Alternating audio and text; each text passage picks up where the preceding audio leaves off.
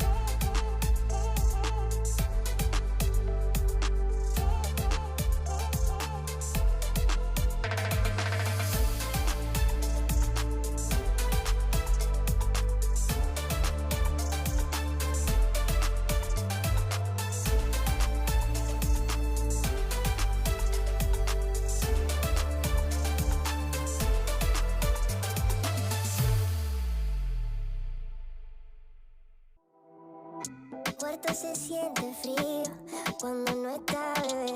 Mi cabeza ya está perdida, solo pensándote. Y es muy fácil, tú tienes la cura pa' quitarme toda esta amargura. Solo tienes que volver. Yo sé que extrañas como yo te hacía.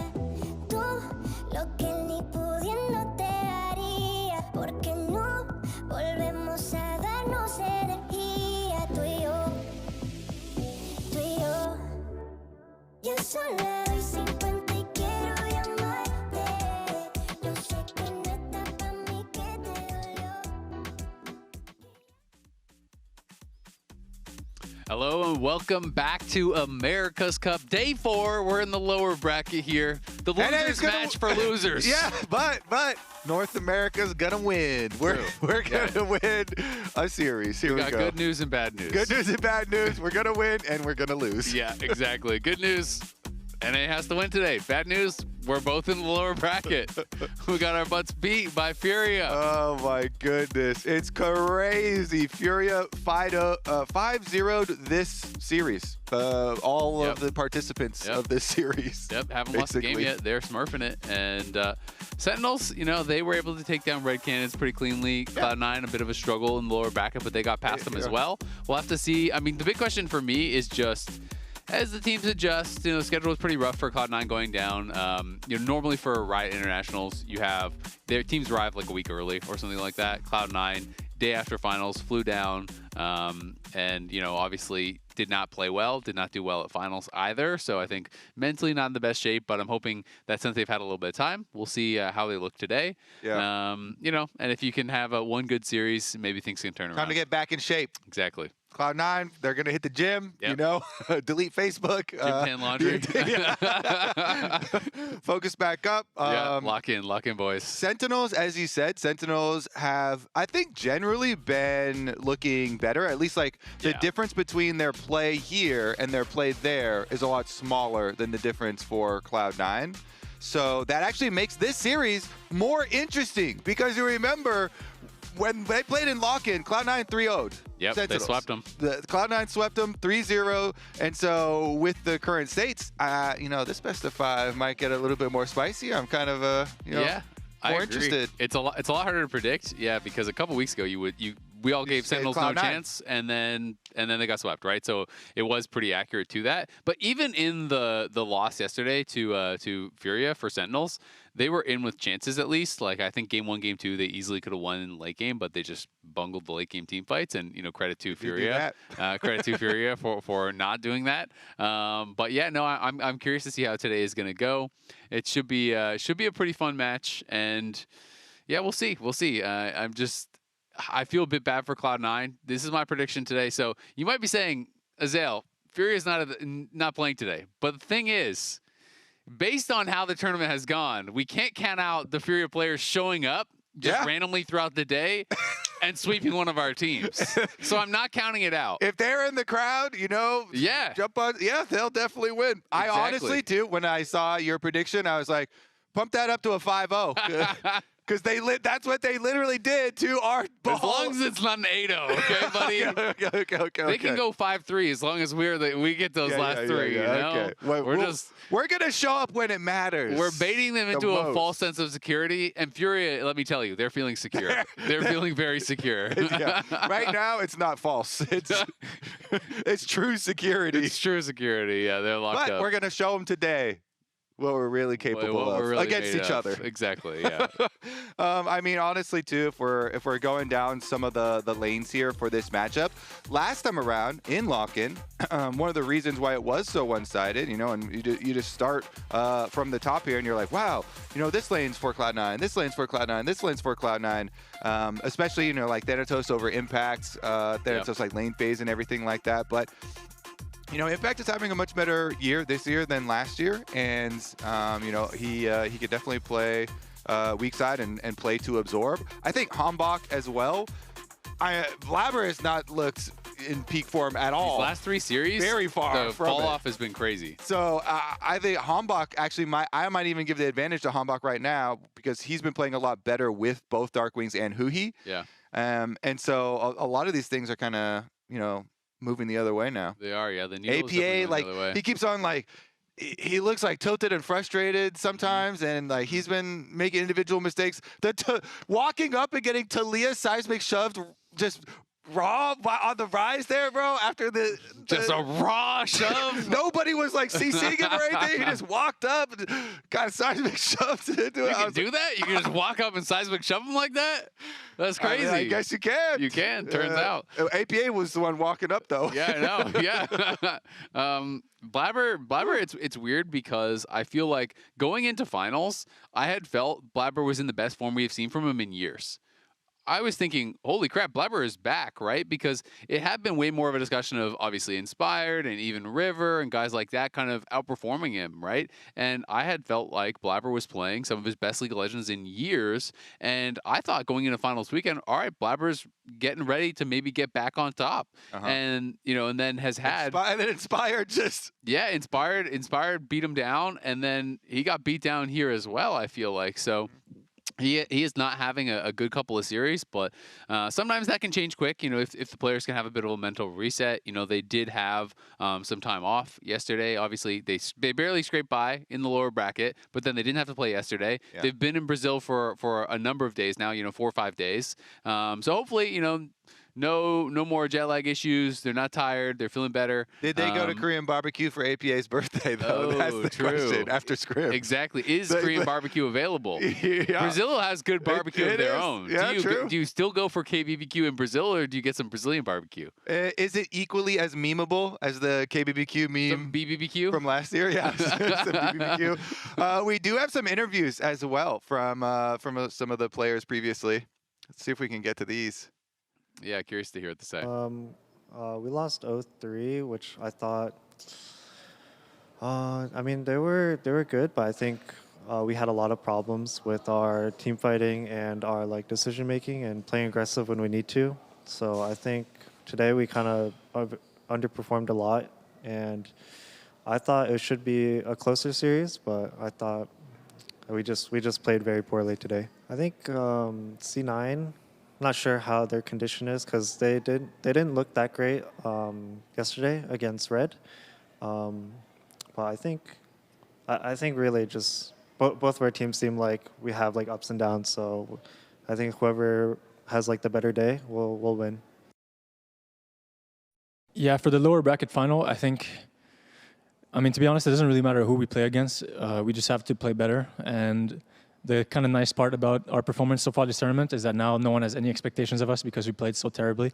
So we'll go into the game thinking, you know, we have nothing to lose. And yeah, we'll do our best with whichever team we face. I think, yeah, like I said, it doesn't matter who we play. We have to play better. So we'll use this time, try to get better. And no pressure. You know, we sucked. We currently suck. So if we win, it'll be nice. And we'll try our best.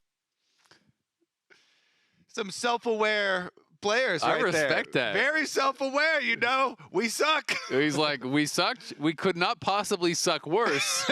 So now there's no expectations. The pressure is off. They hit rock bottom. Yeah. You know, so now they're going to bounce back up. Now it's time for the ricochet. It's time for because they hit rock bottom fast, too. Yeah. High velocity, they're about to go right into outer space now. Weights on all their ankles. Yep. Straight to the bottom. Straight into the bottom. All right, now we're bouncing back now we're going up in outer space. Now Cloud9 will be winning Worlds this year. Good. And this is going to be the first step on that road. Yeah. The trajectory from here up to Worlds now. Yeah. There we go. I like it. That's the next step. Honestly, though, you know, and it started with Darkwings there. You could hear from him, too. Kind of going over, you know, some of their mistakes, and he was a little lighter. He was like, "Oh, we both have some ups and downs." Cloud9, Vulcan was like, "Nah, we're mostly just down. We're bad." Yeah, and everyone knows it. Now no one expects anything. But you know, they're both like, "Yeah, this is crazy. Like we're playing so much worse than they're playing worse than they expected." And so their main focus is just improving on themselves. They're not even really looking at, oh, this thing or that thing about our opponents. Yeah. You're always like focused on your own gameplay first when stuff like this happens. Yeah, I mean, absolutely. When when I'm thinking to yesterday's games, I mean, Darkwings on the Veigar game, even after the Nexus blew up and they'd lost all their towers, usually gold goes pretty heavily in the other team's favor. He was still up 3,000 gold individually at that point. Died in that game without using Flash or Zonias in that final fight. You know, they were really stacked. Rahel is split mid. They're not even together as a team. Oh man, they kept stacking carries next to each other. And Rahel wasn't even in that fight, that last fight in the Veigar game. And then the next game also wasn't able to flash the Seraphine Encore, even though that was on Vision. Got CC'd up 100-0, dies without flash in that final fight on 6-item Rise too. Yeah. So, you know, those are mistakes that, like you're saying, you are not thinking about what the other team did. You're just thinking about, like, I messed that up. Like, we need to be on the same page. The team needs to all be together as 5 for the fight. We can't be dying without using any summoners or abilities or being on the same page at the very least. So I think both teams are, you know, looking at themselves. Best part about this tournament, the tunes. Has been the tunes. Definitely not the gameplay from NA. Us. Yes, no. It has not been us. It's been the tunes. It's been the tunes. And we're about to get into it again.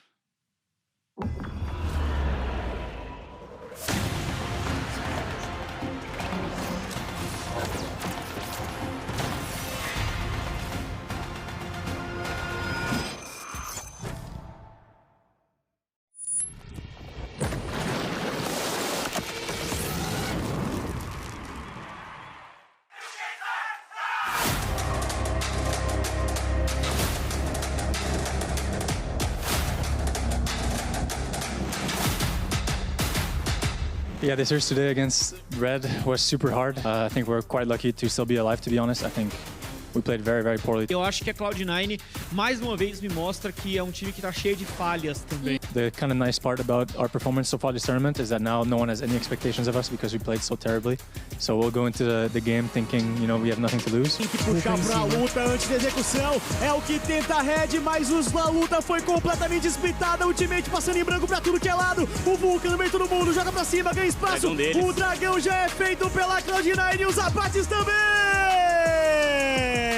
I mean, yeah, for Sentinels, we played them quite a bit in NA. I think they're better now compared to how they were in playoffs when we played against them. We 3-0'd them. It was pretty easy series overall, but obviously we are not in the greatest shape right now, and they've been improving every time. We know them well, and we've taken them down before, so I think we'll do it again. We had a lot of problems with our team fighting and our decision making and playing aggressive when we need to. We just played very poorly. Conseguiram pegar a Sentinels meio despreparada, meio desprevenida, meio bagunçada. C9, they didn't look that great against Red. Both of our teams seem like we have ups and downs, so I think whoever has the better day will win.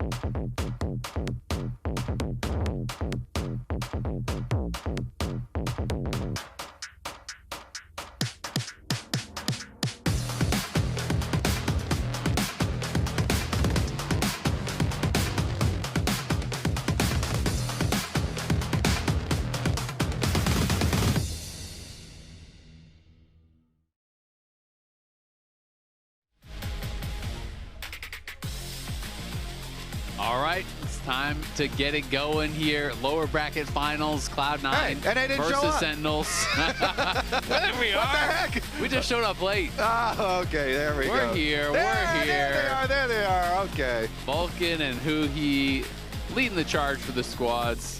Gonna be walking out, and yeah, it's weird because I feel like sometimes when you go international and you're having a bad event, playing against your own region gives you that mental reset because you've played them so many times. We have seen this happen before. Comfort. Exactly. I've played these guys 1,000 times. I know exactly how you play. You're not going to be necessarily nervous. You're not going to be necessarily surprised by anything that is going on. So that can maybe snap you back to reality a little bit here.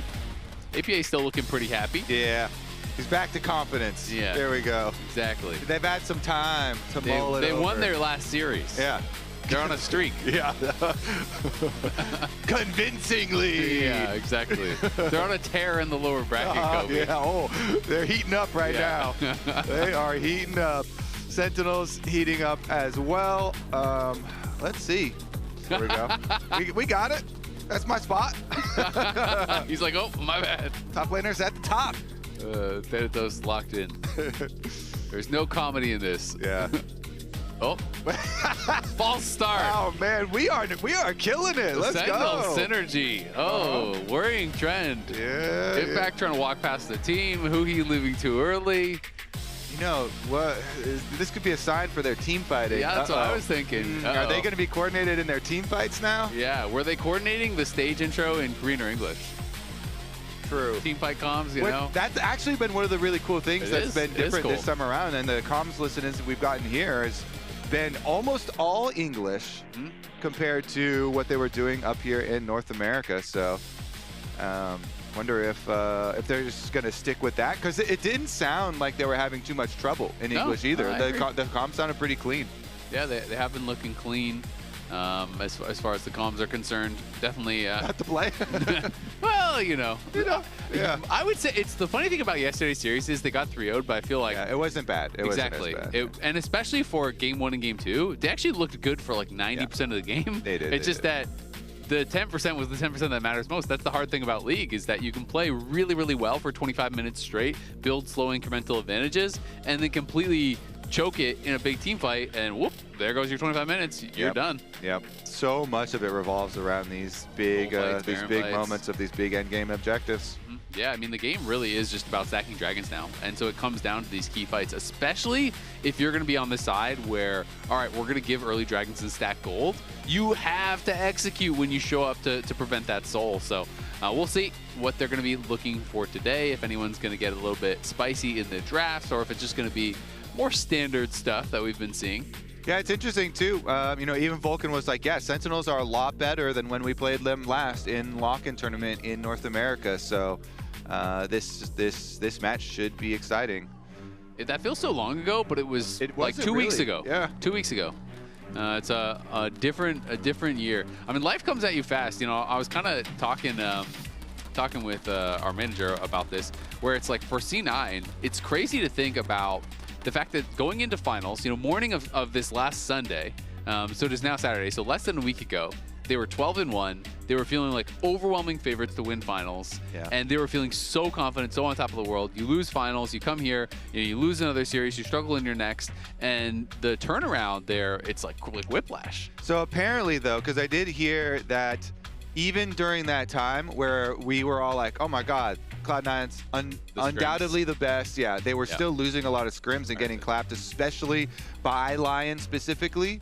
So the internal, you know, scrims were already kind of starting to show there. So they weren't as confident as all of us were, and then ended up losing as well on stage. Scrims are always so funny though, because TL had been owning in scrims the whole time, right? Yeah, and you never know when you never know what it when means, to right? trust. You know, if you're just having a bad run of scrims, is that gonna show on stage or not? And it's how you're like approaching the practice too, Yeah. how much it is gonna mean. Totally, exactly. Are you trying new picks, and that's why you're losing? Varus coming out here as that first pick.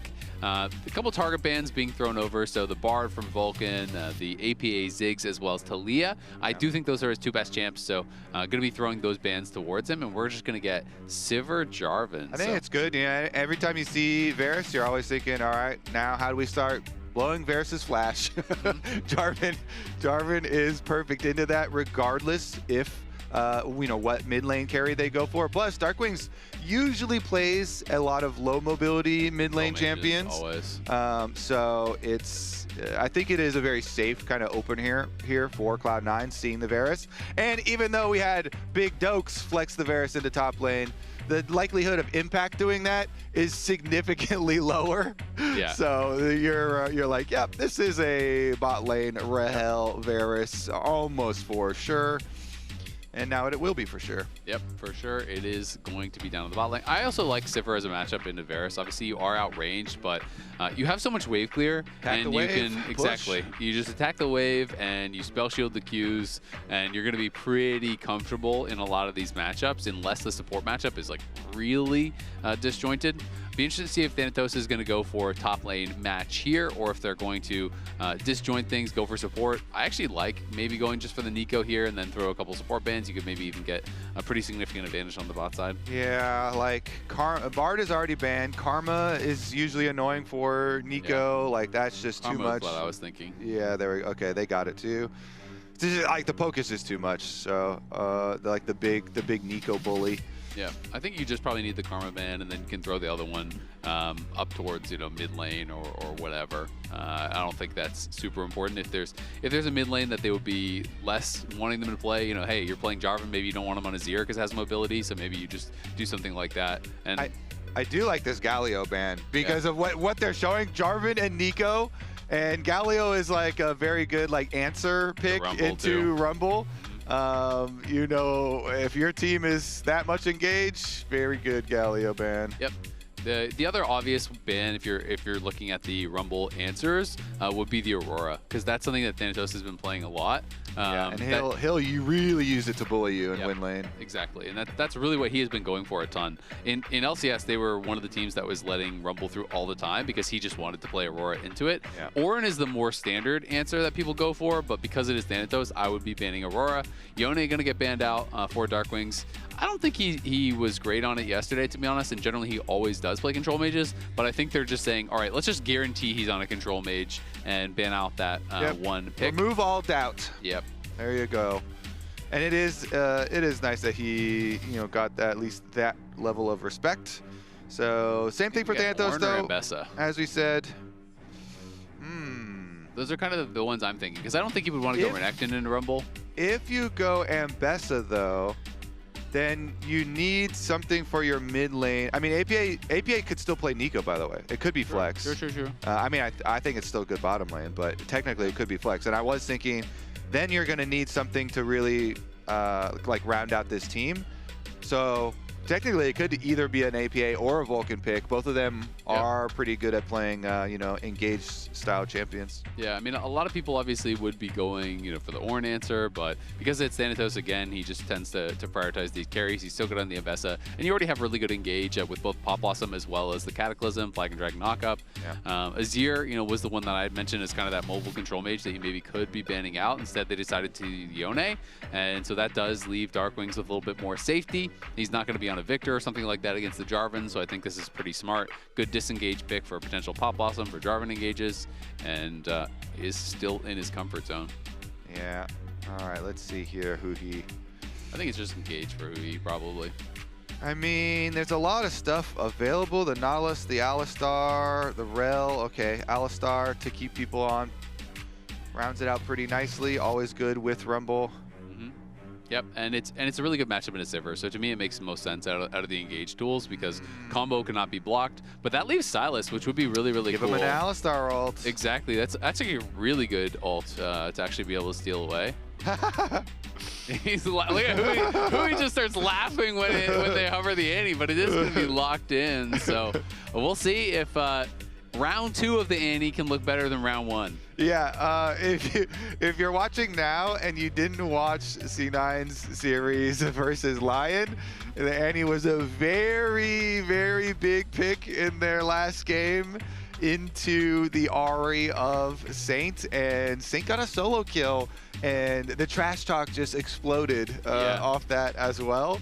And APA had a very rough time in that game because of it. So I mean, it was really interesting though, because the early levels, I mean, APA was up 10, 12, 15 CS, forced him to base, and Saint had no buy. He had to come back with brown boots. So he was on the super homeless buy, but then APA just completely disrespected him, didn't pop potions, didn't flash, tried to greed the wave, got solo killed, and then they went for this invade and they fought the 2v2 at the enemy Raptors. They lost that too, and then the game's just done. It's just like actually over so early. So yeah, as you say, hopefully this one will be better than the previous one, because the last one, pretty rough. It was pretty rough, but they have a lot of engage here, a lot of potential targets as well over on the other side. When you're thinking about Varus, you're thinking about Azir, pretty vulnerable to the hard engage that is going to be coming out from Cloud9. You have Jarvan engage, you have the public execution follow-up, you have the flash anti-tibbers, so a lot of tools there to actually start out these fights, not even mentioning the Pop Blossom. Yeah, that's what we were talking about. We're like, okay, so they're going to need something now to round out the rest of this comp with more engage, and this is it. That does this, a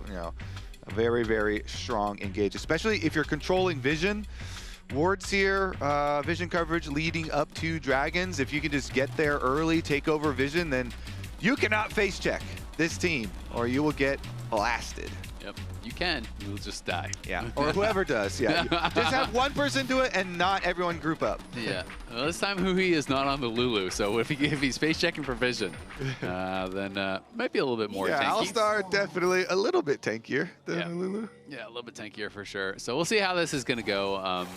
Annie traditionally is used as counterpicks to assassins and short-range champions. It'll be interesting to see how he does into the Azir. In early levels, a lot of Annie players are actually just starting E, and they just E and trade autos, because if you're hitting back into it, you're going to take that Molten Shell damage. So kind of expecting that from APA, but I feel like as you get levels, you're just going to get outranged and kind of pushed in maybe. Yeah, and Annie's autos are very smooth, and the range is quite nice, so you can trade pretty nicely there, but it makes it volatile. Lots of Annie lanes are fairly volatile, and so it usually does attract junglers as well.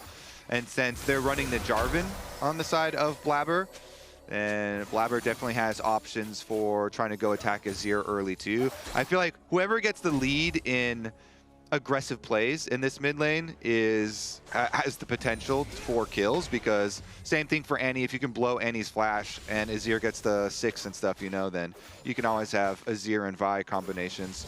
So expect definitely both junglers to play a decent amount of attention to at least warding around mid lane. Yeah, that was kind of a cute little mind game from Darkwings. He knows that APA is going to Molten Shell, like use the shield, and you're just going to take the return damage. So he drops his W, his soldier spawn, right beside APA as though he's about to auto him. And APA E's, and he just doesn't hit him. So it's kind of a fun little mini game there that they were playing, and Darkwings getting the better end of that in that little exchange for now. Level 3 exchange for Thanatos. Pretty even though thus far, and since we have junglers pathing in different directions, maybe we'll just see the crab split. But there's a little bit of time always after your first clear and after your crab that you have to mess around. So Hombot could make a pass like through the river after he picks up the crab on top side and see if he can do anything to lighten the lane phase there for impacts going against Thanatos. I mean, Thanatos is very famous for his Ambessa. Yeah, and for his laning phase, to be honest. I mean, that's always kind of been his greatest strength. He was able to get that wave, it looked like pretty far up there, but now he knows he's on a pretty risky timing. And based on the minimap, it looked like Impact pulled the wave. So I kind of want to see the top lane if we can eventually, just to see what's happening up there. They basically triple warded, because they warded mid lane here for the river and top lane in the Phaelite top lane and Tribrush top lane. So he's mega warding up there just to make sure. Oh, they're going to try to threaten a dive here. I don't think you want to go on Huhi, though. Rahel really intelligently just backed off early. And since he wasn't actually at the tower, he does have to give up a lot of minions. That is clearly the cost. Darkwing's low on health, so is APA, but Darkwings is out of mana. Rahel, though, down 14 CS already because he got zoned off the tower. So though they couldn't pull off a dive, doesn't matter. You already got that advantage. Yeah. I mean, another flash as well. So scoreboard doesn't look like Hui is running Hex Slash either for Alistar, just the real one. So that's surprising. That's significant right there. Very, very good pressure for C9 bottom lane very early on here. And the mid lane, remember, is very volatile too. We just saw how low they were getting. They wanted to stick around as long as possible to get a better buy. But bot lane is where you're leaking gold. Look at all this. Can he even get all those minions there? Like, I feel like we're gonna need a little bit of help down there. Yeah, it is looking very rough already on the bot side. I mean, that is kind of the problem. Alistar is a good compositional pick and, has a good interaction to Sivir, but it's still Alistar versus Nico, and that is a horrendous early laning support matchup. So that is going to be tough. Blabber will be spotted as he's clearing out the Raptors here. And 400 early gold lead, and it's a BF buy versus tier longsword. So that is tough. Rahel does have his TP, so he's going to be able to TP back, but the combat power on the C9 side is just going to be so much higher. They want to fight anything right now. Yeah, meanwhile, Blabber, he pulled the Raptors into the Raptor bush here and then kind of ping-pong back up to the other side. So I like the mind game from Blabber here. He doesn't show exiting to either side, and he's actually up here for the counter. Oh, the equalizer is going to be too dropped. late, though? I think so. Thanatos is really low already. They're going to push us in, going to look potentially for Q Flash. Hambach, I think that was like a prediction Q or something, but now he wasted it, and now Jarvan is going to be able to get here in time. Thanatos is going to be level 6 very shortly. He just needs a minion or two. He's trying to get the experience now, and I feel like he should have just gone for that cannon first. Then he could have followed up. If he just kills 1 or 2 minions, he gets 6. Blabber hits a flag and drag. You go in with the ulti, you probably kill Vi. Yeah, that... Maybe he thought the tower was going to be on a melee minion instead of the cannon, so it would kill it on its own. Yeah, that was just such a weird little interaction up there weird. too, because Sentinels and Hambach going in, grabbing tower aggro early too, 2 tower shots. So both of them, you know, warming up a little. I think we're still not warm yet. We're still not warm yet. It's first game, you know. Yeah, first game. It is the 4th day, but it's the first game. Yeah. So, well, interesting. Could be a Hex Shrinker rush here for Thanatos. So paying some respect to the matchup. Of course, it is double AP solo lanes as well. But it's going to mean you're not going to have any real defense against the Vi. You know, if you do get ganks, that's always a bit spooky. Oh, they just trying to make the mid play to try and catch APA when he's rotating over to it? Yeah. Yeah, I think they're just hoping they would catch APA in transition. Get and a then, little freebie. Exactly. Try to get a freebie, and then maybe you challenge after. But since they did not, Hambach is going to flash in, but he flashes forward now, and now you have no flash. Hambach has no way out. Vulcan's just going to block the Q there with his face, and Hambach off to an awful start in this game. The attempted tower dive on top side, then the flash in there. It was always going to be a one-way trip, but doesn't even get close to the smite. It was at the same time. APA just, well, top lane now. Yeah, Thanatos is going to be in a lot of trouble here. The Hexdrinker shield has already popped, so I think Thanatos is maybe going to have to flash. We'll see. Is Impact going to drop the equalizer? He completely whiffs the equalizer. Now going to go back in with the public execution, and Impact off of that whiff has to lose his flash. Didn't even get a single tick of the equalizer. I told you they're not warm yet, bro. It's cold in Brazil. And it's also, freezing. Also a little sleepy still. Yeah. Actually, maybe the temperature's just right. It's in the middle. Brazil is like the North Pole of that, you know. It's very chilly there. It's super cold. Honestly, I agree. Yeah, I understand. Yeah, I understand. Because this was at the same time. That flashing in to go for the smite steal was at the same time as in mid lane. Your mid laner just took a huge, APA just got a huge trade onto Darkwings who pushed him fully out. So like, you know that is a one-way ticket. You're like, past the Nico, you are fully in, you bought your ticket, you're like, let's go to the North Pole. He's down, let's go. Maybe he thought it was gonna be somewhere nice, you know? One-way ticket sounds inherently negative, but what if you're taking, you know, a one-way trip somewhere really cool? Yeah, and you're like, well, I'm probably not gonna want to leave there because it's so cool and nice. A one-way trip, but it's still Hawaii. Exactly. At an all-inclusive resort. You're like, well, okay, that sounds pretty nice. Okay. Yeah.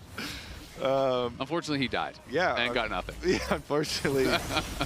Died on the... Did he die on the way there? Yeah, he didn't actually even get to the destination. Didn't even get to Hawaii. The plane crashed, unfortunately, for Hambach. Well, I mean, game number 1 is kind of looking like a crash for Sentinels already, man. 8.5 minutes. All right, let's see. Can you get anything done up here? Almost have Equalizer back. Does have a bit of a shorter cooldown. Hambach is 6 now, so if Thanatos goes aggressive, you could maybe get something, but Thanatos is chilling. He's just hanging out by that tower, so they're going to have to settle for starting the grubs here. But looks like C9 want to go mid. It does look like that. Does APA want to flash or something? No. He whiffed the Tibbers, unless it was just for wave clear, because I'm not sure if he was just accepting that he couldn't get in range or didn't want to spend the flash, but drops Tibbers, clears out the wave, just going to base, so I'm just assuming that wasn't even really an attempt to engage, just to push out that wave. Some extra pings for communication is all. Darkwings can shove out afterwards regardless, and so you get your consolation prize. Bonus minion. Dun dun. Let's see. An extra ring. Count. So the melee. Oh, he's going to go in with the pop loss of public execution and set it up, and it's looking like he is locked down and dead. Impact going to overheat, just trying to get the wave. We'll be able to do that, and now they're just allowing him to just kind of delay that death timer a little bit more. getting a little bit funny, but Thanatos will eventually finish him off. I think, unfortunately, Nico touched him Nico's going to last. get the kill, yeah. They kind of messed around with it a bit too much. I don't know if Thanatos wanted to try to delay the death even more, but kind of stopped chasing him, and Nico gets the kill. Either way, still a good play. And because of that delayed death, they are going to be able to push in and take plates on top side, but meanwhile, Hambach is looking here for Sven. Going to be spell shielded on the ulti, though, and Blabber goes back in with the Cataclysm. Going to find a knock-up onto Rahel. Rahel is down. Hui is incredibly low. He's going to fall next here to Blabber. Hambach's got nowhere to go. This game is looking over at 10 minutes. A 3K lead for Cloud9 already. Is that C9 Furia up there? Holy moly! Like, is that Fure 9? Is that, yeah, Fure 9? Holy moly! Because Sentinels are looking cooked, bro. Yeah, they are really looking good. Yeah, I think the call for sure, though, is delay Impact's death here, you know, because like Impact already deleted the wave really quickly. And so then if they can delay his death more, then you can use the next wave and get more gold that way. And they're like, you know what? It doesn't actually matter. Like, Thanatos is okay getting an assist rather than the actual kill, as long as they are going to get it that way, because yeah, the chase down would take a little bit of extra time, but regardless, nicely done by Vulcan. I was going to talk about the original play. Usually people go as the melee minions to be closer, but it went as a range one, and you're not paying as much attention to those, and they're a little bit further out, so good start from C9. Back to live. Darkwings goes in, hits the Emperor's Defy, but APA stuns him right as it happens. Now Hambach going to look for APA. APA tries to sidestep, can't quite do it. Going to be hit by the piercing arrow and knocked down there. It's a shutdown for Hambach. They get one back, but it is a trade of mid laners. 1-for-1, APA no flash. Darkwing does still have his. This crab fight, though. Sentinels looking like they have the extra men in the area. Sven has just pushed bottom lane, though, so Sven's been stacking his Yuntals, and he got the wave all the way in on bot lane. That seems like advantage Cloud9. They get... Oh, Flash Force there. Going to be able to hit the root. Flashes away from the Chains of Corruption as Rahel fires back. Vulcan does get the summoners out. No one was really with him, though, so honestly, he's lucky that Rahel flashed. I think that was amazing value for them, though, because he also delays Rahel getting down to the tower, so he trades flashes and ults with Rahel. Already valuable, and then Sven just keep on mining turret plate money, so C9, honestly, this gold lead, this lead in this game is getting astronomical. Oh, no, and now Rahel might just get taken down. Does barely survive, but Vulcan won this game. That was a diabolical Nico laugh right there. And the fist bump at the same time. Yeah, that was diabolical laugh. Holy moly, Vulcan is kind of styling on Rahel. Unleashed. He is. He's unleashed. He's warming. He's warming up. He's warming. It's looking toasty. The Cloud9 side of the stage is closer to the equator than the Sentinel side. Yeah, it's a bit warmer on their side of the stage. That explains it. Yeah. That does explain it. Yeah, that's what it is. We'll have to wait for, the rotation of the Earth. We'll see if Sentinels can get some of that heat coming into the next game.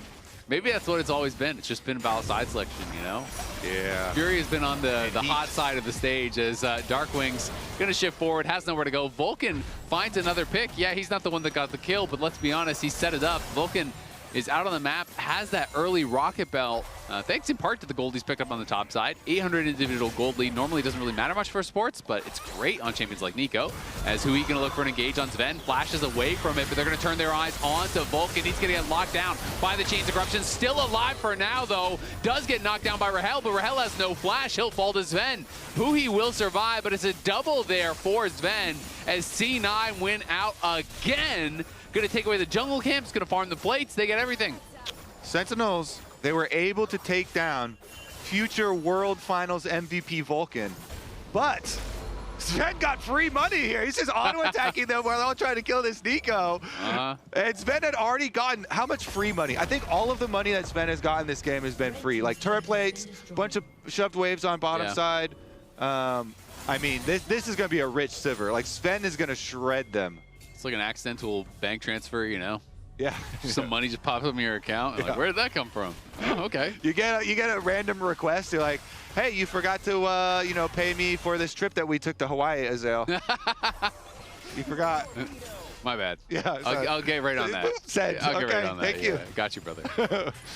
Honestly, yeah. I mean, Sven's just cruising towards an infinity edge right now.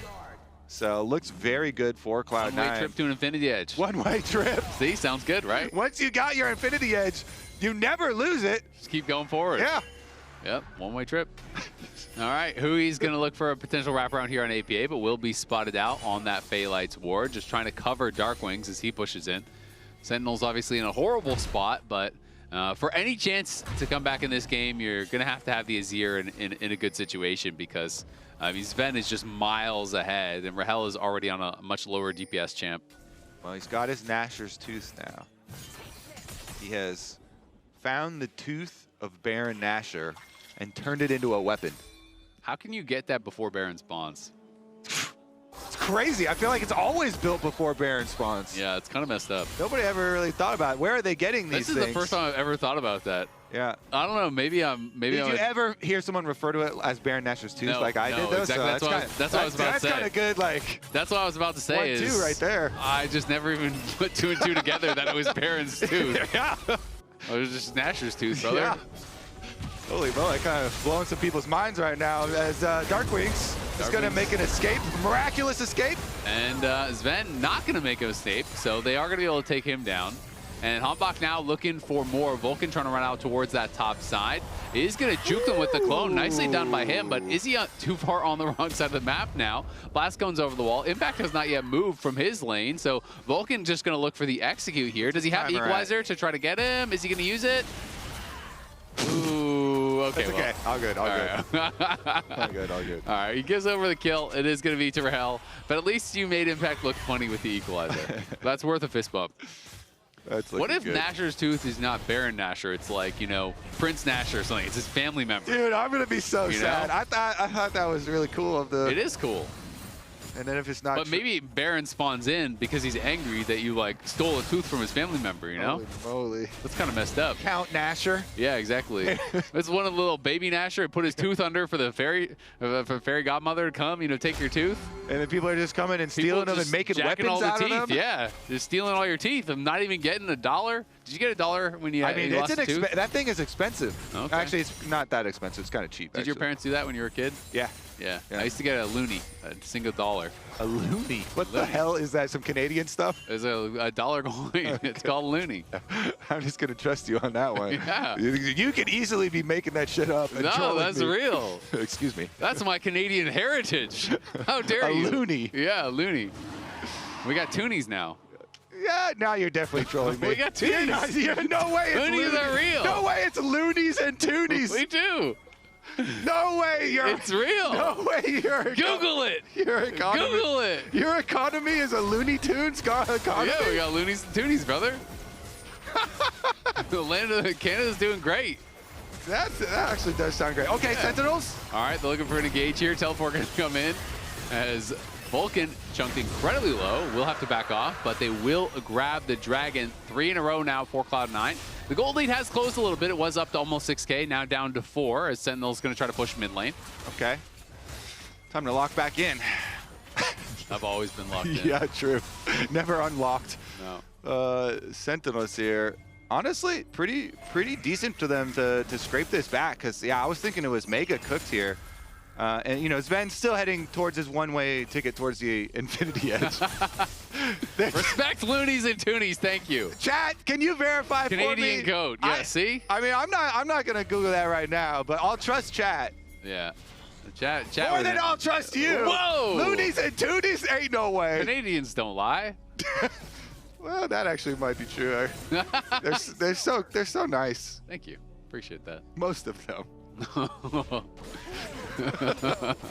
All right, well, Impact, I got nothing. Yeah, Impact gonna get the bad news here as APA gonna drop a bear on his head. It's kind of messed up. Hugi, though, responding. Yeah, he's going to punish him for dropping a bear on his friend's head. Never drop a bear on my friend's head ever again. Drop a cow on you. Oh my God, the whole squad showed up. They really did not like that. Holy moly. Let that be a lesson to you.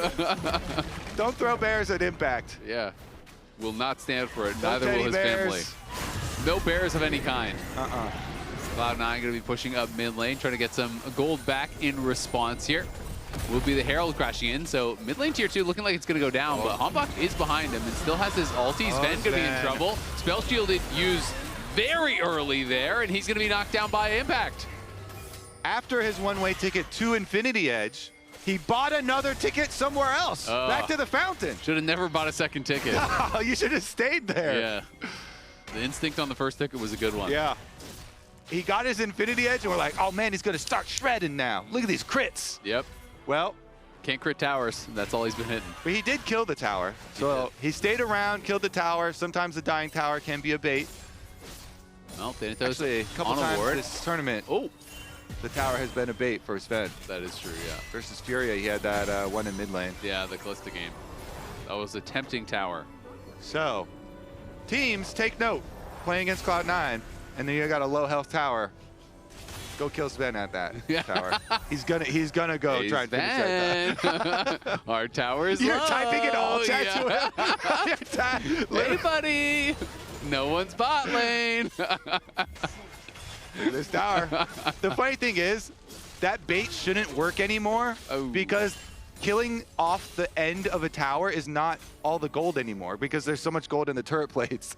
So the rest of the tower, the last of the tower. Works on cannon minions. It's going to work on the last tower plate. Yeah. All right, when's our next Nico trick? How about that? He almost got Darkwing's topside. He's been going for it. He's- What do you think about this Thanatos build? The Endless Hunger Maw. Whoa. No Shoji, no Eclipse. So if you have a big maw that's like a mouth, and then the endless hunger, so it's thematic. It's a thematic build. Do you think he has a Gnasher's Tooth in that Maw? No, No, there's no Gnasher's Tooth in that. that would be crazy. You're like, calm down, buddy. That's it. Yeah, Let's keep it you've gone professional too here. far. You're being ridiculous. You're actually being ridiculous right now. I'm sorry. Sometimes I get a little bit out of control. It's okay, because you're Canadian. I'll forgive you. Yeah, appreciate that. You were brought up on Looney Tunes. Yeah, I was Loonies and Toonies, buddy. Loonies, all Get right. it right. Also Looney Tunes. Also, though. I was gonna say, you didn't watch? Yeah, of course. Okay, so what were we talking about? You were talking about Nico tricks and the Maw, the endless hunger of Thanatos' Maw, I believe is where we left off. Yeah, true. The synergy there. Yeah. I mean, honestly, I still think the same thing I thought like 8 minutes ago. Okay. But What was that? that Cloud9's just going to steamroll this game. Okay. But we are getting the Dragon Soul in 30 seconds. And if they make a play on Thanatos early, then One-way ticket. But to where? who's buying the ticket? Pop Blossom coming in, looking for the counter engage. It's going to connect on impact. He is one shot. Vulcan is low. Rahel can't finish him off with the piercing arrow, though, as Vulcan flashes away and Sven goes on the hunt. That is a fast bear chasing after him. Blabber going to get caught on the side, though. Geez. Blabber drops the Cataclysm, but he tries to flash out and is knocked down. So even though they win the fight on the bot jungler. side, there's no jungler. Yeah, they got no jungler. Oh my God. He's just walking down from mid lane and runs into the members of Sentinels that were scrambling to get away, and now they get another pick. Sven is warded out. They go in. Rahel was not ready to follow up on that, though. But this should be Sentinel's Dragon. Yeah, it's definitely Sentinel's Dragon. They put their flag down over here. Sentinel's territory. They put that was Blabber's flag. Blabber, yeah, they stole Blabber's flag Yeah. off his dead corpse. Whoa. He's going to come back. Yeah, true. He'll His revive. corpse will be alive It's soon. still dead right now, though. Yeah, Gray, it gray is screen for a dead, little longer. yeah. Okay, so Sentinels, they show everybody like diving, making this play, or at least 4 members diving, making this play. Blabber right now on the mini-map is going to deal with that middle minion wave as they drop another bear onto Impact's head, by the way. A successfully dropped bear. But that's But then look at this. He goes through the mid lane and then he walked through Darkwings, and Hambach was coming up, trying to get away from the previous failed play on bottom side, and he walks right into the waiting fist. was the precursor. You know, the revenge of the bear didn't happen as quickly this time, but as soon as they dropped the bear on Impact's head, Blabber was doomed. Yeah. Oh, jeez. That was the domino? Yeah, it was the domino. Yeah, Oh, wow. exactly, yeah. Holy moly. Dropping a bear on Impact bot lane, Blabber dies mid lane. Can't get Ocean Soul. Oh, my God. Yeah. How far does that domino chain go? Yeah, they didn't get Ocean Soul, and then, you know, Sentinels come back in this game, and then Sentinel's going to win Worlds now? Impact ends up getting... Did Did APA just cost Vulcan his World Finals MVP with that Tibbers drop? Is that the final domino? That's crazy. Heartbreaking. Dude. I don't know. My sight doesn't go that far in the future. It's pretty far, but we'll find out. It's only like 6 months. All right, well, let's find out if Hambach is going to spot Thanatos. He's running for the hills, but is going to be spotted now by Impact. Going to use public execution, just trying to kite back to his team. Vulcan's here to cover. That last play just makes me think about, like, were they weren't tracking minimap that closely, and like, because the escape path for Vi was straight up. So definitely, sometimes One it's for the ADPC for postgame. Yeah, let's do it. We can find out. We've got a date. ADPC investigation. You and me, or you and the computer? You and me. Okay. Yeah. With the computer. I don't know if Joanna's gonna approve. I talked to Joanne. I got her blessing. Okay. So that's cool then. yeah, it's all good. All right, all good. All good. But we're gonna be in some trouble. We'll see if he's all good. Nice buffer on the flag and drag there. Immunes Hambach's ultimate, or at least the CC. But Impact has TP'd in. Rahel looking on the side will be spotted by the ward. Cloud9 gonna be able to disengage. Honestly, I'm getting a little tense for these setups here, with them getting a little risky on this Vision setup. I mean, they're still funneling more money into the Azir, so back on game plan here for Sentinels. It keeps looking better and better for the comeback angle here. Yeah. I mean, it was 4K at what, 10 or 12 minutes or something like that? Yeah, it was crazy. So, and now it's 26 minutes and still 4K. So they do have a real chance at this point. Of course, they are still behind, and Sven is a real problem. He is on 3 items, 3 big ones with the LDR now completed, plus he already had the IE. Vulcan looking for the Pop Blossom will force the flash from Hambach. Not going to be able to catch him, but that's a flash off of APA as well. That's what I was going to say. Pretty big escape there. Good reactions from Sentinels to be able to escape that, and no flash on the Annie here greatly reduces that pick potential. I will say, Vulcan though. Oh, they're gonna look though. It's not gonna reduce it enough. Hui gets one shot. Darkwings goes into stasis, but the Emperor's Defied will not save him. And now Hambach flashless, has the GA, but it doesn't matter. It's gonna be Cloud9 on the Baron here, and no chance of a contest. All right, back on track for C9. Sentinels, now you go into the damage control scenario where you're like, all right, they're going to get Baron for sure now. After that, let's just try and get gold anywhere else on the map. Push out mid, push out bottom a little bit. Yeah, we'll see what they can get. Hambach maybe going to try to lay a little bit of a trap here. Was waiting around in the Raptors pit, but Thanatos already pushing on top side with that no Baron cannon buff. Though, so FF or what? Exactly. Yep, get out. Go next. Go next fast. All right, who he had? This is the second play. Yeah. So we're like, oh man, APA with no flash on Annie. That greatly reduces the engage potential. No, it does not. You just stand on a control ward in the brush. Yep. And he drops a bear on him. They just didn't have enough vision around the Baron pit. I think they just got really nervous that maybe something was happening.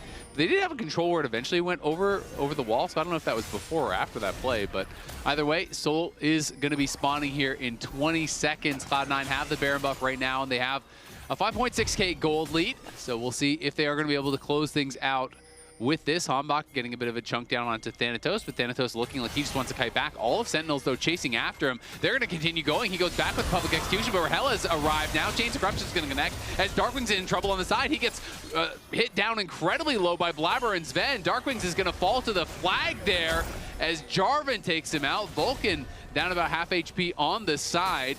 It is a trade, but Darkwings trying to reinforce just gets knocked down. Yeah, both junglers with their Guardian Angels, so they just try and full send, chasing down a member each.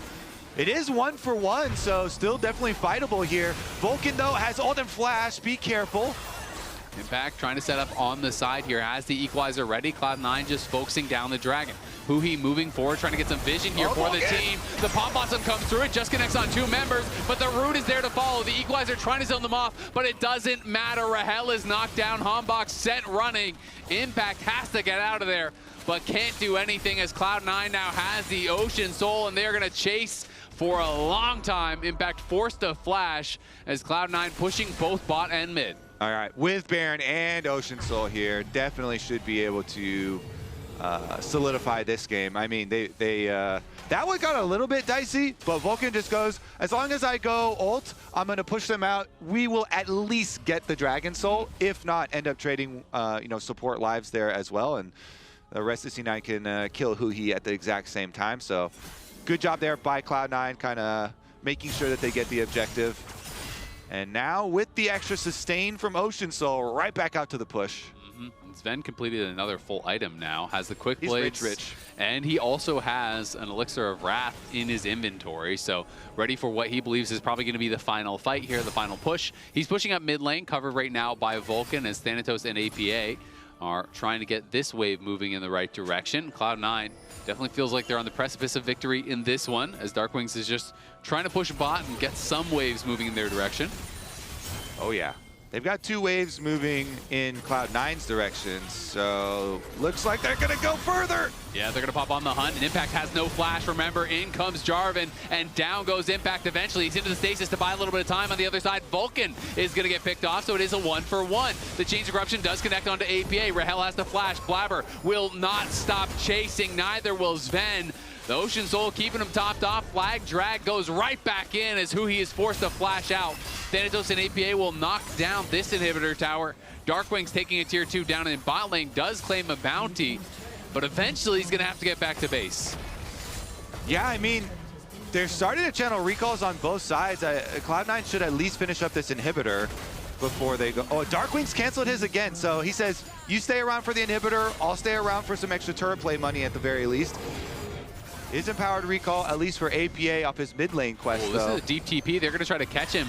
Darkwings doesn't have the empowered recall. It looked like it wasn't ready, so Humbug going to try to escort him out here. But Thanatos is behind him, and he's the Ocean Soul. This is going to be difficult to knock him down. He also has the TP shield. Now the TP comes in from Rahel to try to reinforce. Public Execution in onto Darkwings. Darkwings used the Emperor's Divide to knock him back, but Thanatos just flashes right over the top. A second TP now going to be coming in. This one's going to be Impact, and C9 are going to look to try to turn on them, but all 5 Sentinels members are here. Blabber's still running over. Impact goes straight into the stasis. Sven isn't here just yet. They're trying to buy time for the Sivir. Blabber going forward, gonna get hit there by Humbug, but nice knock-up comes in, and the Chains of Corruption gonna be dodged. The Equalizer does nothing at all. Humbug still trying to run for it here, but Cloud9 are relentless. In goes Blabber onto the back line. Rahel has nowhere to go. Impact tries to turn and fight against APA, but he can't knock him down. The GA's gonna be popped there onto Blabber. Vulcan with a 4-man Pop Blossom, and surely that is gonna be the end of game number 1. Sentinels will fall. It's a triple already for Sven. He's chasing in and wants even more. Sven grabs the Quadra. Cloud9 will grab the game 1 win. Ooh, yeah. I mean, they got such an early lead. Sentinels ended up making them work more for it, but in the end, C9 still are able to dominate in game number 1. Nicely done. Cloud9 crushing this one. Start to finish. Gonna be able to knock down Sentinels. Starting off the lower bracket finals with a bang. Cloud9 now are on a 4-game win streak versus Sentinels specifically. True. Not versus a lot of other and teams. 2-game win streak in this tournament. Yeah, there you go. Let's go. That's a streak You right want to there. investigate the vision Yeah, thing? oh yeah, we want to see which. It was was it the 3rd dragon? It was going to be the 4th dragon for Cloud9. The one that got stolen away, where Blabber got caught walking over after Cloud9 got the kill on Impact down in bot side. So we're gonna find that, and we will see. You know, if it was a vision game or kind of what went wrong there for Blabber to get caught, because really that was one of the only hiccups in the whole game. It felt like for Cloud9. Let's see, that was the Baron. So Kobe's doing some investigative journalism over there, as we're gonna find this spot, and This might be a little too late. okay.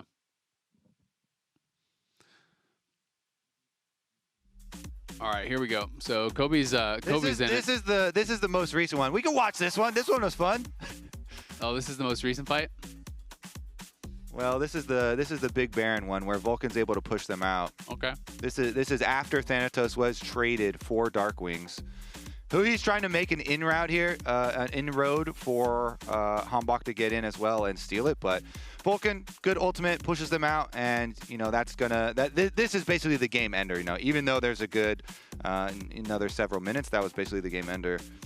Let's see the other dragon icons though. I think Maybe Oh, here we go. I found it. There we go. Because he's dead. Let's go investigate. I found it. He's dead. Found it because Blabber was dead. Here we go. Okay, so from Blabber Vision, let's follow Cloud9 comms. Yeah. What do you think the comms are right now? Where they're doing their dive on the bottom side. TPing. Go impact. Yeah. So they successfully win, and they see, look at these Sentinels members are escaping. Look, we just saw Vi go right here. Yep. And so Blabber's thinking, I'm going to walk past this Azir. He's autoing me for a while. And then, what the heck? How did Vi get there? Yeah, I guess they just weren't tracking it closely enough. I'm sure he was watching his fight with Azir and probably assumed that he ran with the rest of the team up. Yeah, and the rest of the C9 are probably like, it's winning, we win, you know, because they just beat them all here in this thing. So, yeah, but the rest of the team did say, hey, or did see. We saw Vi cue this direction, so. Yeah. And then, you know, they go back in for the other interrupt here. Yeah, must have assumed that they were up with the rest of the team. But Cloud9, really good game overall. Vulcan, to me, was the MVP. Player of the game. Yeah, I think he was killing it. And this is just a taste of the glory he's going to get. Later, he'll still get that World Finals MVP, you know? So he's on that. But that is going to be it for game number 1. Cloud9 take an early lead here. 2 more to go if they want a rematch against FURIA. We've got some C9 comms, though, to listen in on. Can you TP in?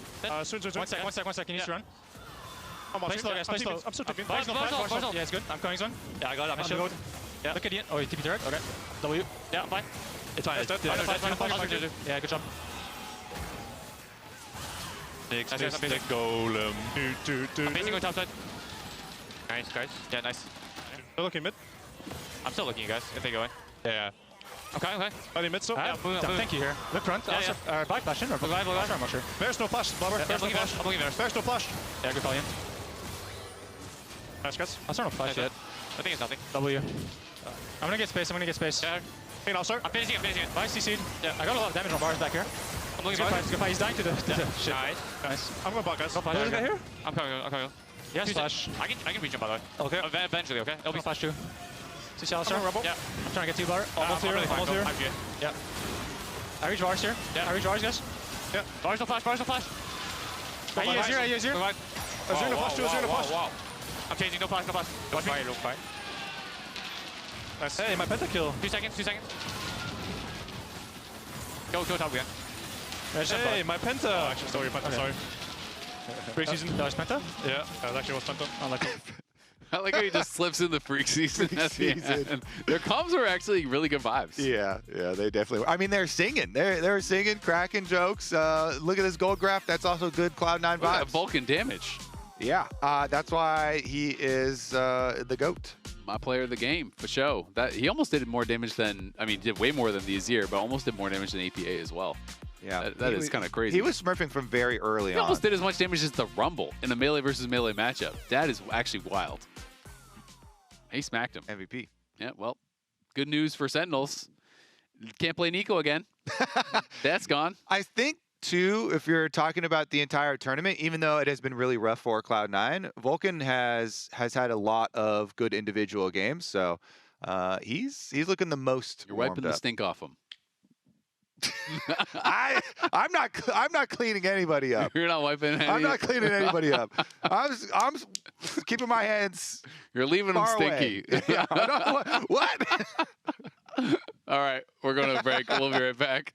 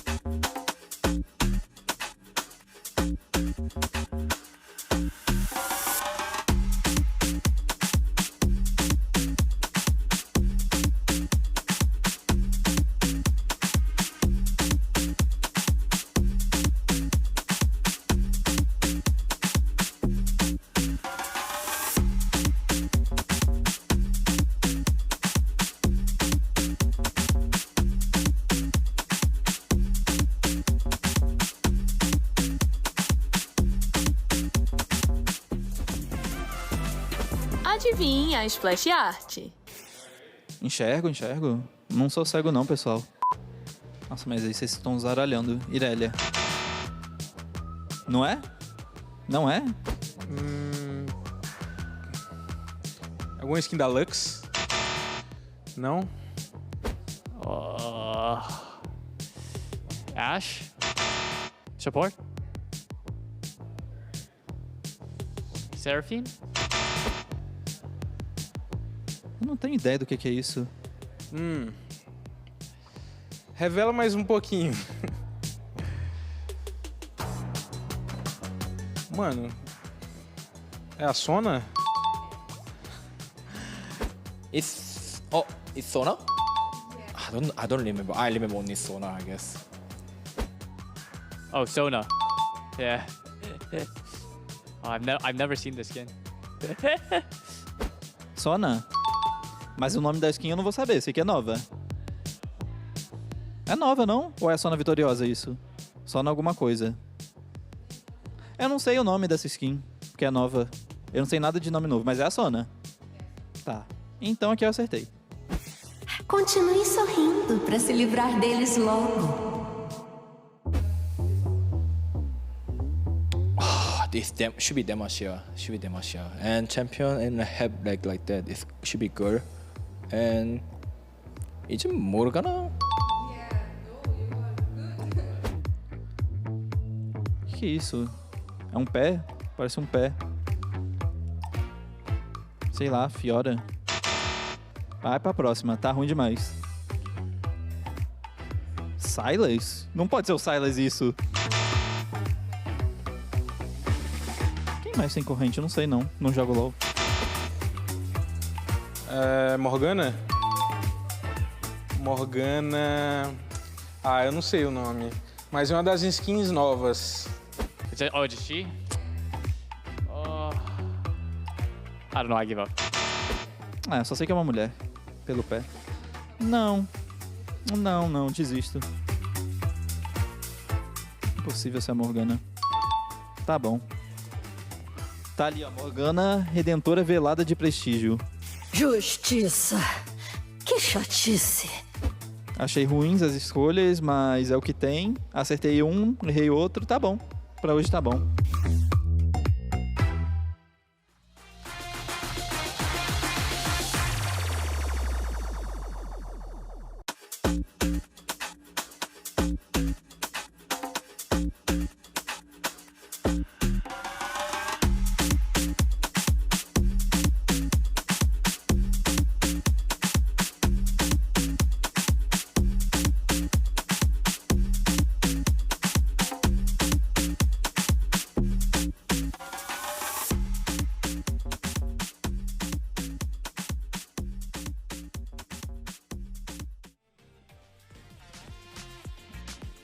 Welcome back to America's Cup lower bracket finals. Cloud9 clapped up Sentinels game 1, and now we're heading on. Just like they're back in North America. Yeah. You know, back to business as usual. There you go. Playing against the North American team, LCS in their team. time machine. Yeah. Hop Went right back 2 weeks ago. That's honestly, that's what a lot of Cloud9 fans were just dreaming about. They're like, can we just turn back the dial here? Time machine. Give us a redo on that Lion match. Yeah, back to when we were first place in the LCS, dominating everybody. Only had dropped one game. And they, yeah, I mean, they got off to such a big early lead in the opening game that, you know, I was like, well, their chances to win are probably like 95, 98% or something to take it here. Sentinels ended up making them work for it a bit and finding some angles and getting some gold back for themselves, but Cloud9 right back on track, able to close it there with the Dragon Soul and the Baron take. Would you say with their early game they booked themselves a one-way ticket to the victory screen? They did. Only one way.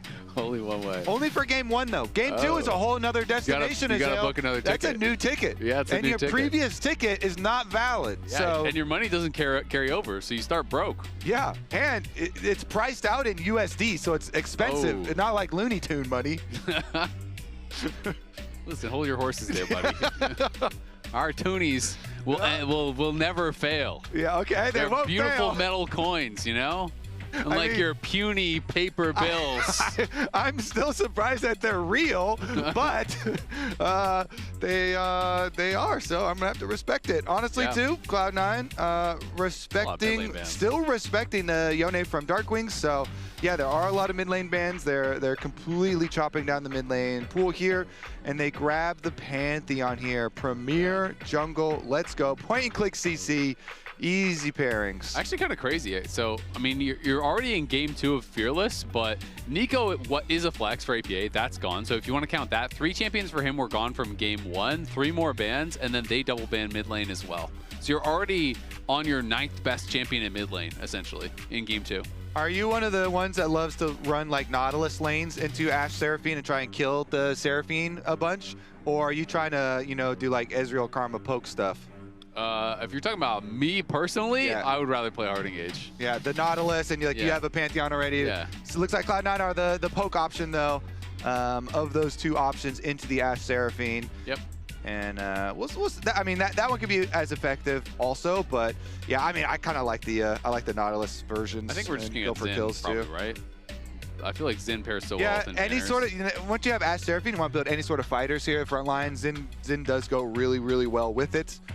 The ultimate as well. Like, you can get into great positions to bounce a Seraphine ult off your head because you have your own ult to protect you too. Oh, I wonder if they're just going to do Victor here and then double ban mid lane again. And their strategy is basically take all APA champions out of the pool. Because otherwise, I feel like you should have just gone Zen, because I assume now Cloud9 are going to ban Zen, because I feel like that's the obvious pairing with the Ashe Seraphine bot lane. And yeah, it's going to be interesting to see if that is the focus here, because we're already starting to get into kind of like the weird tier of mid lane champions. Aurora, obviously, he did play. Yeah, exactly. It is mid lane. Obviously, could be top as well. Thanatos has played it more, but specifically, Thanatos generally plays it into a Rumble. Renekton as well, so maybe Impact wants to go Renekton or something, and it's a projection ban up there. But I am expecting Zen. I would be surprised if that goes through, but we'll see if Sentinels is going to have their jungle pool trimmed a bit. So yeah, there's the Zen ban I was thinking of. Yeah, I mean, APA, I feel he really does thrive on mid lane champions that can play for jungle. So there are, like, he could still pull out like a Galio or something like that too, and still like kind of play for jungle that way. Strategy is interesting though, I gotta say. It's because they're clearly Sentinels prep is nope. Target APA, no champs, bro. No champs. But it is funny to say no champs and then you're 5 banning mid lane. Yeah. Here, no champs. Get this one trick. Get that one trick. All right, how many bans are we gonna spend on the one trick? 5. Yeah, 5. Yeah, and Cloud9 also banned 2 mid laners themselves as well. Yep. Even though APA doesn't play Yone. All right, well, let's see where they want to go. Skarner was very successful for Tatu when he brought it out, but I don't know if you want to play Skarner into Ezreal Karma. That doesn't feel the greatest to me. You know, maybe you're expecting more of these kind of like shorter range champs. I feel like Skarner really succeeds when it's a very short range comp and a lot of melee champs that just kind of clump up like against divers and stuff. I feel like Skarner maybe is going to struggle more here. I think their idea is, we're just going to ult whoever their front line is. If Pantheon's up here, all right, I'm grabbing him. And you're just going to get pulled into this Ashe Seraphine grind machine. And as long as we keep somebody in place in front of us. I don't want to be in that machine. No, you don't, because it's like a Hextech empowered machine since they have Victor too. So you got the Hex Chaos Storm popping off over your head. There you go. So Renekton's going to be grabbed here. We'll see what the final pick for APA is. What is brother going to be cooking? I mean, you could just go Hui or something and play Control Mage versus Control Mage if you want. There's obviously, you know, different options. Asol would be kind of fun. We haven't seen him playing Asol in quite a while. I will say, as a bit of an Asol enjoyer, Victor can be quite annoying because every time you channel your Q, you just get lasered, right? And it's a little bit difficult there. The Victor R also cancels your flight, so gank escapes are actually quite difficult if people are coming in. So this is going to be more of a farm matchup here for APA. Obviously, it scales incredibly well. You can play side lanes. Gnar, not a surprise at all. That's kind of the obvious pick, I think, from Impact here into the Renekton. But yeah, the ASOL is interesting. I'm kind of curious if it's going to get punished. All right, APA bringing out the ASOL here with so many mid lane bans. I mean, yeah, you farm a lot. You want to play around your ult timers, and especially the empowered ult timers, because then you actually are capable of winning one of these team fights. You know, drop a big meteor on their head. You've got all these immobile carries. Yes, it's like a very beefy 5-on-5 with Seraphine, you know, backing it up with a lot of heals and shields. But Ashe, Seraphine, and Victor all have one thing in common. They don't have their own dashes, so don't like getting hit by meteors. Yeah. They all have that in common. They do not like getting hit by meteors. The visuals, just imagining the visuals of this C9 team is hilarious, you know, because APA is playing ASOL, and it's like this celestial being as big as galaxies that just dropping a universe on your head. And then you have the Pantheon ult. There's just some dude flying through the sky. Just some dude. Isn't he like the aspect of war? I don't know. He's like a very cool and important dude. He's just a guy without a shirt. He wouldn't even be able to get served at a McDonald's. No shirt, no suit. Like the embodiment of all war and aggression and fighting. And listen, buddy, this is a Wendy's. No shirt, no shoes, no service, Pantheon. There's some, and depending on what skin he uses, it could just be like an apron, you know, and he's got that like hot dog cooking. Maybe, well, then he doesn't need to go to the Wendy's because he can serve himself. Yeah, there you go. Baker Pantheon. There Get some you nice bread cooked up there. Yeah. I could go for a nice fresh baguette. Honestly, I'm a little hungry. I'm a little peckish at the moment as well. We can go for a snack. All right, well, we'll see if they're going to be able to extend the lead here. ASOL, a bit of a throwback. I mean, it's not something that people talk about for APA, but it is one of the champions when he first came in that he was most known for, I think, for really being and even the old version and the new version. Yep. So he was like, he used the old version to climb the ladder really early on in his career. And then he also obviously adopted the new version. But he's playing against the old version's GOAT. Huhi. True. Huhi pre-lane swap. So Huhi's going to know, all right, there's early Aurelion Soul, you know, roam possibilities. Exactly. Remember, what was it, the level 1 roam? Was that against Rox Tigers, or who was that against? Yeah. It was against Rox Tigers. I remember because I was getting so freaking excited. I was like, oh my God. That's a crazy I think he killed Gorilla with that. Yeah. With the first one. Yeah. He did like a level 1 and level 3. Yep. And we're going way back in time. Roman. Underrated mid laner, Huhi. Yeah, Huhi. I think he was really. He really was. He was kind of before his time. He was kind of that Niski archetype almost, you know? He was his own archetype, thank you very much. That's true. Huhi is his own mid laner. Yeah. People, I also remember people made fun of his Azir a lot. Yeah. But he got effective still. But his ASOL was nasty. All right, well, I think that's the allowed emote, by the way. That's been just flashed. I believe that's allowed. Nice. Emote. That's a shout out to Loud, who is not here because they beat the teams that are here. Yeah, exactly. So, they don't have to be here. Much like Lion. Similar to Lion, yeah. Much like Lion. They will still be in Brazil, but they will... they don't have to dirty their hands with this. No. They can send their minions. Yeah. Their minions. Their representatives. Exactly.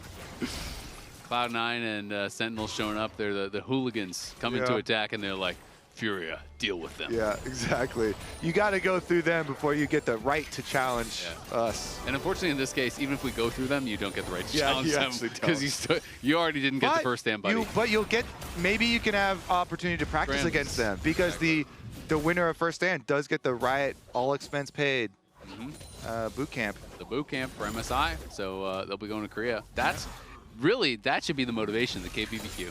There you go. From the source itself, you know? There you go. It is funny, though. I've heard from a number of Korean pros that they actually like Korean food more in LA than in Korea, which is kind of funny. I have heard. I've heard that a decent amount too. Meat quality. Yeah, meat quality, and then also they're just more unhealthy. The food is more unhealthy. So apparently it's just like it just tastes better because yeah, exactly, yeah, because they just add more. Yeah, shove 3 pounds of butter on that piece of meat. Yeah, that'll make it taste good. That's true. More salt, more butter. Yeah, yeah, exactly. Delicious. Delicious. All right. Well, APA so far, America, farming it up. And doing all right. I do think, especially like I said, like you are going to keep taking lasers. APA took an early TP back. Dark Wings is still up farm and has not TP'd. Especially once you get the E upgrade on Victor, it gets really annoying because anytime you stop the channel, you're eating the laser and then you have to cancel your Q. So it is a little bit difficult, but it is still at the end of the day control mage matchup. So you shouldn't have to give up too much. Yeah. Meanwhile, on the top side, Gnar is always such a good answer into Renekton, but Thanatos Renekton hits different. Yep. Hambach up here is going to get seen by Thanatos' awards, so not a huge moment of danger for him. He's not going to move up on that Mega Gnar timing or anything at all. Nice tether. Lands onto Rahel there as Vulcan was going aggressive. They have traded that heal out. The heal on the other side from who he was used quite a while ago, but now Vulcan going to be down his heal as C9 creating some early advantages in the side lanes once again. And this is why we're talking about the two options. When you see Ash Seraphine, you either go the poke route or you go like the kill route with hook champ like Nautilus. This we're seeing on screen why a lot of people do like the poke route, because you can do this. It's a lot safer. The like Nautilus or hook or kill route requires coordination with your jungler. It requires going on the correct timings here and not taking too much damage yourself from poke in that scenarios. And so it does have like more inherent risks. Look at this APA build, by the way. Big belt. Okay, Rylai's is really good on Aurelion Soul. But so clearly he is thinking this matchup is not very fun. I'm rushing a Giants belt. Yeah, he's thinking, I'm just going to farm, and I have more HP to trade while I channel my Q. Yeah, I mean, it's good. You just need to get stacks. It's it's kind of funny, though. I don't know if I've ever can remember like a Giants belt rush on a mage like this. I'm sure we've seen it in mid lane in like Cho'Gath and whatever, but definitely very atypical. It's also kind of funny. I don't know if you saw the Cloud9 podcast. They were talking about it was an episode with Sven, I believe, and Thanatos, and they were kind of talking about how in bot lane now it's like, oh, you lose your flash level 1, you get zoned off the wave, doesn't even matter, you just run back, no problem. And then Thanatos was talking specifically about Gnar versus Renekton, and he was saying for the Renekton side, you know, it's like basically about getting ahead, but for the Gnar side, if you miss 3 minions, he's like, it's actually GG. If you miss 3 minions, you've lost the game. Well, Impact's missed a lot. That's what I was gonna More than say. 3. Exactly. He said if you can't get Tabby's first base because you miss minions, then it's GG. So we'll see now if Thanatos is gonna be able to create an advantage. He's calling GG then for sure right now. Yeah. He said no Tabby's first base, GG. I mean, he also got to proxy, so he got his base off with a really good buy for Thanatos. Bottom side, though, gank. Yeah, Humbug coming in with Ishal's impact. Sven is not going to get stunned to the wall, but Vulcan is going to have to flash very close. The Ishal's impact just expired before Sven got crashed into the wall, and Humbug decides to not even use the Impale, so just going to hold on to it. You want to go for first round of ganks here, just blow the flash first, then now you can like reduce a lot of the threat, a lot of the aggressive positioning from Sven and Vulcan. Maybe with no flash on Karma, you're way more vulnerable, and you really have to respect like return ganks from Skarner. And when Ashe and Seraphine both hit level 6, you gotta dodge a lot. Okay, you have to have very, very safe positioning now as the Karma. No flash versus that amount of CC in your lane could get very dangerous. Yeah, I mean, you can try to have Sven tank the arrow and then cleanse it, but even can't still, take the Seraphine ultimate though. That's gonna go right over your head. Exactly, and if you're lining up for that, then that could be problematic. APA is still trying his best here. Is down about 10 CS now, as this matchup is going to get kind of less and less fun, to be honest, as the lasers just ramping up. And APA just doing his best with this very, very defensive build, just trying to keep his health high and just constantly push out the wave, look for resets. But Dark Wings is going to continue to try to build these advantages. I mean, it's just this is the problem with ASOL in so many ASOL matchups. As I started playing this champion, is that it's like they're inherently you have to stand still to do anything, as the arrow is going to miss, and so many mid lane champs just punish that. Yeah, and Victor scales and stacks nicely himself. Yep. So we'll see how quick he gets his upgrades. Can't dodge skill shots while you're standing still channeling. The ace-hole problem. Not moving does make it a little bit more difficult to dodge stuff. Yeah. At least you don't have to play against Syndra, because that I've played that matchup. That was a nightmare. True. Every time you try to channel, you just get scattered. You're like, well, I guess I'm facing now, as he's gonna drop an ulti on Darkwing's head. +5 Cosmic Dust every time you hit an ulti on a champion. So there you go. +5. Huge. Dropped it on his head. Plus. Yep. Now. How many stacks do you have? It's a little bit. I'm squinting. Is that 59, 69? I think it's 59. Can't read it. It's small. 59. You gotta up your prescription here on your glasses. Well, you had to lean forward too, buddy. You even had to scoot up. You're like, yeah, you gotta. You mean I'm cheating for being intelligent and closing the distance to the thing I'm trying to read while you're just. You're flaming my eyes. My eyes are. The distance is not equal, you know. I mean, yeah, that was a you problem. That's a user error. Oh, Thanato's taking some power shots. That looks like maybe a bit of a user error, as Dominus, I don't know if it's going to save him here. The Mega Knar's already been used. Nice slice to dash both the wallop and the glacier boulder with toss. a little pengu inside of it. Yeah, it's kind of weird that he's throwing a penguin at you. Yeah, encased in a giant. Let's go back this. I just missed a 3-pointer, and then you took a layup, and you're like, nice shot, buddy. You know, it's not the same thing. Well, I mean, you moved closer. If you're not good at shooting threes, why are you out there, bro? Like, move up. I'm trying to be like Curry. Move up.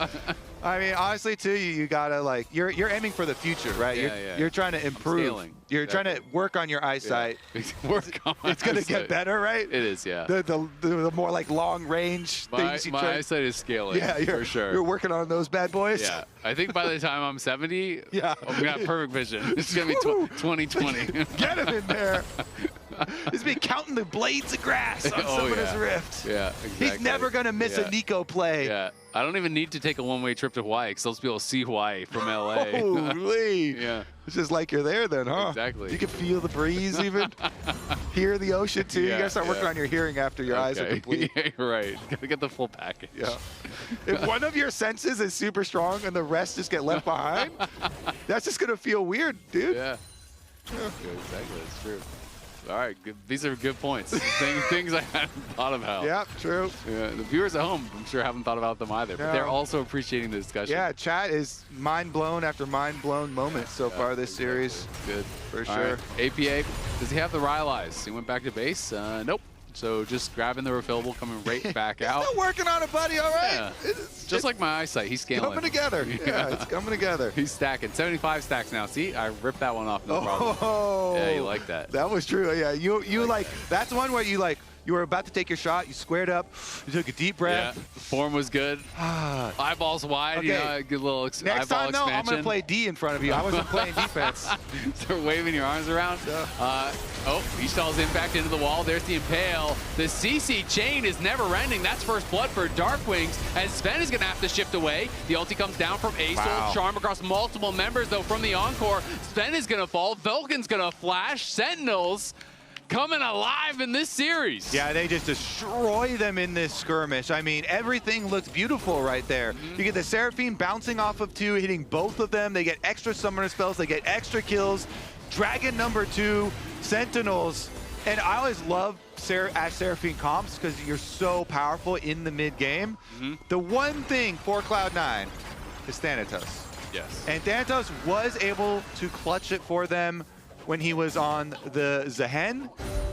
I don't know if he's going to be able to do so much as a Renekton into this comp, but starts out in the river. Hambach, really good job.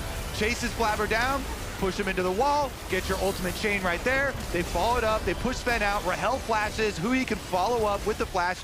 He hits his ult first on the 2 chasing the other way, then flashes to help Rahel get the extra kill.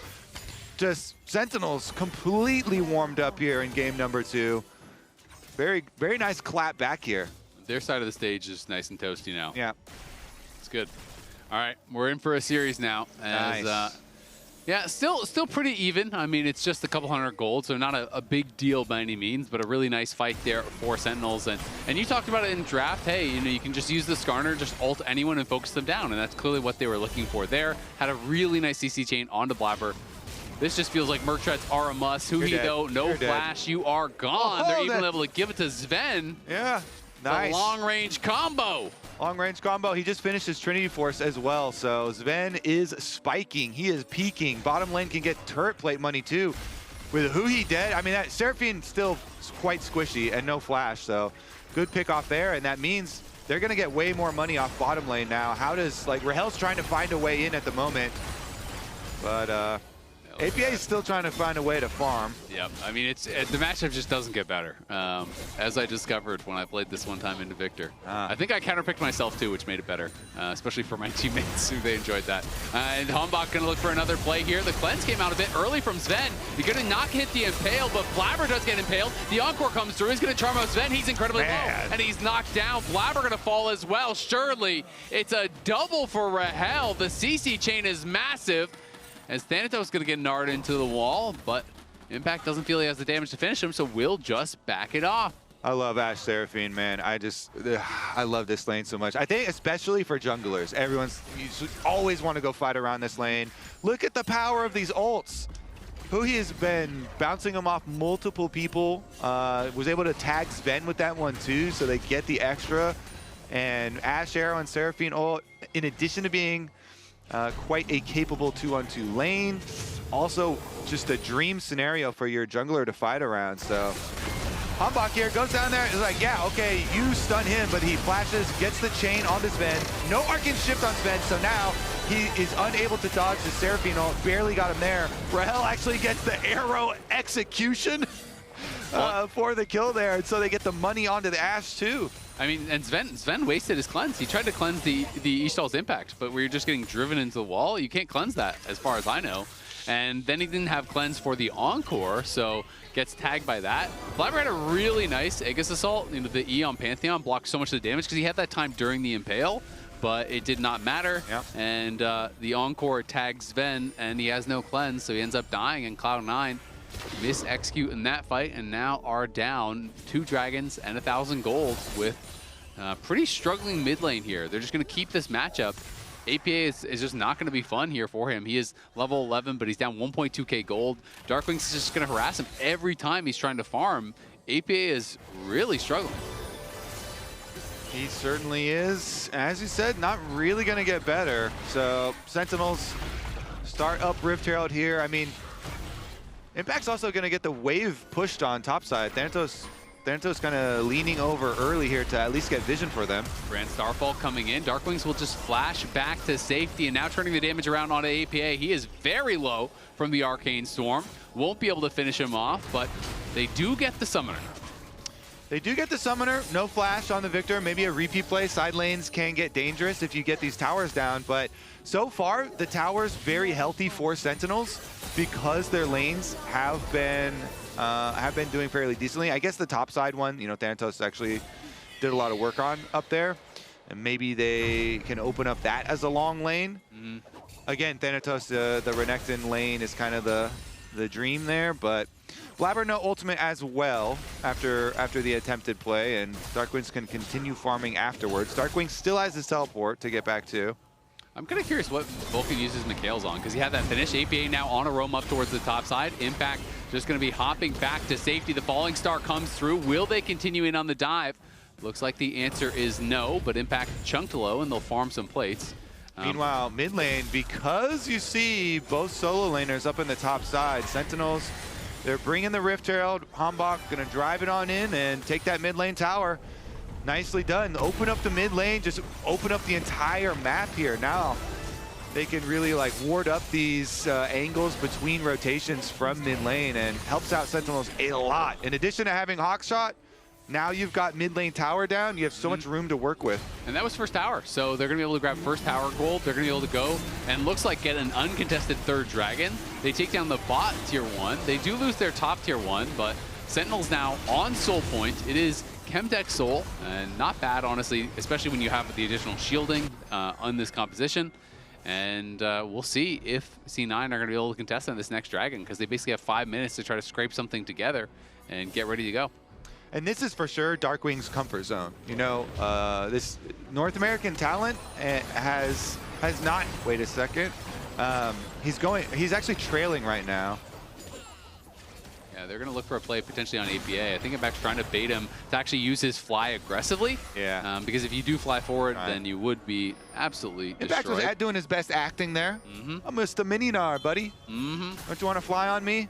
Yeah, and it increases the damage too when you're in the astral flight. So sometimes people just use it for the trade, and then you can get punished. Hambach is in behind him. APA does have some support though, as Vulcan has arrived, so we'll help him to farm this wave and try to keep him safe. But Darkwings is very, very far ahead. I mean, it is a 1.8k gold lead. In comes the Grand Starfall for really nothing. I mean, you knew Hambach was there, and they do get the TP out, so that really is the trade. But the rest of Sentinels are moving over. Even Rahel is coming in now. They're going to go for the Ishtal's impact. Gets canceled.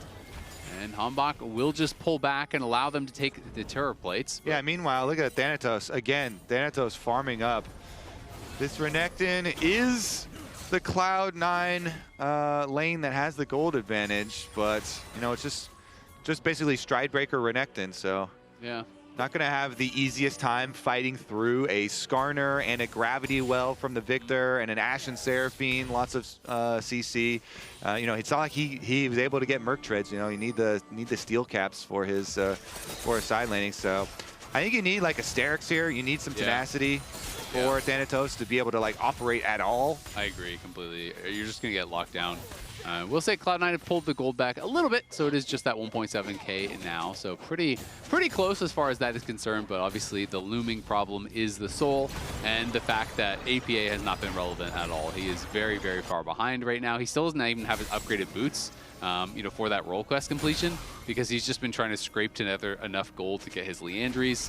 But that does mean you don't get any bonus from your role quest, right? Like, which is, it's very rare to see people leave their boot upgrade this long. And who is going to put pressure on Darkwings? They get the cleanse out of Sven here with the ulti. But who from C9 is going to put this pressure onto the Victor, onto Darkwings? This is, like I was about to say, this is his comfort zone. Playing control mage here without like the most significant divers. I guess you can say if he's in a bad position already, then a Pantheon ulting in and an Aurelion Soul empowered ult are probably the best way to get to him and best way to take him down.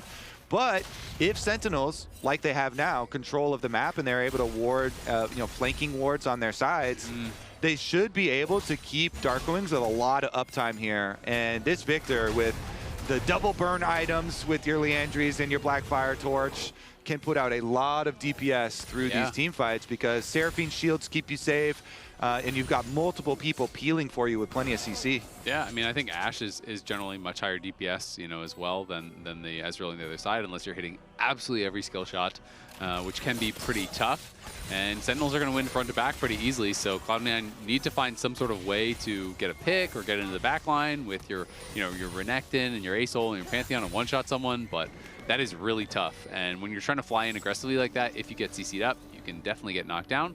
Shojin now completed here for Thanatos, as Cloud9 just trying to play for some vision here around the Baron. And gold lead still staying around that 1.5k mark. Then won't have cleanse for a while, but the Mikhails is ready, so Vulcan I think is going to have to kind of stay glued to him. Okay, moment of truth here. Dragon Soul coming in 50 seconds. They get for one more recall for Blabber to go get, I believe, the extra control ward that he just grabbed. UPA does have the Sky's Descent, so he has the empowered ulti, so that is something that is working for them, and he has the Leandries completed. So yeah, he's down the tier 3 boots, as well as, you know, a little bit of extra itemization, but essentially he's still on 2 items, right? And so he's not going to be that much weaker than what Darkwings is right now.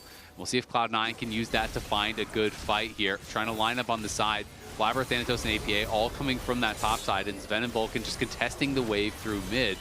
But Sentinels are all grouped here, clearly have eyes on everything, and Impact's coming in, but his Mega is about to expire. Okay, goes mini form. Thanatos has a fully charged up bar here on Renekton too. They get multiple empowered Renekton abilities, and they're trying to bait them into the face check, but Sentinels have Hawk Shot, so they've got a few tools here to check vision with. Yeah. Impact, I think Impact needs access to the mid wave himself to start charging up his Narbar, but they just push the mid wave. So Sentinels, Yeah, I mean, Sentinels, they're winning two things. They push the mid wave, so C9 are dropping a wave right now to do this, and Sentinels are going to start burning through this Dragon. I mean, the Dragon's gone. C9 have already kind of failed this, I feel like. Now they're going to try to start up the Baron, realizing that surely the Dragon is being taken on the other side. Hanbok is in the area. We'll see if they can get the Baron to at least get something out of it, because they are eventually going to lose Soul unless Impact pulls off. Baron now down to about half HP. Remember, APA has the Skies Descend, has that ready. Hanbok, though, just pushing forward here and threatening them, and C9 starting to pull back, but here comes Blabber now with that Skies Descend getting dropped at the same time. Blabber is into the backline with the Grand Starfall. Pops the Aegis Assault, flashes forward there onto Rahel. Rahel is low with Thanatos on the other side trying to fight Darkwings. Darkwings gonna have to flash out. Thanatos slices in and is trying to finish him off, but can't quite do it. The Soul is secured. Rahel is pushing forward, and Cloud9 are crumbling. APA will fall. Thanatos trying to run. He's gonna die as well. Sentinels lose no one. Grab the Soul. They're going to get the Baron, and that is pretty much all she wrote for game 2. In that fight, Impact was only fighting the Dragon. Impact was not there. So that was 5 on 4, or I guess you could say like 6 on 5 if you count the Dragon on C9's side, because the Dragon was like messing him up. The Dragon was getting Impact so low that he was not going to be able to join this fight, but it doesn't matter because Sentinels kite back. Again, Seraphine ultimate from Huhi was huge right on the engage. Nails 2 of them. He got APA. It bounced back on him. They got Blabber as well with it. And Rahel was able to kite back. Even with the flash from Blabber, they didn't have follow-up damage to take him down. So just look out Sentinels do. They pull back really nicely and kind of kite disengage. Yeah, I mean, it was really well done. They had the empowered Ace ulti. The stun didn't actually connect on anyone, though. It was just kind of the echo damage coming through. Exactly. Rahel lived for so long, and then this ult from Hanbok as well, I missed on the side. As they were trying to pile in onto Rahel, Hanbok got a 2-man impale. Yeah, it was just beautiful stuff. He caught Blabber right out of the Pantheon ult. Yeah. Darkwings also kited it, like we were saying. They weren't able to take down Darkwings because they were split. It was just like Renekton on Darkwings, and so he flashes over the wall. So Darkwings kites. And again, let's update that damage meter. Impact was doing damage to the Dragon. The Dragon almost killed him, though. He was really low. He like that was an intense battle. He used his full Mega on that Dragon and turned back into a mini. I will say the update on the new season, I do like that you really need your junglers to take objectives because it's way harder for other people who don't have a pet and are not junglers to do damage to those epics. All right, we're TPing. They know it's going to be spotted. Never mind. Keep going. So it does look kind of funny because it's not as easy as it used to be for non-junglers to take objectives for sure by themselves. And in the end, though, Sentinels, they got everything they wanted. Literally everything on the map. Get the Soul, get the Baron. You gotta say, it does get a little bit worrying from the C9 side.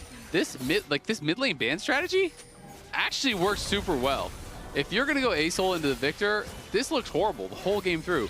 I was thinking, hey, maybe there's something I'm just missing. Big ulti comes through, Skies Descend across multiple members as Blabber's into the backline, but he is getting CC'd up. Rahel gets shut down, but they do get one back. It's up to Darkwings now. He's running here with Huhi. APA getting low, Impact threatening on the side, but does not have Mega. Good engage from Cloud9. They're able to knock down 2 members with the combo. Yeah, clutch defense. They really needed that one, but they're going to need more on top of that one. Good opportunity, though. You know, again, drop all the ultimates at the same time. Blabber goes in, Skies Descend from APA, and they're able to take down Rahel really early on in the fight, and they just blast through the front line as well. But we'll see how repeatable this is because Sentinels, they all kind of clump in here, and so you get the big ultimate right over the top. Rahel is just taking full damage from Aurelion Soul right there. APA is just breathing on him. Yeah, I mean, Rahel was just too far forward. He tried to walk up and auto the tower in their face, basically, and he had no flash from that previous fight. So as soon as the A-Soul ult actually connects and stuns him there, you are pretty screwed. Even with, you know, the healing coming through from Huhi and the CC coming through, there's just no way you're not going to die in that spot. So does get punished pretty heavily, but they are still fully in control. 4.5k plus all the stats here from the Soul. And they just, like, if they just have their front line being in the more dangerous positions, then they should be able to win that front to back pretty easily, I think, especially with Chem Soul. And Seraphine here obviously is providing tremendous value for these fights, so Impact gonna push them off. They get another tower here. Still, though, you have to crack the inhibitor turret line to really make a dent. Sentinels are going to retreat and wait for the Elder Dragon. 1 minute and 40 seconds on Elder. Hey, that could be the great equalizer. Yeah. You can turn games around, definitely. You know, get an Elder Smite or get a good position here on the fight. Yep, it is going to be really tough, I think, for them to do that. But hey, if you steal the Elder, you're right. It can change the game completely. As the arrow is going to come out, it's going to miss. Everything really missing there onto Thanatos as he's able to blast come back out to safety. Looked like he might have been in a lot of trouble, but is able to navigate it well and stay safe. And you can see pretty much the gold lead is support and mid, which is kind of funny. But Huhi is up nearly 2K over Vulcan, which does matter a lot. And Shaders scale really, really well. He's going to have his third item in pretty soon. And then, of course, Darkwing's being up 3K. Well, that's self-explanatory. That also matters a lot. He's going to be up basically the entire Zonias over where APA is. And that Seraphine third item, the Diadem, is crazy. Like, that is a huge boost in power. You know, it's already pre-stacked, so he's going to have full effectiveness with it once he gets in. And again, the Sentinels front to back, as long as you have Skarner on the front, just grab anybody. Yep. Yep, pretty much just need to get anyone at all. I mean, we've seen Blabber, even when he times the Aegis Assault to immune damage during the Impale, it still doesn't matter because you get CC'd out of that. It's not going to end, right? There's just so much follow-up CC from their composition. You're into a Gravity Field, you're into a Crystal Arrow, you're into the Roof from Seraphine, you're into the Encore, you're into the Gnar, you're into the Wallop. They all have tons and tons of CC. And C9 trying to push through bot to get some space here. They don't really have any deep wards that I can see. Thanatos right now is pushing through mid. APA, though, critically does have the charged up ult, so he has the Mega ult. The Sky's Ascend will be ready here. Ooh, Thanatos gonna get found, and he's gonna get CC chained.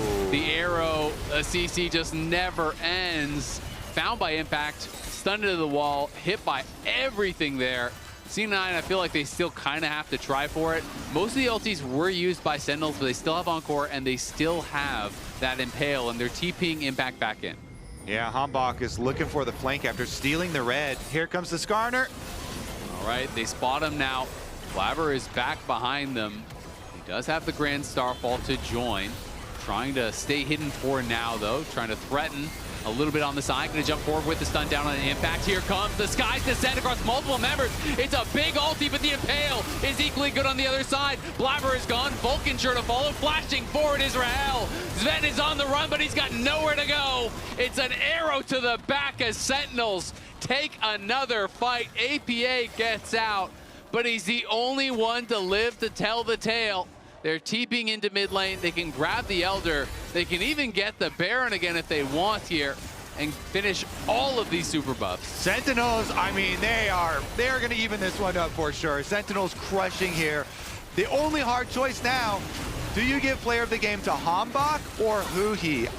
Hambach has been so good on this Skarner. Every flash charge into the wall, like Hambach, I feel has done so many plays. I feel like Rahel's owning too. But Huhi, oh man, and both members of the bottom lane, and this value of the Seraphine has been insane. I just think Hambach is piloting the Skarner super well, and so many of these critical stuns into walls, so many of these critical plays started by him. Arrow hits again, and that one has the Elder burn on him. He still doesn't have any tenacity, man. Nope. It's so hard to move. It's a crocodile versus a dragon. What are you gonna do? To be fair, even if he had tenacity, it'd still be really hard to move. Yeah, he is gonna get killed. Has the Sterix, but just completed it now. Now it's completed after dying again. Yeah. Can't be CC'd in base. Yeah, there you go. But not gonna have to worry about that for too much longer, as I think this push should close out the game here for Sentinels, surely. You can see in the top right, they have the Baron buff, they have the Elder buff, they have the Soul. So they have everything they surely need to close this one out. Surely. It's a one-way ticket. It's a one-way ticket to the victory screen. And then, as we know, those tickets don't last into the next game. True. I mean, it's they both took actually they're at the same spot now. They both had one ticket. Same destination? Win. Yeah, same destination. So whoever loses the series is just stranded there. They don't get to fly home? Exactly. Okay, that's how it works. All right, well, C9 going to try to hold on, but very, very difficult. You can't fight against the Elder buff, and you can't really wave clear as effectively against the Baron. You could try. True.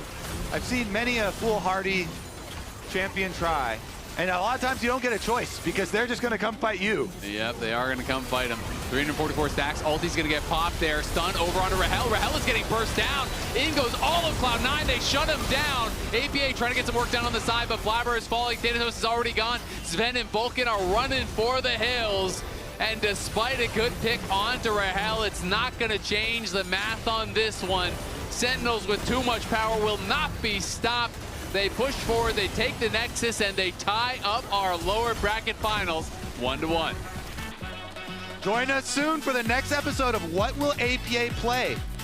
What is it going to play? I don't know. This is a best of 5 fearless, bro. We got a long ways to go. What should we watch? What should we watch back? We had said something at the beginning, but I don't remember. We're going to need chat to remind us or something. Like, I'm going to pop open chat and see. We could look at the laning phase a little bit or something maybe for APA and Darkwing, see what went wrong there. But it did feel like APA got checkmated a little bit in the draft. I'm honestly pretty surprised. I thought he was just going to go away and just kind of farm it out. The A-Soul is obviously more of an old school comfort pick for him, but into the Victor, it is very, very tough in my experience, and it looked very, very tough in his experience as well. So he was kind of getting slammed that whole game, and they created such a big advantage there. I'm scanning the chat for any chat. There was no chat except GG's at the end. So everybody, they're all positive gamers. They're all business. They're all Honor 5. Yep. In Twitch chat. That's pretty impressive. Good game all around. I'm looking at Aurelia and Soul for you for the early stages. We can get some looks. Yeah, I mean, as Appa tries to. The only other thing we could think about is I'm thinking about that bot lane fight where Sven tried to cleanse the Ishal's impact and then gets tagged by the Encore. You know, that was a pretty big fight. That was that one, I think, right there, probably. Is it? Yeah. This fight I felt like was pretty big because at this point their bot lane was still winning, right? And to me, this was one of the big opportunities because early on, C9's mid lane was always getting pounded, right? But they had the winning side lanes, and I felt like I think this is the earlier kill. Oh, this is the earlier kill, yeah. This was just a really nice job from Hambach. Yeah.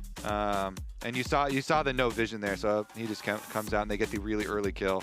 This one from Huhi too. This is where Huhi's going to be able to bounce the Seraphine ult over to and then come down here and also flash for Sven.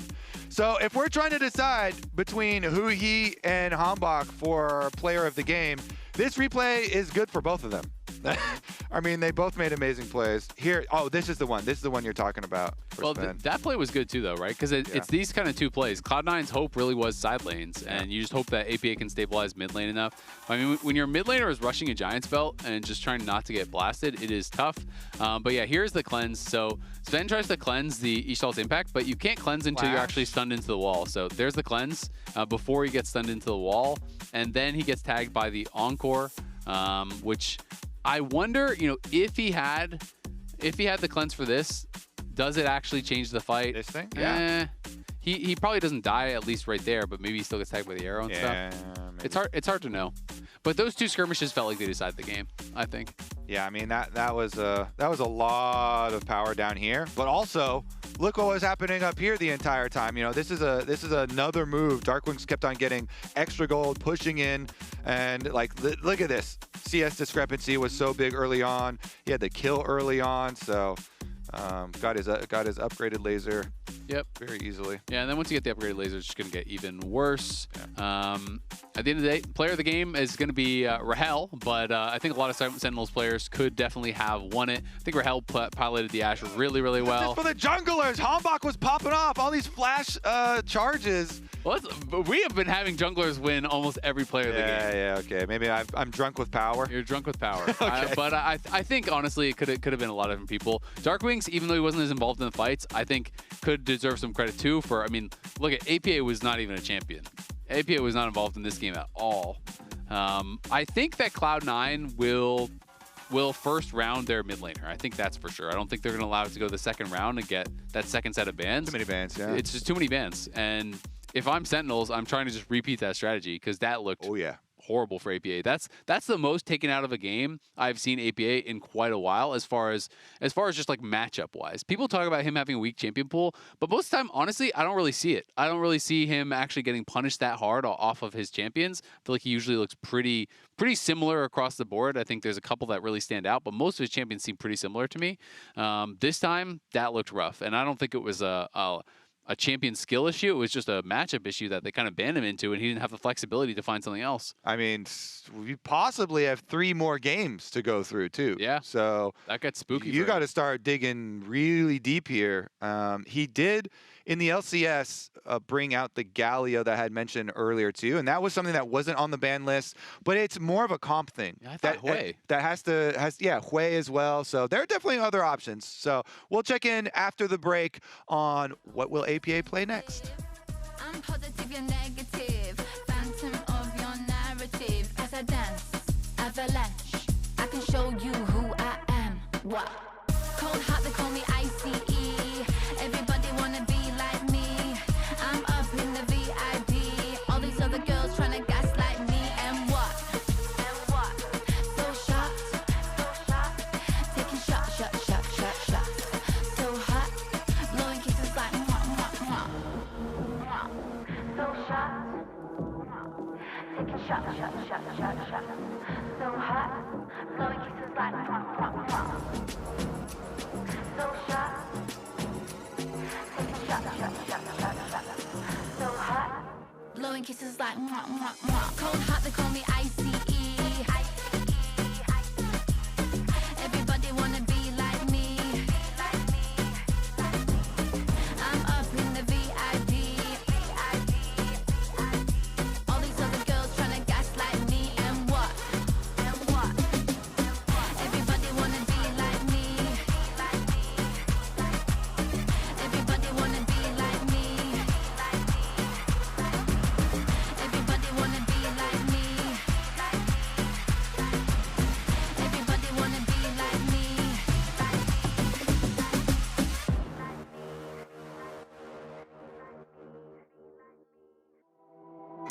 Cuarto se siente frío cuando no está bebé.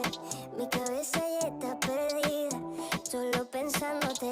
Y es muy fácil, tú tienes la cura pa' quitarme toda esta amargura. Solo tienes que volver. Yo sé que extrañas como yo te hacía. Tú lo que ni pudiendo te haría. Porque no volvemos a darnos energía. Tú y yo. Ya son las 50 y quiero llamarte. Yo sé que no está pa' mí, que te dolió. Que ya no estás para recuperarte. Dímelo todo, pero nunca que no. Baby, te conozco desde antes. Nadie te lo hace como te lo hace tu ex. Te pone bien sad que ya no quiere verme. Te acostumbraste a lo frío y no quiere quemarte. Déjame prenderte fuego. No quiero empezar de cero. Vamos a revivir lo que murió. El tiempo se va volando. Yo sé que extrañas como yo te hacía. Tú lo que ni pudiendo te haría. Porque no volvemos a darnos energía. Tú y yo. Ya son las 50 y quiero llamarte. Yo sé que no está pa' mí, que te dolió. Que ya no estás para recuperarte. Dímelo todo, pero nunca que no.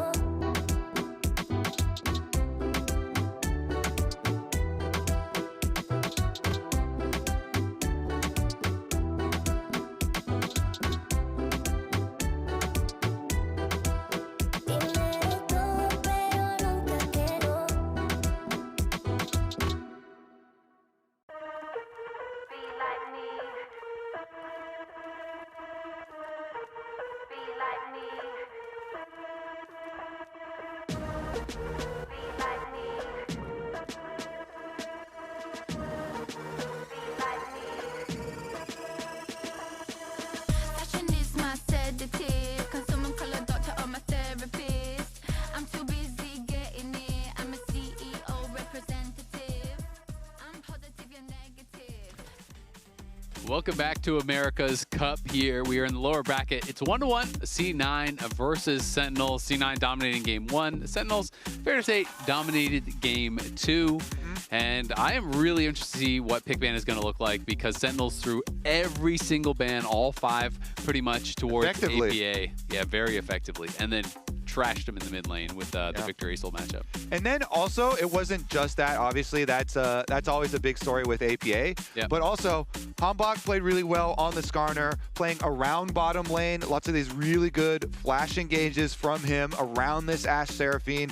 Both members of the Ashe Seraphine with Rahel and Hui played that very well. Lots of good Seraphine ults hitting multiple members, Ashe arrows as well.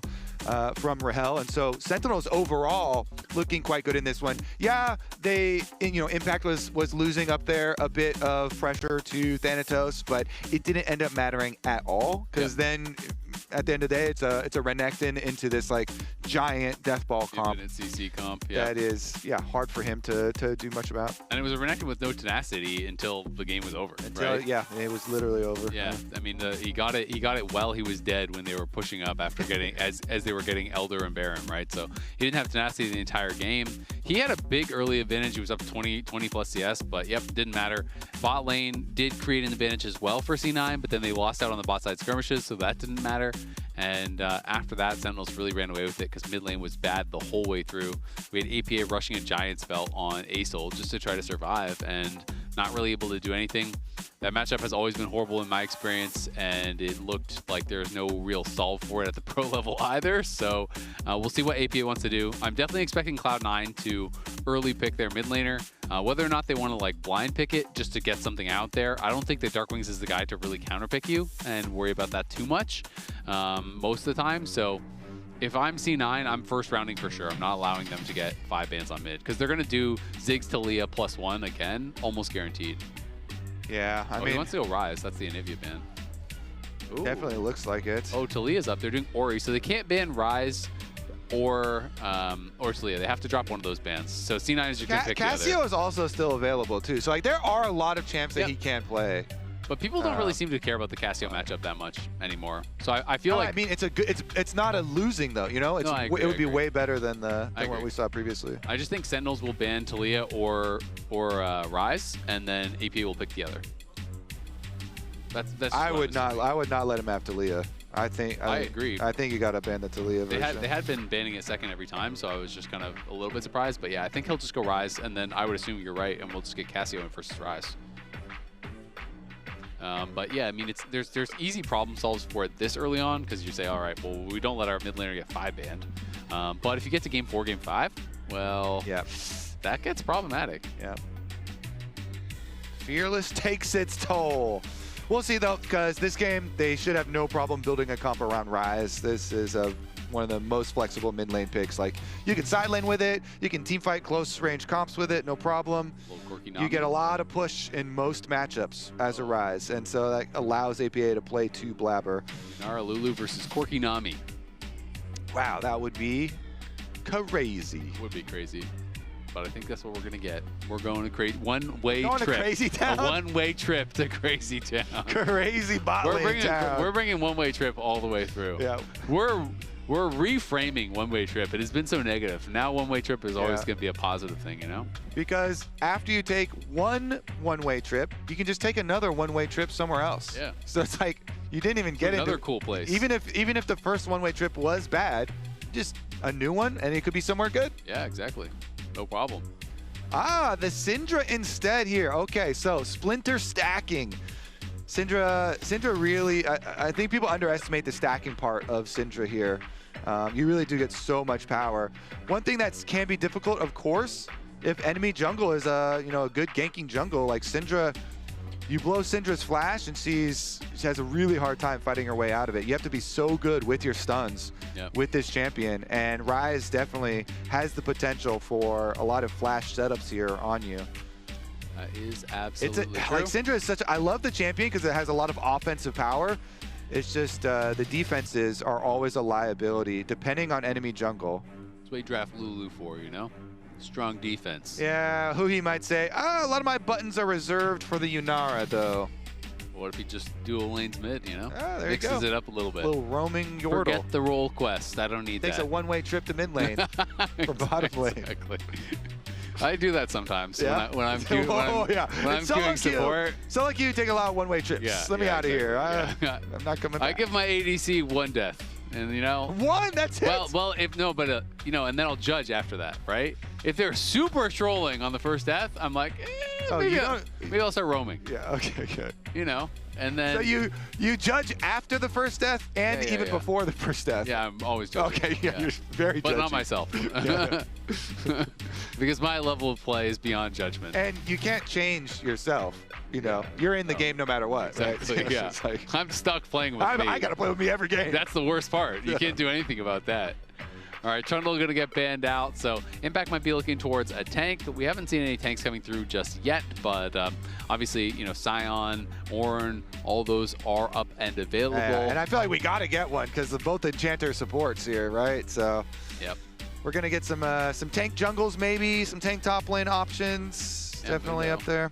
Mundo getting banned because if you're going to ban Trundle and you don't want to play Mundo, well, you got to ban away Mundo pretty much because that is kind of one of the strongest answers. So I feel like they're just trying to set up for a Sion or for an Ornn, and we'll see where they want to go. Or if they're just going to blind pick jungle here, I think that's also totally fine, and then you can just last pick your tank top. Yeah, Wukong looks pretty good here for the team fight. And then on the other side for Cloud9, oh, they banned the Malphite themselves also, so they don't have the extra point and click. Yeah, Malphite would have gone hard this game, I feel like. Syndra feels like it is not fun playing a Malphite, but obviously it was banned in the first 3. Yeah. And Wukong is going to be locked in, so no surprise there. And now Cloud9 have to choose which AD jungler they want to play, because you're not allowed to play AP junglers. And the one that they want to play is Nocturne. Yeah, they're completely fine with that. Guess what? Syndra can't get away from me. Pop my ults, pop my spell shield, and you're going to have a hard time. You're going to get feared. Okay, so the Gwen. What do you want to play into the Gwen? We actually have seen a decent amount internationally of Yasuo into the Gwen. The Impact Yasuo is what you're calling for. Yeah, buddy. Maybe change the nameplates a little bit and we could move that around. Best I can do is a Cassante. That looks better with the nameplates. Yeah, it does. Let's do that. I mean, you knew they were setting up for a tank top, but this is kind of, this reminds me of back in the day when Impact was playing only tanks, and people used to blind pick GP, which was considered Omega illegal, and then he would just pick a tank into it anyway. And so sometimes you can get that preferential matchup when people have their preferences as far as those champions. So I do think that Trundle really broadcasted they want to play tank top, and so you blind pick Gwen, which is great into all tanks top. And so now Impact is just going to play the tank that he thinks will get punished the least by it. Yep. And we'll see if he is going to be correct. Kanik Rookern goes hard though. You know, got the Ryze split push or the Gwen split push. Yeah. Kanik Rookern for Impact looks pretty good. And then their team fight. Just look at team fight. You know, you play for your team. Impact is good at that. Slam me a tank, all good. Slam me a tank, pick me a tank, let me win in peace. Yep. There you go. And on the other side, it's really going to be all about attack them side lanes, baby. Exactly. Got attacking the Nocturne. side lanes. Got some good Nocturne, split Gwen, push. plus Ryze. You have Realm Warp. You have Paranoia. You have so many tools to get in on those side lanes. And you also have what is a very strong 2v2. Actually, oftentimes people think of Enchanter matchups 2v2 is really, really boring. This is one of the ones I've actually really been enjoying watching because I think that they are two really strong lanes, and both sides can win, but they have completely different goals in the 2v2. Yunara Lulu want these extended trades where you get the Yunara passive stacked up and then you use Ghost or heal for move speed or whatever, and you get in there and you take these extended trades. And Corki and Nami need to trade aggressively to win the matchup, but you need short trades, and you need to make sure you're never overextending and giving them that lethal tempo stack. So I think it's actually quite a fun 2v2 to watch. Yeah, you want a short trade and then back off and use your sustain, and then a short trade and then back off and then use your sustain, and then, yeah, keep repeating a kind of cycle here. And so that's why we get a lot of jungle pathing down there. I mean, we get a lot of jungle pathing bottom lane anyway, but we do get a lot extra here too, because you can influence those timings and force a little bit more. One-way trip down to bot lane for the junglers. One-way trip down to bot lane, and then maybe from there you get a one-way ticket into mid lane. Yep, then back to your camps. There you go. Gank that Syndra, get that Syndra flash down. Never doubted Sentinels. Hambach for MVP. Hambach was really good. That was my vote. I like, who was that chatter? Did you catch that name? Kobe 22. Kobe. I'm like, who is that? That guy is a really smart guy. What a handsome chatter there. Really smart. Yeah, no, I thought he had a lot of good engages with the Skarner. And on Wukong, he's got an important job in this comp. His job is very important here for Hanbok once again. So we'll keep track of him. You know, farm up to your level 6, of course. But get in there with the Wukong, flash and ultimate. Huge, huge possibilities. Because you can do the Wukong, you know, flash in for ultimate and Lulu ultimate, then on the Wukong, and then ultimate again with the Wukong. And so you just get knock up, knock up, knock up, chaining here. And sometimes you just get multiple people caught in that too. Yeah, and especially if you can interrupt Valkyrie. I always think that is so big when you're playing against Corki. Yeah. It is very interruptible, and you have a lot of different tools to do that. The Cyclone, you know, sometimes you're just even having people go aggressive with the Wild Growth. You get in the middle of the team, you get knockout from that, you get Scatter. There's all these tools to actually stop it. So Let me could be a see bit tough. some Diablo cosplay here with the Yunara jumping in, melee range of both of them, get the Lulu knock up. Yep. And Diablo goes hard. Yeah. It's going to be fun, actually, to see BFX at first hand. Excited for that. That'll be pretty cool. But early trades definitely going pretty nicely there for Rahel and Huhi. It is going to be the sustained advantage, of course, with the Nami, but they have used all their potions on the Cloud9 side, and they are down a barrier, but they kept their heal. So kind of even trade as far as the summoners are concerned. Ooh, Thanatos trying to get past the wave here, and he does. Thanatos going to get into the dirty farming between towers. It's always so nice. You get so much extra time to move with, and he knows that it's a top-down clear from Wukong, so Thanatos going to get in here once again. He did it previously on their Necton, and you leave behind the extra vision, helps out your jungler on the repeat clear, sees the Krugs timer. I always love when top laners are able to do this for their junglers. Yeah, I mean, it's really, really smart, and if you have that vision to know, then there's not really much the top laner can do about it, right? Like, Impact can't do anything about that. Yeah. Because if you just chase after him, then you're losing all the minions at your tower. And your quest progress even, too. If you get too far back, you start losing quest progress. So it is really, really rough, and it means that Impact then has to stay in lane to be able to actually reset the wave, because the wave can sometimes then get really messed up. So he is stuck there, and Thanatos just walked back. Not a crazy buy, but does have the Amp Dome, so has the additional 400 gold of stats. And Impact is going to be trapped in lane for a while. Yeah. It's not a crazy buy, but it's an extra, like, free one, you know?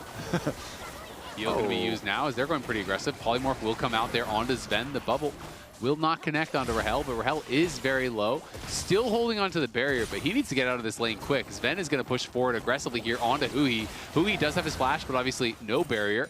And Sven takes a lot of damage there from the Glitter Lance, as well as a few shots from Rahel. And now Sven is low, and Vulcan has no mana, so not much more that they can do there. So you've been working on your play-by-play and the names of all the abilities. Yep. What is the unempowered Yunara when she sends out her spinny beads like that? No idea. Because Atlas calls it the circle. The circle. I'm not part of that squad. Yeah. No, I'm not. I don't really. I like don't know what the real name is. No, I know Arc of Ruin, because that's generally the cool one. Sick. That is cool. Yeah. So I'm not trying to learn every single ability name. It's like the ones I would actually use. So so if it's not a cool name, or it's one that would be hard, like not used often, I'm not going to bother learning it. So generally, I need to know all the ultimate ability names. And it's not a need to know basis. Exactly, need to know basis. And that one? One-way trip to efficiency. Well, we're getting old. We can't be trying to remember everything. There's limited space up here, you know? Yeah. You can't keep upgrading. Like I got to delete like some really good memories in order to remember that one. Yeah. So hell like, no. When I get a new phone, I just get more memory than last time every time, so I don't have to delete old pictures. With my brain. Your cranium there is... If anything, it's getting downgraded over time. Yeah. So it's decaying. It's decaying. Decaying matter up there. Yeah, it's just barely hanging on. You can't be expecting me to remember the less cool W for Yunara. I already know Arc of Ruin. Yeah. Don't put that in there. I probably just lost something else critical just by thinking about it. No, I'm sorry. They're dropping out in the back over here. I can see there's a hole in the back. Just forgot my social security number. Quick, tell me your credit card number so I'll say I got you. Chat has you. All right, 111 222. Okay. And the little like code thing on the back, we'll keep it safe for you. Me and chat, we got you. Thanks, I appreciate that. Yeah. Unrelated note, I've been looking to go on a shopping spree. Maybe I'll buy a bunch of RAM with definitely not your credit card number. Yeah. It's like my own for sure. You think I can afford RAM, buddy? In this economy, RAM? Buy yourself a car or something more affordable. Yeah, exactly. Like a free dragon maybe for Sentinels. Well, no, it's not free. Payment is your chickens. It's your time. Yeah. And your chickens. And your chickens. So that's going to be a level 6 for Blabber off the chickens, and he wants to blow Syndra's flash. He would love that, but Syndra would not love it. So she's playing pretty far back. Respectful Syndra. Love me a respectful Syndra. Respectful Syndra, yeah. Ooh, no scatter, but drops his cannon. He's so respectful. He drops his cannon. APA pushes Darkwings away from the cannon, and Darkwing says, "I bet you have a level 6 Nocturne on your team." And he was right. That's a good bet. Right. He remembered. He remembered, and he did not want to take a one-way ticket back to the fountain. It's a bad one-way ticket. Yeah. All right, Sven now down a couple hundred gold. They lost the place. They're just going to try to shove this as fast as possible as Yunara has base.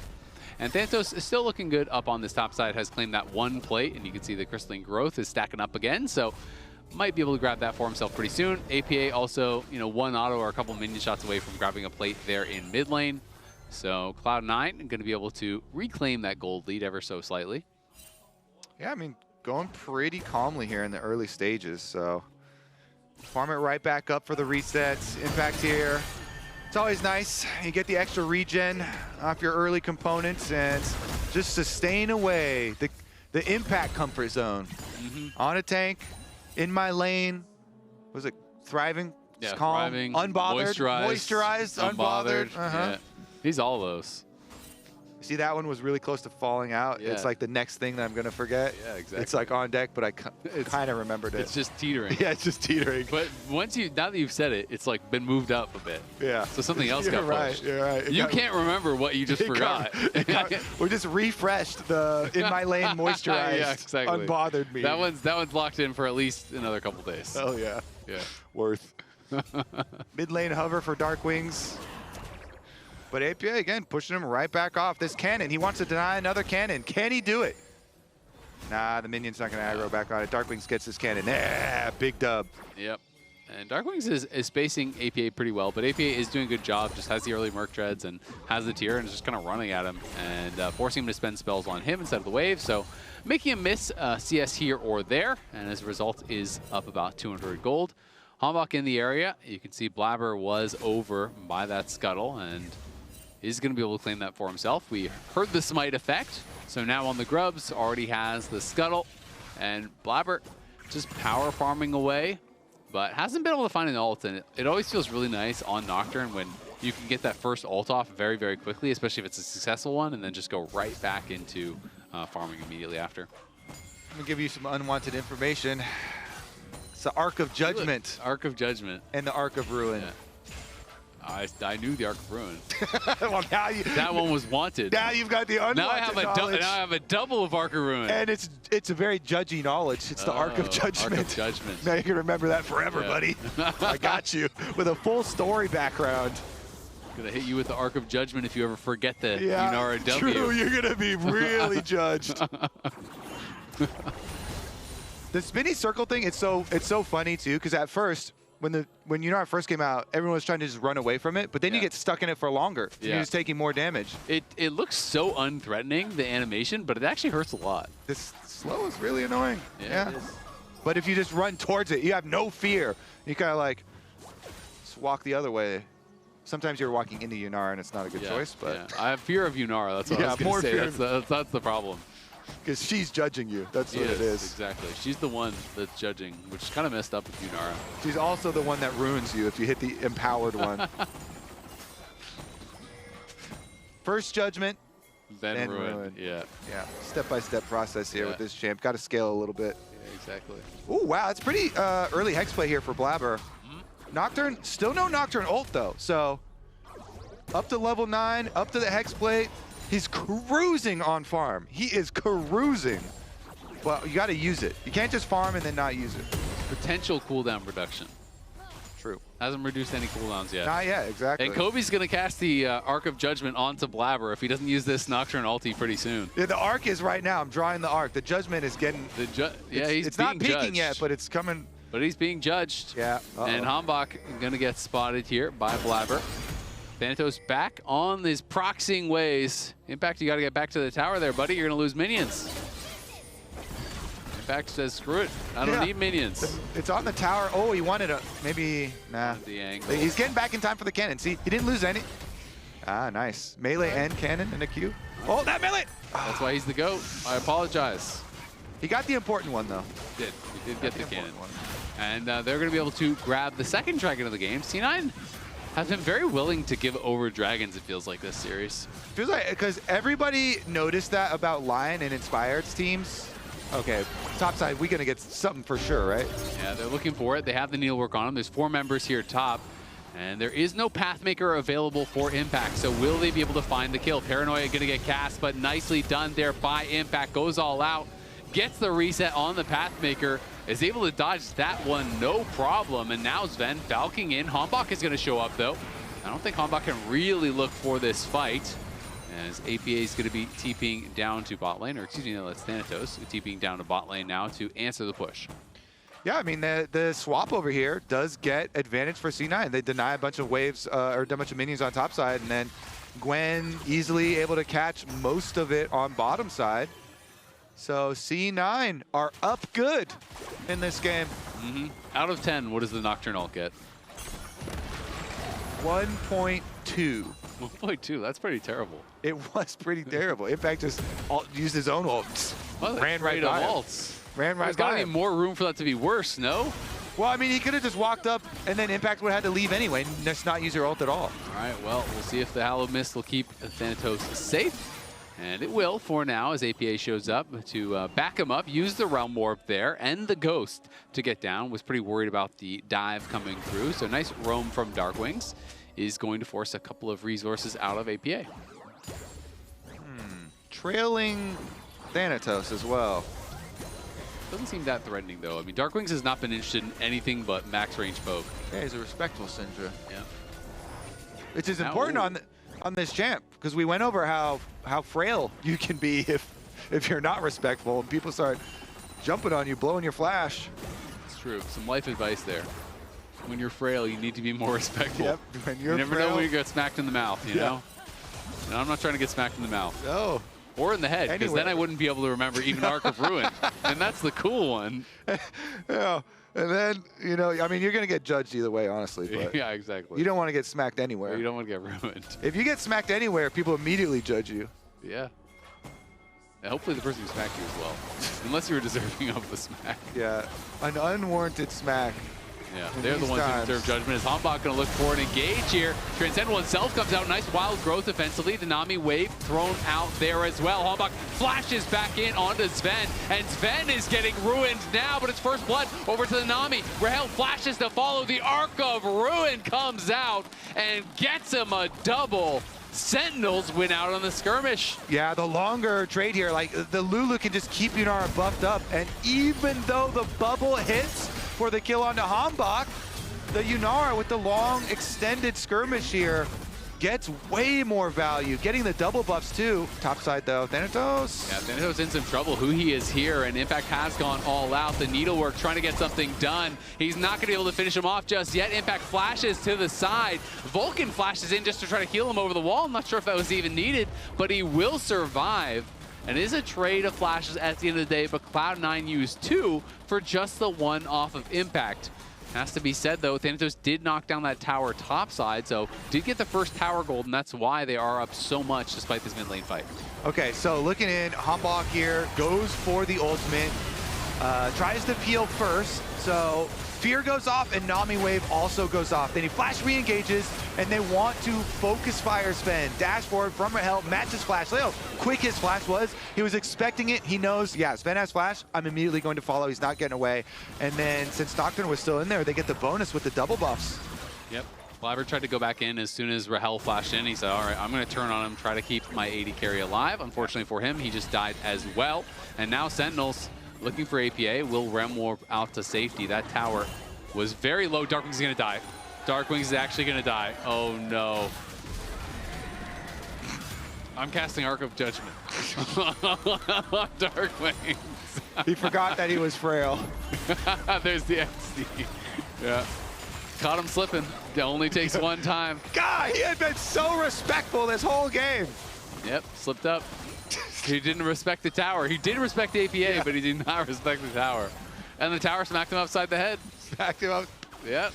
And then he got XD'd in chat, too. That's even the worse. Judgment. Oh, my God. It's the double. He got ruined and then judged. Oh, the inverse. The ulti expired. Jesus. That's tough. All right. Jungle standoff over the control ward. Ooh, we got a teleport to try and mix it up. Not going to be able to find too much, I don't think. Pathmaker going to be blocked there by Blabber with the spell shield. Impact will just walk this one out, but they are first to the dragon. Blabber is missing about 40% of his HP, and remember, Sentinels got the first 2 dragons here. You can mess around a lot with that. The teleport shield is so big, you can like do some funky trades early. Impact is using his as they get down the dragon. Yeah, it lasts 30 seconds as well, so it lasts a very long time. Thanatos now in the pit. Blabber taking some damage as in comes the Nami wave as well as the Paranoia. Some low health bars there. Darkwing's trying to kite back. APA pushing forward onto Rahel. But Hanbok secures the dragon. He gets taken down on the side. Thanatos trying to push in onto Impact, who is incredibly low. Pathmaker going to be used aggressively. Sven will knock him down. Sentinels do get the dragon, but lose 2 kills. How much gold can Cloud9 pick up after this? Well, hunting.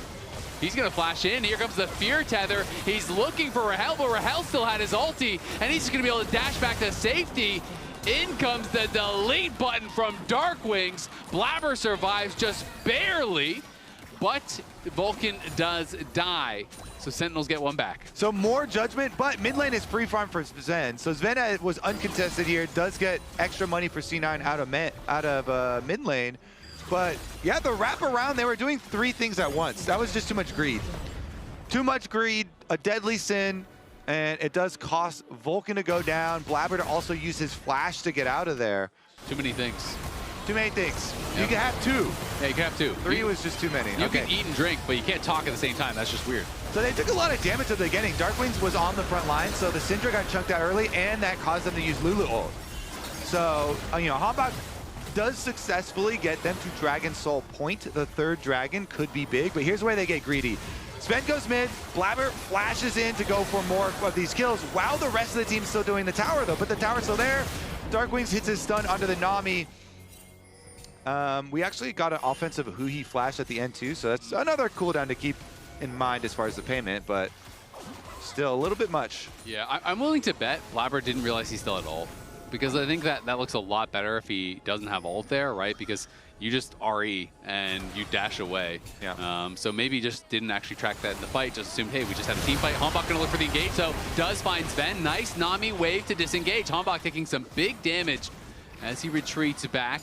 Blabber on this side does have the Paranoia, but elects not to use it. They are instead moving up towards top side, where Darkwings is trying to defend this turret and could be quite vulnerable. Hui knows it, so Hui is running up there on the minimap, going to try to get in time. Realm Warp coming through, but Darkwings is getting focused down, has no flash and no chance. Hui read the play, but just couldn't get there in time. Yeah, with no peel, Syndra too frail. Picked off side lane, no flash from the previous plays. Ben in his lane, farming unbothered and moisturized by the Nami. Memory, check. Check. Nailed it. Also, I really like that Nami literally moisturizing him. It's like, it's fell into place, dude. Everything. It's not water. It's everything. It's like lotion. The splashes are just water lotion. Yeah, it's moisture. Water's moisture. You're not with me on that? Yeah, I'm with you. I'm with you. Nice, You know, okay. I thought about it. Okay. I was considering casting Arc of Judgment. No, you casted it. You were in the process of judging. But I didn't express it, you know? Yeah, okay. I pondered it. You judged that you would be on my side, yeah, and I appreciate exactly, that. yeah. I appreciate that. I'm with you. I'm with you. You know, we gotta stick together in these tough moments, Nami, just like our NA teams. Yeah, we do. But they're sticking together. They're sticking together as well. I mean, it's gold versus dragons. Right now, I would rather have the gold, But after the next dragon fight, I might change my mind. Might change your mind. I might change my mind. You reserve your arc of judgment for yeah. after the next dragon fight. If C9 got the last dragon, I would be thinking they had this one wrapped up, but there's still a chance for Sentinels for sure. The fights are going to be tough though, and Hanbok might find Sven face checking. Here comes the paranoia. He's going to be interrupted on the Valkyrie. Flash to follow there is not enough damage, but in comes impact from behind. Sven could get picked off on the side. Rahel going to be feared away. ABA flashes in with the Rune Prison, and he's going to knock down Rahel. Thanatos kills off Huhi, and now Darkwings is getting wrapped around on here. Could be caught out. Looks like he will survive, but C9 win out in the fight. They do get the sums off Sven, so that's something. Well, Hanbok just didn't have the damage to finish him. That's using your head, Sven. Right into the front. Really good engage. They baited it out. They get the Baron. Yep, they're going to get the Baron, and now 7K is the lead before the Baron falls. Of course, Baron not worth that much gold anymore on the initial kill. But it's still, you know, that 800 gold or whatever that you do get for it.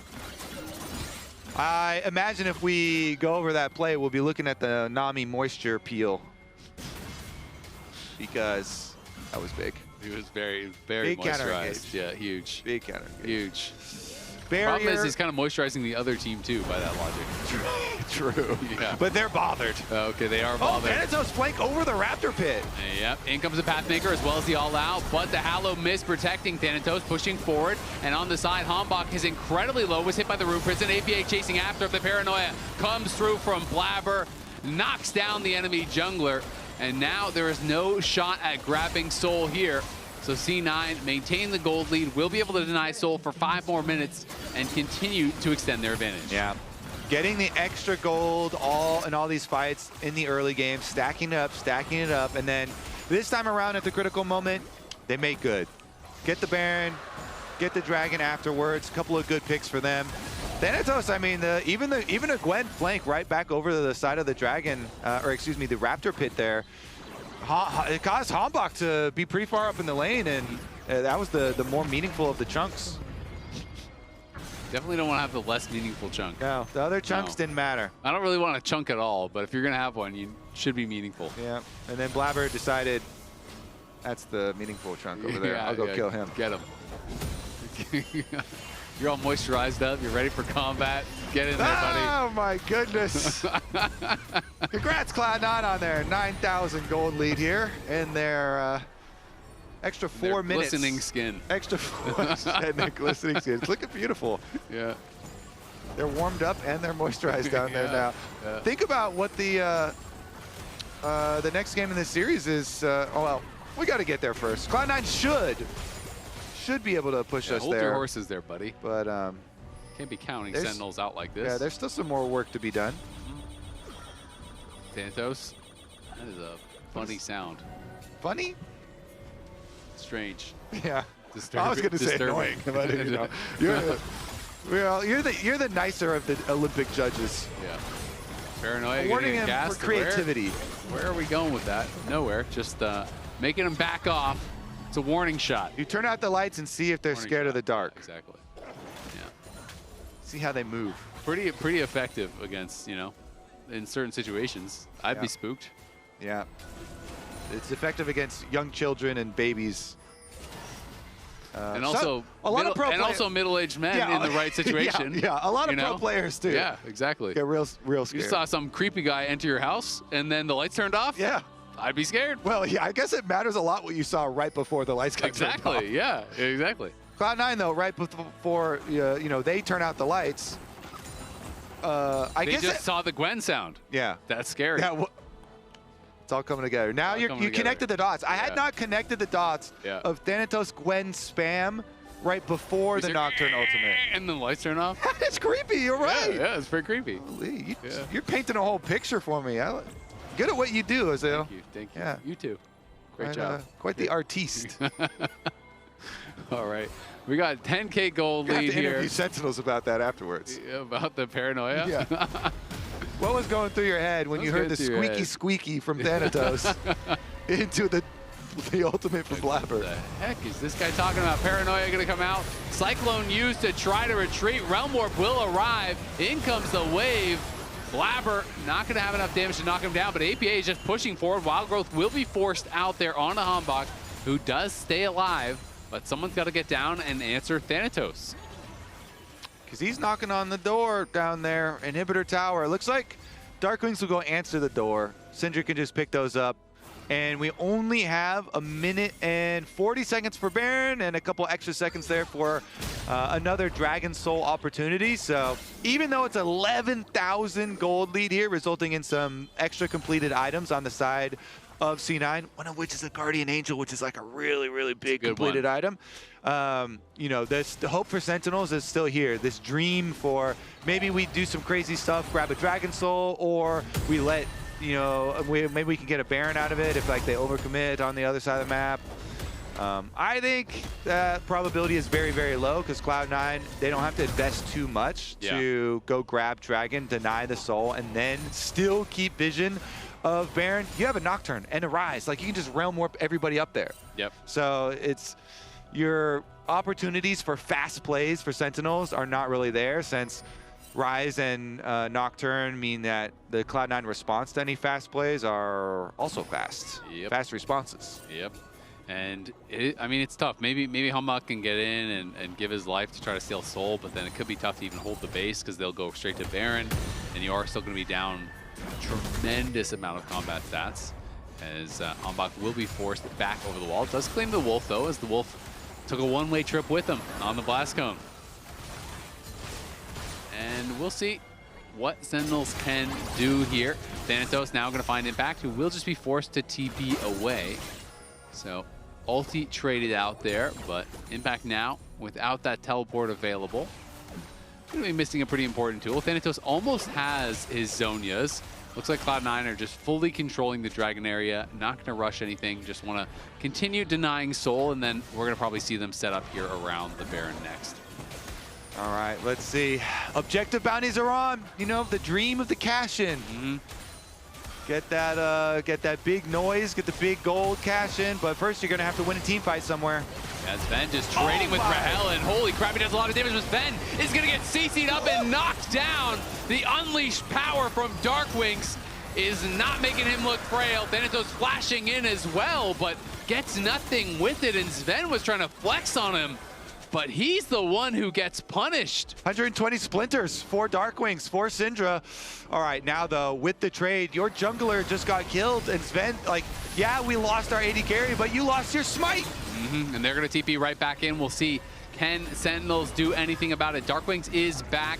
Impact here as well. They're trying to get some vision on that Baron. They see it is very low already. Impact just going into the middle of the pit. Paranoia going to be popped. They're going to turn here on to Impact. They don't want to risk it. Blabber gets pulled back with the all-out, though, hit by the scatter into the GA. Now Rahel is almost back with the team. The Baron's still at 2K. Impact going forward here. It still has not reset. Blabber might get knocked out. Blabber is dead. It's anyone's game now. Rahel is trying to go for the Baron, but he kills himself to do it. Rahel ran melee range into Thanatos. They could have just won the fight. Oh my God! Oh my God! It started out with such a good play from Impact to, like, I baited Blabber over to him and then kidnapped him even further away from the Baron. But then, right as they're, what, Aranis was like 1.2K? Yeah, but Sentinels could have just taken the fight. Yeah, Rahel they were right there in and killed himself. I mean, moments like that always get, your comms get so hyped, right? And, and everyone's kind of, I mean, I get it. You have to focus. Those are the most critical moments. Yeah, you're seeing, your eyes are getting big. You're like, I'm going to steal the Baron. I'm going to win it for my team. But they were already winning the team fight. Yeah. They could have just... And they had, like, Blabber was outside the extra wall. Yep. So they kill him, and then take your time. Just hit champions, and you can kill the Baron after, but Rahel... Greed. We come back to Greed, the deadly sin. Nice synergy. There you go. All right, well, Rahel, unfortunately, that was the moment for Sentinels. They actually had a real shot there, which I did not think they were going to get at all. And unfortunately, they do fall short when it mattered most in this game.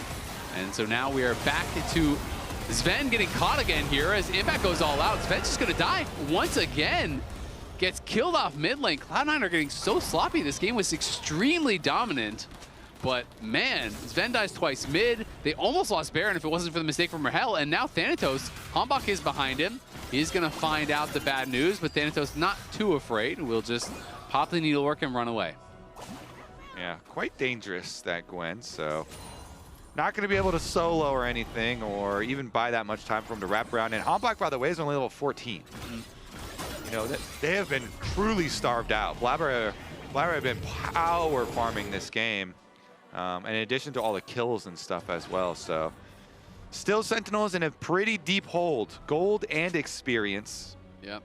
But they got the death cap, though. They do have the death cap. And they almost have LDR for Rahel. I mean, they're obviously monstrously behind, but their carries do some damage. If you're going to disrespect, you can die, as Sven has showcased a couple times.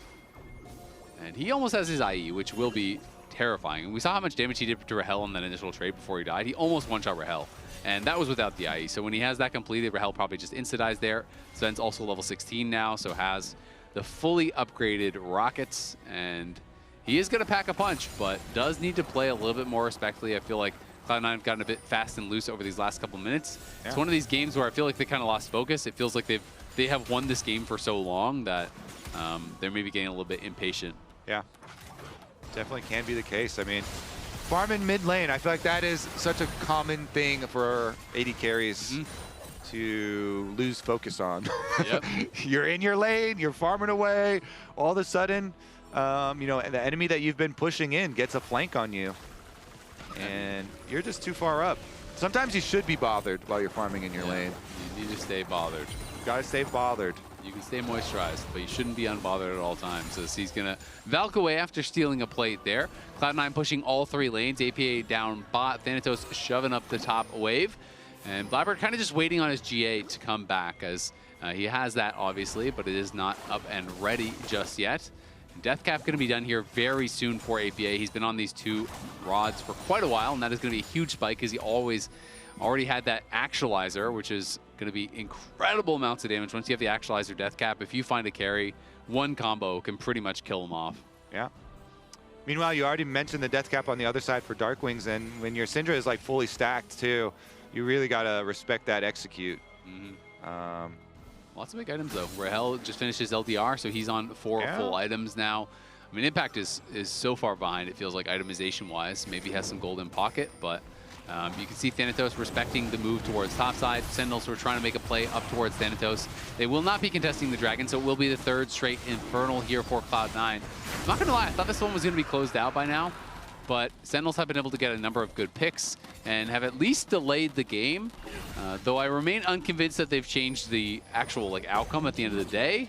You're feeling like game number 1 where Cloud9 got a big early lead, you thought they were for sure going to win, then Sentinels come back a little bit, make them work, and same destination. Yeah, I mean, you're still down 10K, right? And it's triple Infernal Dragon, and now the IE's done for Sven, so they kind of have their big ticket items. GA is back up and ready as well for Blabber. So I think Cloud9, you know, they had some oopsies, but they didn't really get heavily punished for it. So I feel like they're probably going to regroup a little bit and probably be able to close out this game on the next fight. We're for sure going to be looking at the Baron play, by the way, on the replays. Yeah. I mean, I really feel like that was the moment. If Sentinels play that differently, like if Rahel doesn't just dive in, if you can kill Cloud9 and take the Baron, maybe you have a real chance in the game. Yeah, that was some crazy stuff right there. Because there are so many bounties to get as well. Like it's like 1,000 gold for killing Thanatos, 1,000 gold for killing APA. Why also was even the call to turn off Baron in the first place when Cloud9 had it? I want to see like the HP when they turned onto full tank Cassante walking in. Yeah, finish that sucker. Yeah. They don't have a jungler. Yeah, the only thing I was thinking, and I don't actually remember live, was when he ulted Cassante, I was like, does he not have smite? Oh. That was, I don't know if he didn't, but that was the only thing that popped in my mind. Is we've all been there where your team is pinging Baron, you start the Baron, you're like, I don't have a smite, brothers. We got to turn. Yeah, and so. Impact did a good job. He got the spell shield off and then ulted him back further. He's got the Zekies, so now Impact maybe going to get picked off here. Looks like he has gone way too far, and this could be the beginning of the end. Trying to look for the angle. Does go all out, but can't find the angle onto Vulcan, even with the Pathmaker. Couldn't get the setup, so now he dies. And now the base may be broken here. Sentinels were on the other side of the map, pushing up, trying to see if Baron was being taken, but Cloud9 were looking for a pick. Yeah. And now you don't have anyone to answer the side lanes, so Thanatos is pushing there, and they're two-maning Baron at the same time. All right, this one should be clean then. Ben going forward here. Way too far. Again, has to flash and barrier out. The barrier was even late. just valked in onto Rahel's head and gets punished heavily for it. And Sven really looking out of sorts, man. He was feeling super confident. Goes right in. He got smacked. He didn't even get a sum off of Rahel, and now the Unleashed power comes out. But it's looking not as powerful as Darkwings would have liked. Darkwings almost kills off Blabber, then gets absolutely one shot there. APA pushing top. All 3 waves are coming in. This is a weird game as now Ombak going in looking for a kill. They will get Sven. APA, though, going to be able to put him right into the GA. And look at that. Oh, my God. That Rise does damage. Does get sent back over the wall, though, as Thanatos is now onto the Nexus towers here. This one, this is a weird game, man. You okay? Where's our one-way ticket to? We're Crazy Town. We're back there. Crazy Town. We're in Crazy Town for sure. We're in big damage town. APA and Thanatos both big damage. Yep, Thanatos popping the needlework, trying to get some damage down onto Impact. He's going to hit him with the Pathmaker. The Wild Growth comes through. Thanatos is incredibly low, but there's the Paranoia getting thrown out onto Rahel. Rahel flashes back, but he's not safe. He's knocked down by APA. Impact going to try to get the wave, try to keep them alive as he did kill off Thanatos, running away, breaks the fear tether there with the footwork, bubble of the wall. Breaks their ankles. He's out. Will be immune by the Pathmaker, so they hold on again for a bit more time. Yeah, I mean, look at that damage to the base. So 2 inhibitors and a Nexus tower down, though. Cloud9, I mean, first you got to take care of business with how crazy this game has been. Get that dragon first. Yep. Then go finish the job. Just, you know, some crazy stuff could happen. So business is out the window. Everybody. Only thing they're focused on is shenanigans. Shenanigans, yeah. All right. They're not taking care of business. I know. The ship has sailed on business. Business had to be taken care of 10 minutes ago. You missed the meeting. You got fired. It can't be taken care of anymore. They're not standing on it at all. You're not standing on it. Nope. Nope. They're going to have to take with this dragon, with though. a 13,000 gold lead dying over and over. Yeah. Business has not been handled. It is not. Nope. Honestly, though, I still think it's a dub for them. You know. I do. I still think it's a dub, but Sentinels, you've got a chance. Yeah. I mean, Rahel built a Blade of Rune King now, so he's on old full we build. got a wall creeper here. A wall creeper? I don't know. He was like hiding in the bottom. Oh, Humbug's going in. They're going to look for an engage here. And down. they shut down APA. He is burst down, but Sven is getting so much damage down to the other side. Paranoia is going to get immune as Darkwings went into the stasis. The scatter connects. Sven is dead. Humbug is chasing them, and Cloud9 are falling apart. Impact will have to run from Thanatos. Vulcan and Blabber staying around, but Humbug is still looking for the fight. They can actually get Soul here. Rahel trying to kite. Rahel is going to get hit by the bubble over the wall, though. Vulcan with the big play does take down the enemy AD carry, but in comes Impact. He's all out, and Blabber does fall. Now the teleport coming in here from Thanatos trying to back up Blabber. The teleport's going to come in from Darkwings as well. Thanatos is looking for Impact. Impact really doesn't have anything left at all. He's trying to survive, and the scatter will keep him alive for now. Humbug is still here. Impact has TP. He's going back to base. He's trying to buy some time. The Nami wave comes out. It does not interrupt him, so the teleport will come through. Paranoia gonna get popped. Here comes the teleport. The flash out from Darkwings does nothing as Impact does arrive. Humbug trying to fight against Blabber. Impact trying to make something happen here on a Thanatos, but he just doesn't have the damage. The fear tether will land, but Hui is back. Humbug pops the Cyclone. The base is dying. The bubble lands. Humbug falls. And Cloud9 finally, you think might have done it, but Rahel is back. Hui is alive. APA has killed Impact. What is going on? Just like they Hit drew the it up. Nexus. Rahel goes forward. He gets a shutdown on a Blabber. But Thanatos kills the Nexus. Cloud9 win a clean one. They're moisturized, they're unbothered, and they're on match point. Who done it? It's Thanatos at the Nexus with the scissors. He gets the kill, that matters. Holy, just like they drew that play up, okay? Yeah. Nice smooth end of the game. You got the Dragon Soul coming onto the map. So what I was talking about with the wall creeper, was APA's position on the wall, you know, behind the fog of war at the edge of the wall. It was wall there. creeping. It was wall creeping. It was wall creeping. I'm with you I was now. like, oh, I see something here. I'm with you. paint a little picture. He was lurking, like you know, from CS or Valo or something. Creeping sounds way worse than lurking, but they're both not good. They're both. You don't want to be similar. creeping or lurking. Yeah. But I'd rather be lurking than creeping. If I How had to about choose you? one. Creep your way up to that computer and look at the.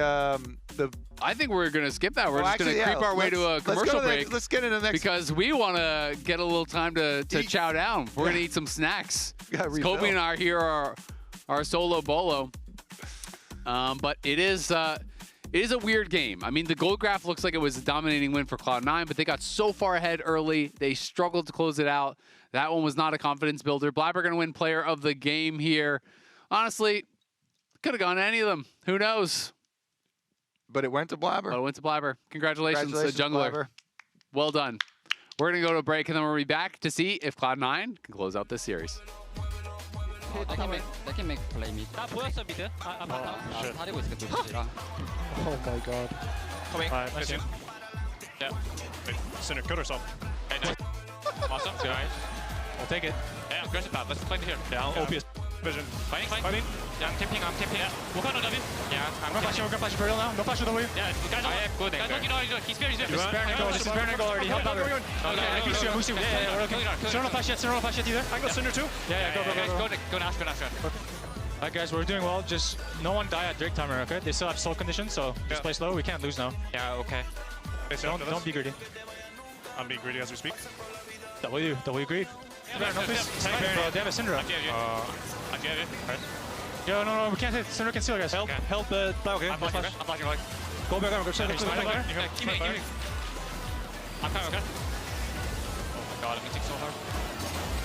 It's okay, I'm coming, members. There's something bad, I'm coming. Don't hit yet. Hold them coming. Okay, you can hit. Hold them coming. Finish. We got it. Sorry. Well, we got Yunar instant flash there. Yeah.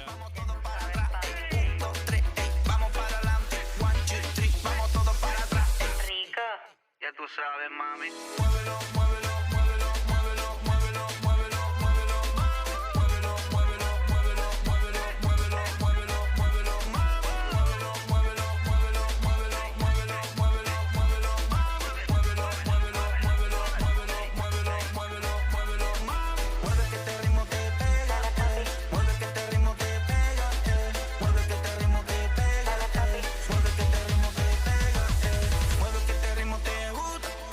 Mueve que este ritmo te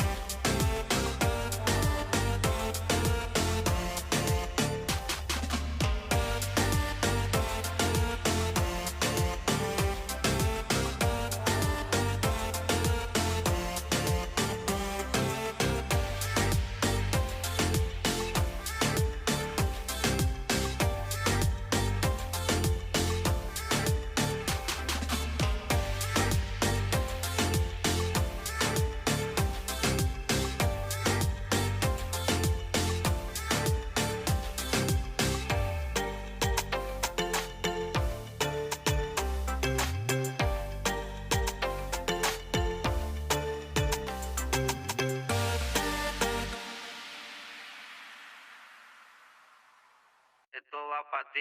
Mueve que este ritmo te pega, mueve que este ritmo te pega, mueve que este ritmo te pega, mueve que este ritmo te pega, mueve que este ritmo te gusta.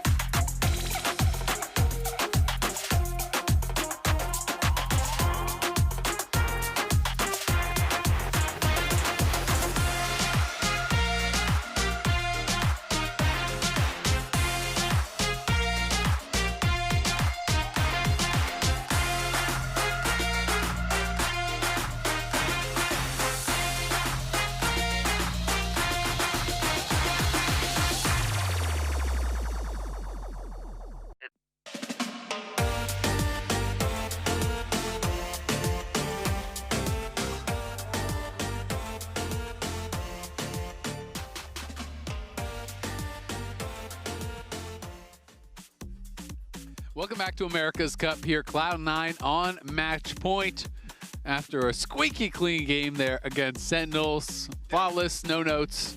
There was squeaking. There was a lot of squeaking.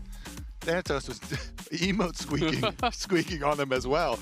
Yeah, the games are very back and forth, but the same thing was true in game number 1 as game number 2. Cloud9 got the early lead. They got this really big advantage. This one was a little different because it was gold for Cloud9, but Sentinels were still getting dragons. And so there was a world where that crazy end of the game had gone a little bit differently for Sentinels to be able to get Dragon Soul and defend their base and then like be able to deal with the super minions. And I mean, we're very close to this being like 2-1 the other way. Yeah. So Sentinels, Cloud9 here, this best of 5. I predicted 5 games. Like, it might still get to 5 games. Yeah, Cloud9 right now is on series point, but Sentinels, if they make a couple small adjustments, that could be them pushing us to game number 5 and Silver Scrapes. Yeah, I agree. And it's one of those games where Cloud9 won, but it doesn't build confidence, really. You got, like, more questions? Yeah, you really do, because they were so far ahead for so long. And it just seemed like they were really struggling to close out the game, even with, 11,000 gold lead for a very long time. They really did struggle to close it out. I mean, it literally came down to them just killing the Nexus and not even taking the fight at the end, right? So definitely a bit of a weird situation for them. And We'll have to see how Cloud9 looks coming into this next game. I mean, Sentinels there on your screen, looking pretty happy still. Rahel and Huhi obviously having a bit of a laugh. There you go. They're looking good. Vulcan on the other side, though, looking like he's in a pretty good mood, too. So I still think it really could go mood check both sides, then. Mood Yep. check both sides. Everyone's still chilling. They were having fun in the end of that game. You know, it was chaotic and scrappy, but... If Sentinels can win this one, too, I'm really interested to see what happens with APA's champion pool, since that clearly has been their strategy. His last game, he just played Rise. That's super standard. The Rise looked good. Yeah, So. Rise looked good. They didn't really accomplish much of anything with that, but they are going to maintain a lot of mid lane bans. You're expecting Talia, again, going to be getting banned out as that third ban for Sentinels, and that has been the strategy the whole way through. In Game 2, it really did work well with that Victor versus Acel matchup. In Game 3, not so much. But in Game 3, C9 did not let their mid lane pick fall to the second round. They just did it in their first 3. Yeah. We're getting down into the, like, Cassiopeia, Galio, LeBlanc, all these kinds of types of mid lane champions here that can be effective when used in the correct scenarios. Yep. Yeah. Hui's another one that's kind of just like generic. Yeah. Darkwings obviously has his Vagar special. They didn't ban Talia, which is very, very interesting. So Sentinels have first pick, so they're saying you have to ban Talia, or we're going to take it. We'll gladly take that. Yeah. Because if they do push it to a game number 5, they'd also rather it be Fearless banned for the next one as well. Yeah, no, I mean, it makes a lot of sense. And so C9 need to decide now, are we okay giving over the Talia? And they are. So they could give Talia over and, you know, play Galio Hui, whatever, and just some sort of answering matchup. I don't think, generally Talia is not a champion that super punishes you in lane. It's more about the combos that it has. And a lot of its best pairings are banned out, right? Already gone from Fearless because Vi has been played. We can see that Pantheon's been gone. You know, Jarvan, Wukong, those are kind of like the tier below those. Those are already gone. So there's not a ton of kind of like that point and click CC that is still remaining, except from support, really. Yeah, so C9, do we grab like Xin? And, I mean, you could go a lot of ways still into the Talia, but like the Galio I was mentioning, or there are other like spicier ones. Oh, well... Where's Trundle? Is Trundle not? Trundle's banned. They banned Trundle. There we go. Okay, Trundle's banned, so Sion looks very good then. Yeah, it does look very good. And it would be, again, a denial, right? You know, we talked about that. You know, you're talking about that for APA's side with the Talia takeaway. Same is true for Impact. He played Cassante last game. Now Sion is gone. Ornn is really the only other tank that people are playing much these days in the top lane that is still up and available. But I guess Galio too, but that's more situational for sure. Yeah. Not too much left to punish it. All right, let's see. Do we want to grab jungle? I guess we're just going to slam the Ahri instead early.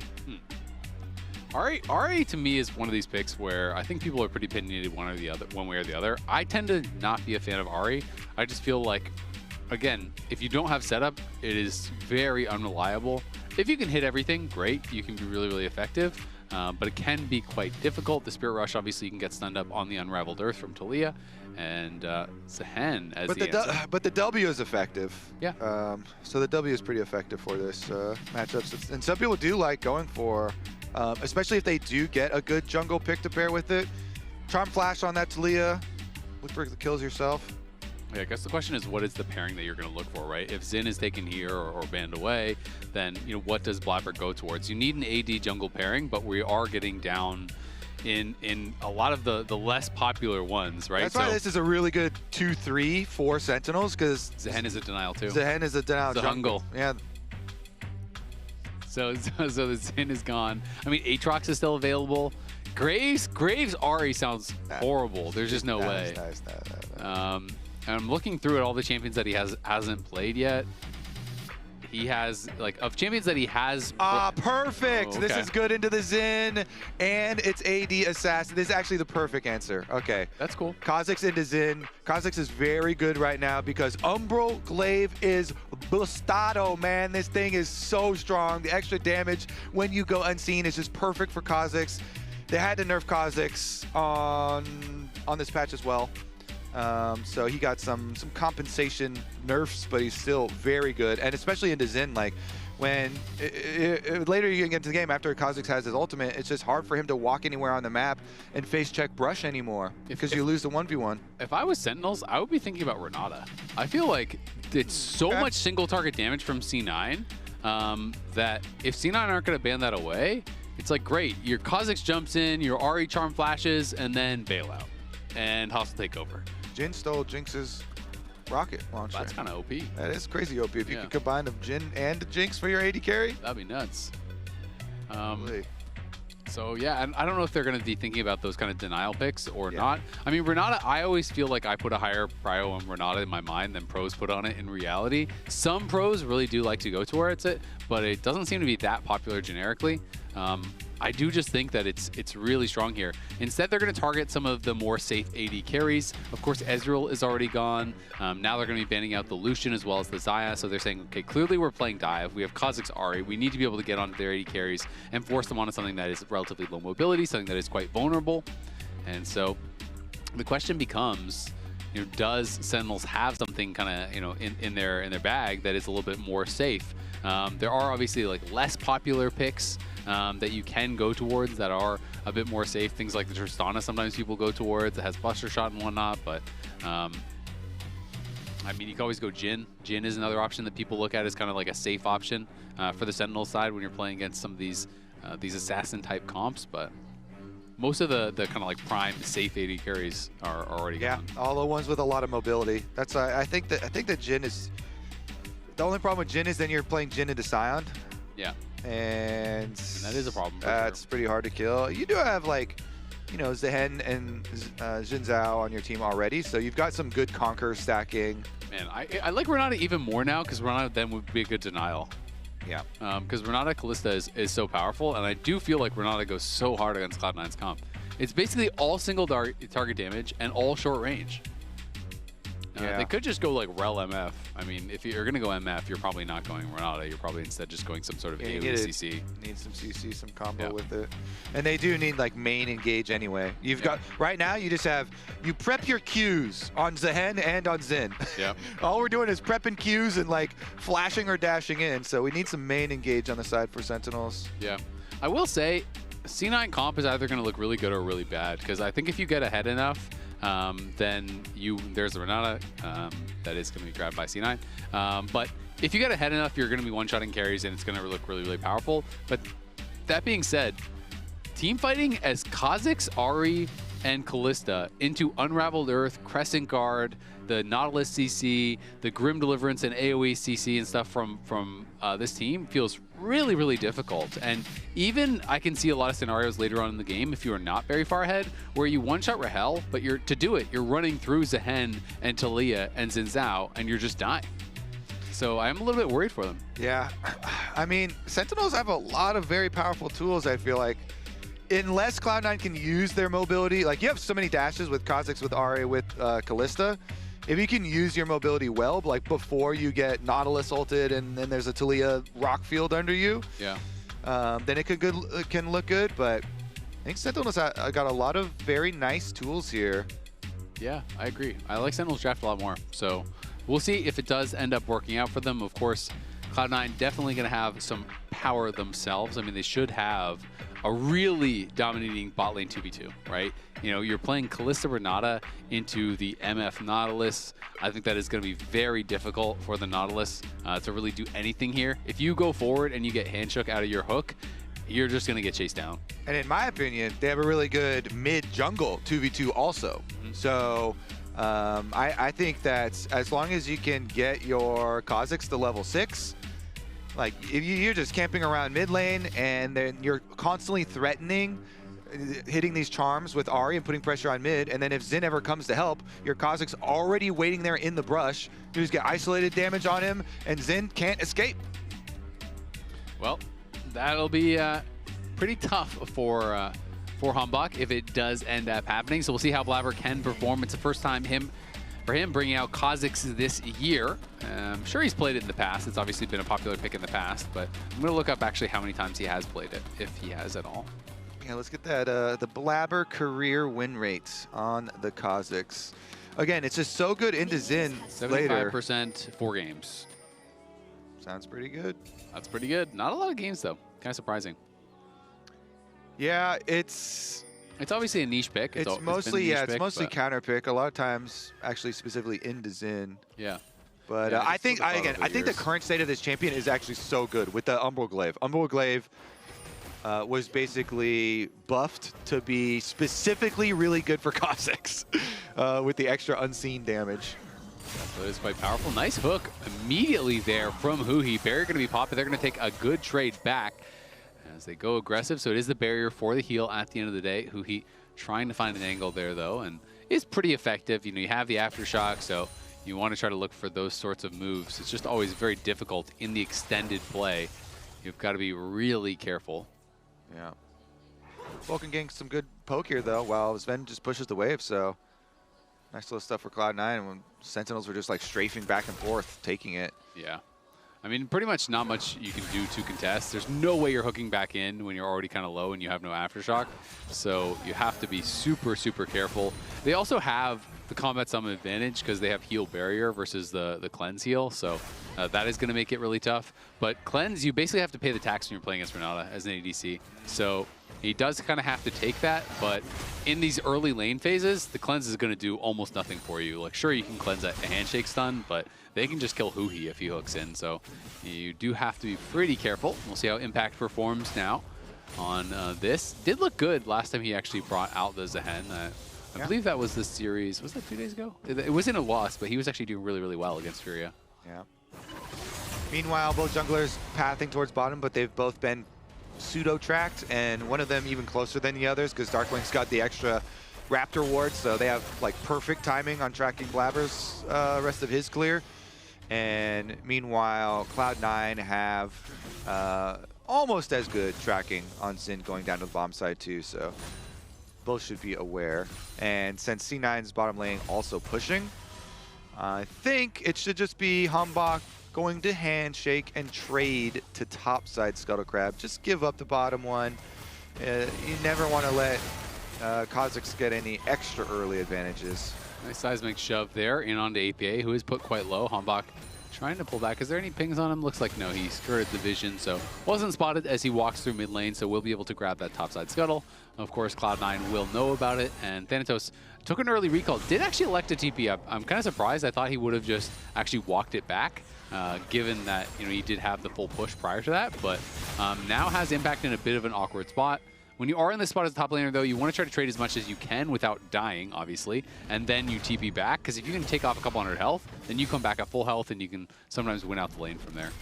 Yeah, and Impact sustaining actually quite nicely on Zehen, but if he gets ganked, it could turn around. Is this just a hover for a gank the other way? Looks like they're going to go for it here. Impact, nice dash to the side, will avoid Decimating Smash, so not going to get knocked up. It means Blabber can't really look for much of anything, but was kind of just waiting on respawns, so not going to really slow him down too much. Be a bit delayed on the start of the Grom, but it's not going to matter. Yeah, you have time because your wolves are a little delayed anyways, and he just and you one-shot destroys Gromp anyway. But I do like kind of hovering just to look for it. See if you can get anything. Maybe there's a misplay or something. Yep, I always think it's worth the attempt when you can be efficient. And some of these junglers clear so fast these days that you always have these kind of windows of opportunity to look for something briefly without really paying any price. Impact getting pretty low here, but Thanatos, low on mana, so that's kind of what he's draining here. And Impact still has a TP, so I think Thanatos is going to push this in. Maybe try to greed for a plate, but then definitely going to be heading back to base here. Just take another reset, because you don't want to get stuck in lane as Thanatos with no mana when Impact still has TP. Yeah, definitely not. Because Impact's buy is going to be very good when he comes back. All right. Well, Blabber should know he's there, right? He saw the vision plan coming through, so he's going to place down the ward. Hambach gets the jump on Blabber, and Blabber has to hop back out to safety. The Dragon is spawned. Blabber definitely wants to do it. I mean, your Kazakhs with a super strong bot lane, including Kalista. But Darkwings does have first move here from mid. Level 6 is available for both of these mid laners. Blabber is taking quite a lot of damage here. And APA gets hit by the seismic shove, so Darkwing's landing a good chunk on him, and a nice sidestep on the charm as well. The spears are getting stacked, but APA is low, Blabber is low. C9, I think, have lost this. Blabber's gonna have to jump out the back of the pit. The hook comes there from Huhi in onto Vulcan. Darkwings has to flash out on the side, though. Throws down the Unraveled Earth on APA. APA has a couple more ult charges, looking to go forward. Huhi has to flash out. So even with a good start to the fight, Cloud9 end up coming out on top. Yeah, I think Blabber's confidence there is correct, that they're going to have the advantage regardless. So that's why he just like, you know, face checks and walks up, and even taking this chunk really wants to force the issue. Still though, there were some fancy dodges that made me second guess, and I thought maybe it actually is going to turn back around, but that's that's why he was so confident and just like, we are forcing this, we are, you know, we're going to get some extra summer spells. With Kha'Zix's Q plus Rend. Plus and since his bottom lane has the extra upper hand and is going to move up, and Kalista Renata is just nasty in the river here. Like they have full confidence, especially with APA having Ahri ult, but no Ahri ult now. So maybe they do like repeat focus towards mid lane. Yep. Of course, it is the spell book for Dark Wings there, who he did dodge that critical charm to avoid some of it, but still lost his flash, which is going to hurt. So exactly. So you're a prime target. Yeah. There's not any super reliable engage for C9. I mean, obviously there's ways to start fights. You can look for charms. You can send in Scion. You can, you know, throw in the Renata and look for hostile takeover, things like that. But there's not any consistent go button, right, on their side. So Sentinels, I think, if they are playing careful, will have the luxury of choosing kind of when and where they fight. Yeah, and the thing for Cloud9 is they get there early, right? You go to the Dragon early, and then you force them to face check into your Renata and into your charms and stuff. And you also make it hard for Xin to walk on the map. Now we're starting to get to like to the early scary points post level 6 here, because level 6 does almost nothing. Wait a second. Oh, bullet time comes out. Fake call has to be used.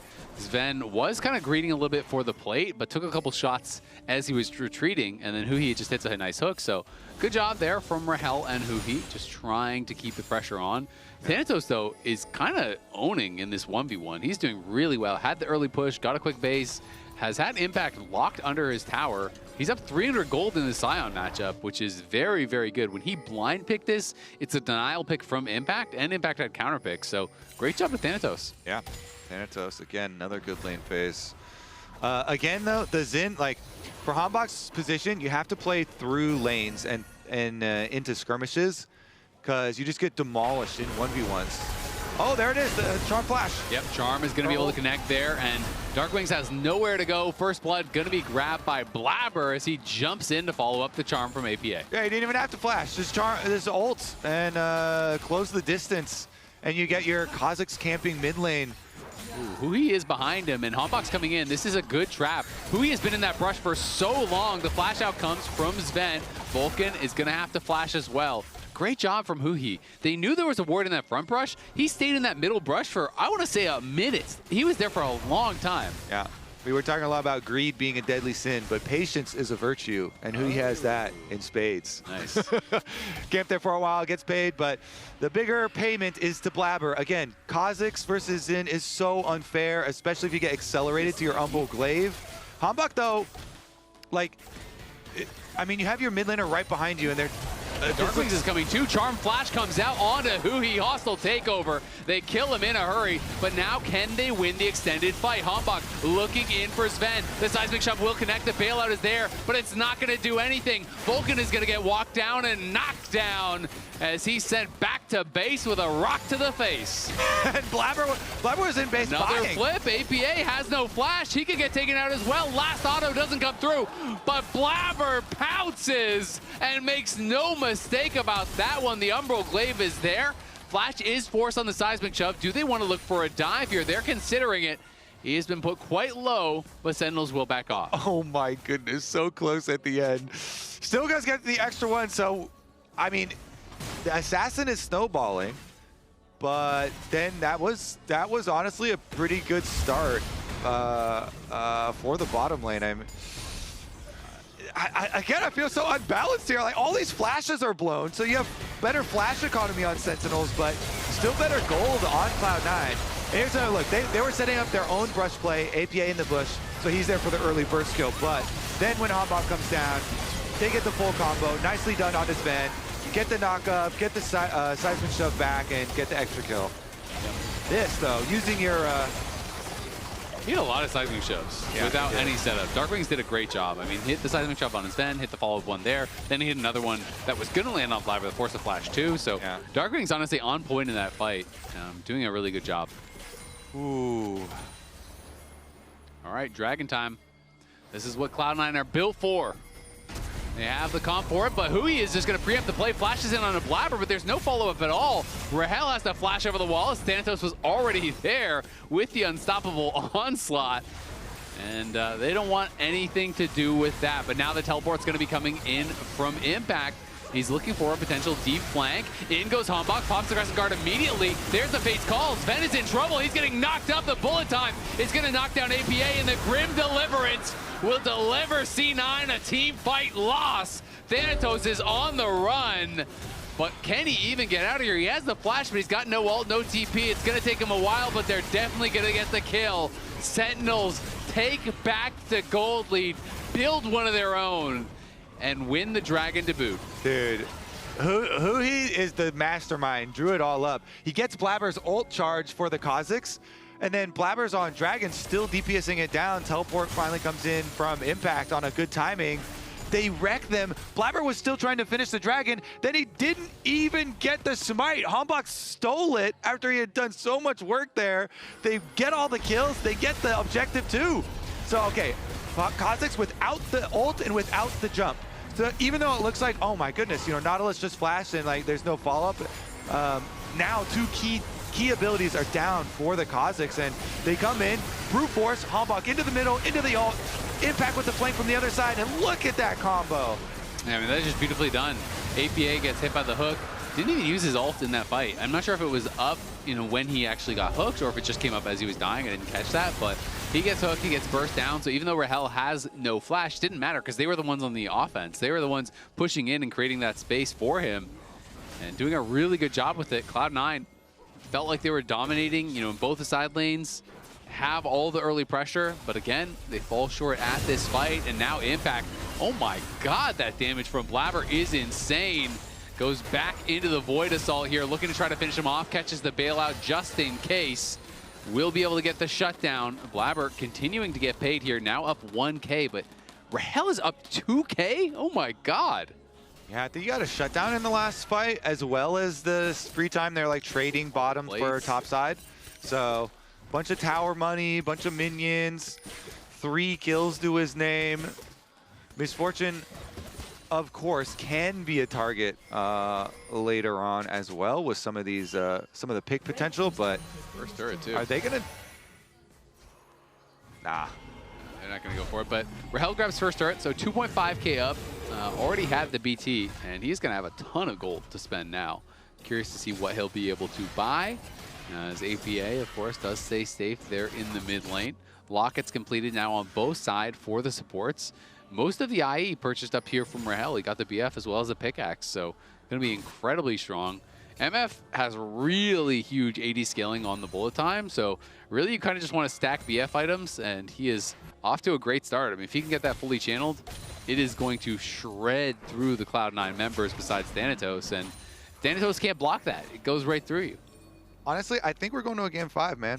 I think so too. It's very early, but because of the comps here, because Sentinels are able to win that dragon fight and stop any sort of early game push from Cloud9.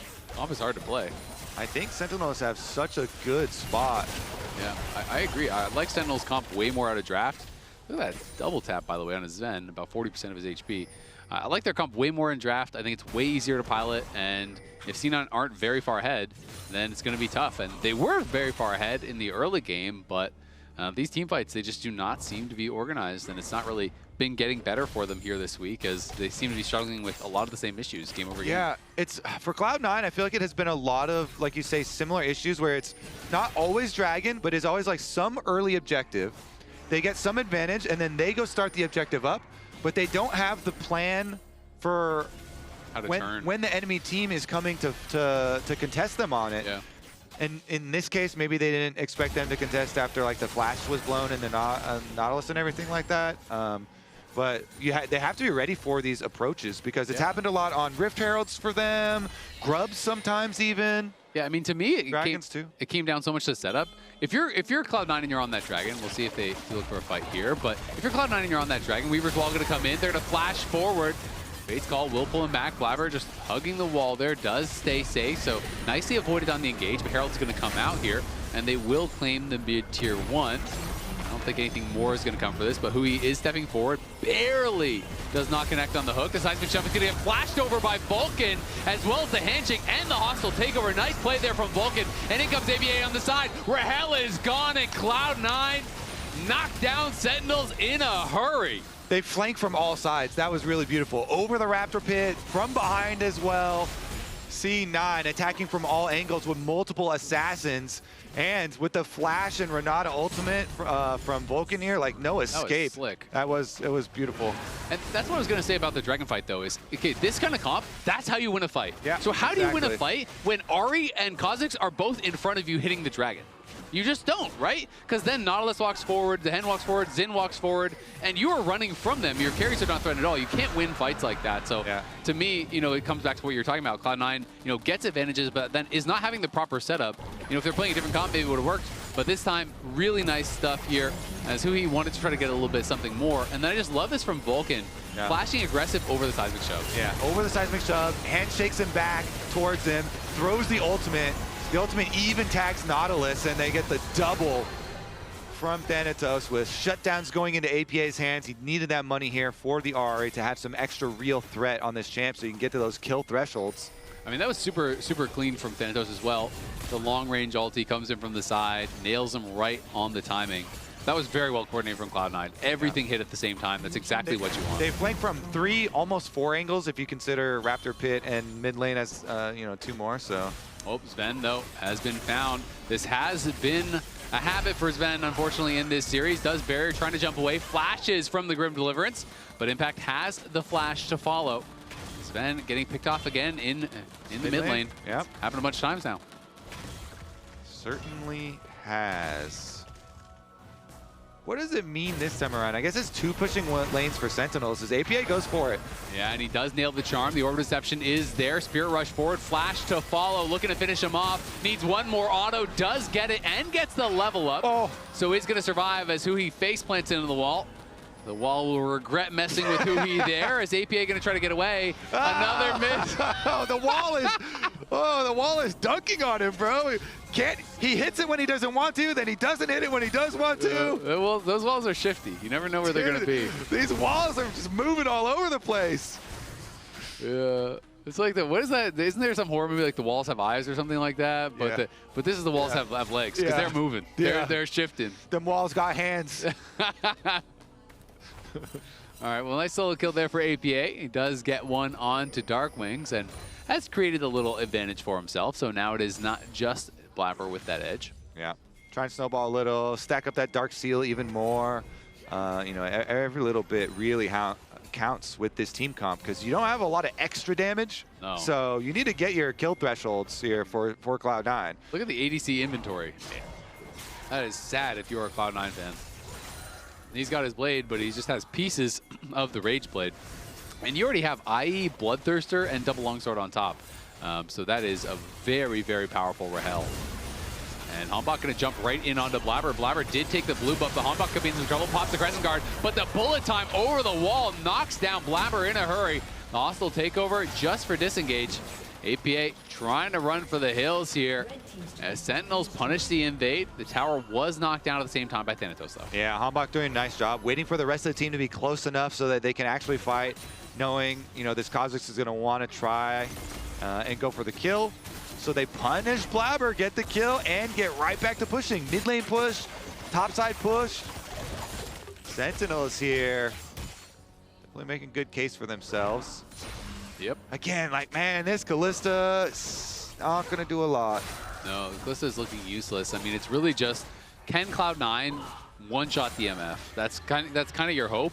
But I do always feel like it's so tough compositionally because when you have to full send everything on Rahel or you just kind of auto-lose, then it's so easy for Sentinels to play around that, and their counter-engage can be really, really powerful because Kha'Zix and Ahri cannot just walk past the Zehen and and the Nautilus and everyone else, as there's a flash forward from Hui. The Fate's Call comes out, but the depth charge connects onto Sven, and he is dead in mid lane once again. And now there are pings here over onto the Baron. We'll see if they actually want to commit to that. That would be pretty risky, but they're going to start it up. I can see Xin just dashed onto it on the minimap. Yeah, beautiful from Hui. He knows, yeah, you can ult the Renata, but then I just use my ult onto Sven.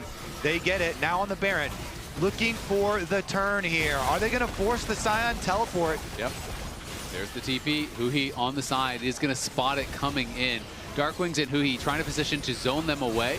Rahel far back in the pit. There's just no contest. There's no way that Blabber can even get over there at this point. So that is going to be grabbed. Now the Charm is going to land in onto Impact, but Cloud9 just need to run for it. Sentinels get a pick, get the Baron, and make it look easy at 20 minutes. Baron's supposed to be hard to take. Yeah, it's not that hard when you're that far ahead. I guess now Cloud9 are getting desperate. You can tell they're like, all right, everybody go into a brush. 5 members into a side brush. Everybody Fnatic brush time. Yeah, well, it's looking rough. They do still have a dragon advantage, but not for long, as Sentinels are first there and should be able to grab this dragon here too. And they have the Baron buff. They've already created a big advantage. Rahel soon is going to have his LDR, so he's going to be on 3 items and punching through what Thanatos has built up as well. I mean, teleport's going out to the top side too, so Cloud9 right now is trying to scrape together any opportunities. I guess, again, if you make some plays on side lanes before the team is there, but look at all the pings from Sentinels. Yeah, they're going to look potentially. They have the Weaver's Wall, and there it goes. Hui coming in behind them. All of Sentinels are here. Blabber immediately flashed over the wall, tries to go invis and run away, but Hui is behind him. Here comes the depth charge in onto APA. APA using the Spirit Rush to get away, but it'll have to let Blabber stay behind and pay the price. The bug gets squashed. Cloud9 do take a tower mid lane, but Sentinels with another nice aggressive play. Yeah, Cloud9, like they're desperate, right? They're just trying to scramble on the map. It's too hard to fight into your face, so we scramble on the side lanes, try and create some openings. They get caught, they get pinched on that side. Everyone else just keep pushing though. Push, push, push, push. Try and make the most of it. Well, gonna be able to knock down tier 2 there, take away the blue buff, take away really this whole top side jungle, and now you can see Hui pinging in towards the mid lane tier 2, looking to get more with this Baron buff that is still active for a full minute. Cloud9 trying to threaten. APA is on the side, not spotted, but Hui's just going to go forward. Fate's Call going to be used, Charm thrown out, but it is just onto Hui. He's going to be knocked up, but in goes Hambach. He's looking for Sven. The Crescent Guard is used. The hostile takeover is there, as well as the bullet time getting channeled out, pushing Blabber back. He gets hit by the flick, but Impact is going forward. The bailout is going to get popped, then Sven is going to get knocked down by Impact. The Grim Deliverance takes him out. Sentinels are just still marching on the base. 30 seconds left on the buff. APA goes forward on a Darkwings. Flash is forced. Rahel tanking it up for Darkwings. Sentinels will have to retreat. APA wants to keep looking, but there's just no way for him to do so. Cloud9 can do nothing to stop Sentinels. They're gonna poke around, maybe delay some recalls. Nah, nobody else can pounce on it. So even with the desynced on the recalls, yeah, there's not a lot that they can do about it at this point. You just keep on getting pushed in and cornered in your own base. Impact, really nice dive from him. When he came in with his teleport shield, just kind of face tanks, goes right in. He hit the dreaded return first on his Sven and then instantly ults in to go finish the kill. Yeah, really well done. And able to put that pressure on and knocking down Sven, who has had a really tough game. Yeah. He's down almost 4K individually now. It's still pretty much the entire lead is just Rahel, but that is a good place to have the gold, as Cloud9 have not been able to access him really whatsoever, and he does have the flash up and available for the next fight here. Thanatos getting pushed back, and Rahel will arrive with Hui, and they are just cutting through this tower so quickly. Yeah, I mean, APA is still pushing top lane, and I'm assuming he has his empowered recall up, but he doesn't have his teleport, so try and get one more wave, you know, scrape together any few more pennies on the rift. head back to the penny store, see what you can buy. He does have one needlessly large rod, but he would have to like sell a ring to be able to fill in something else. Yeah, and he might not even have the gold for it. The charm does land on a Hambach.